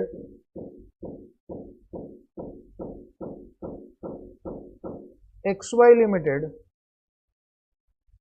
and difference. Particular, AS, XY and difference. First write down fixed rate. Look at the question. What is the fixed rate applicable to AS Limited? 5%. Very good. What is the fixed rate applicable to XY Limited? 6.5. So if AS Limited borrows at 5% instead of XY, they will gain 1.5%. They will gain 1.5%.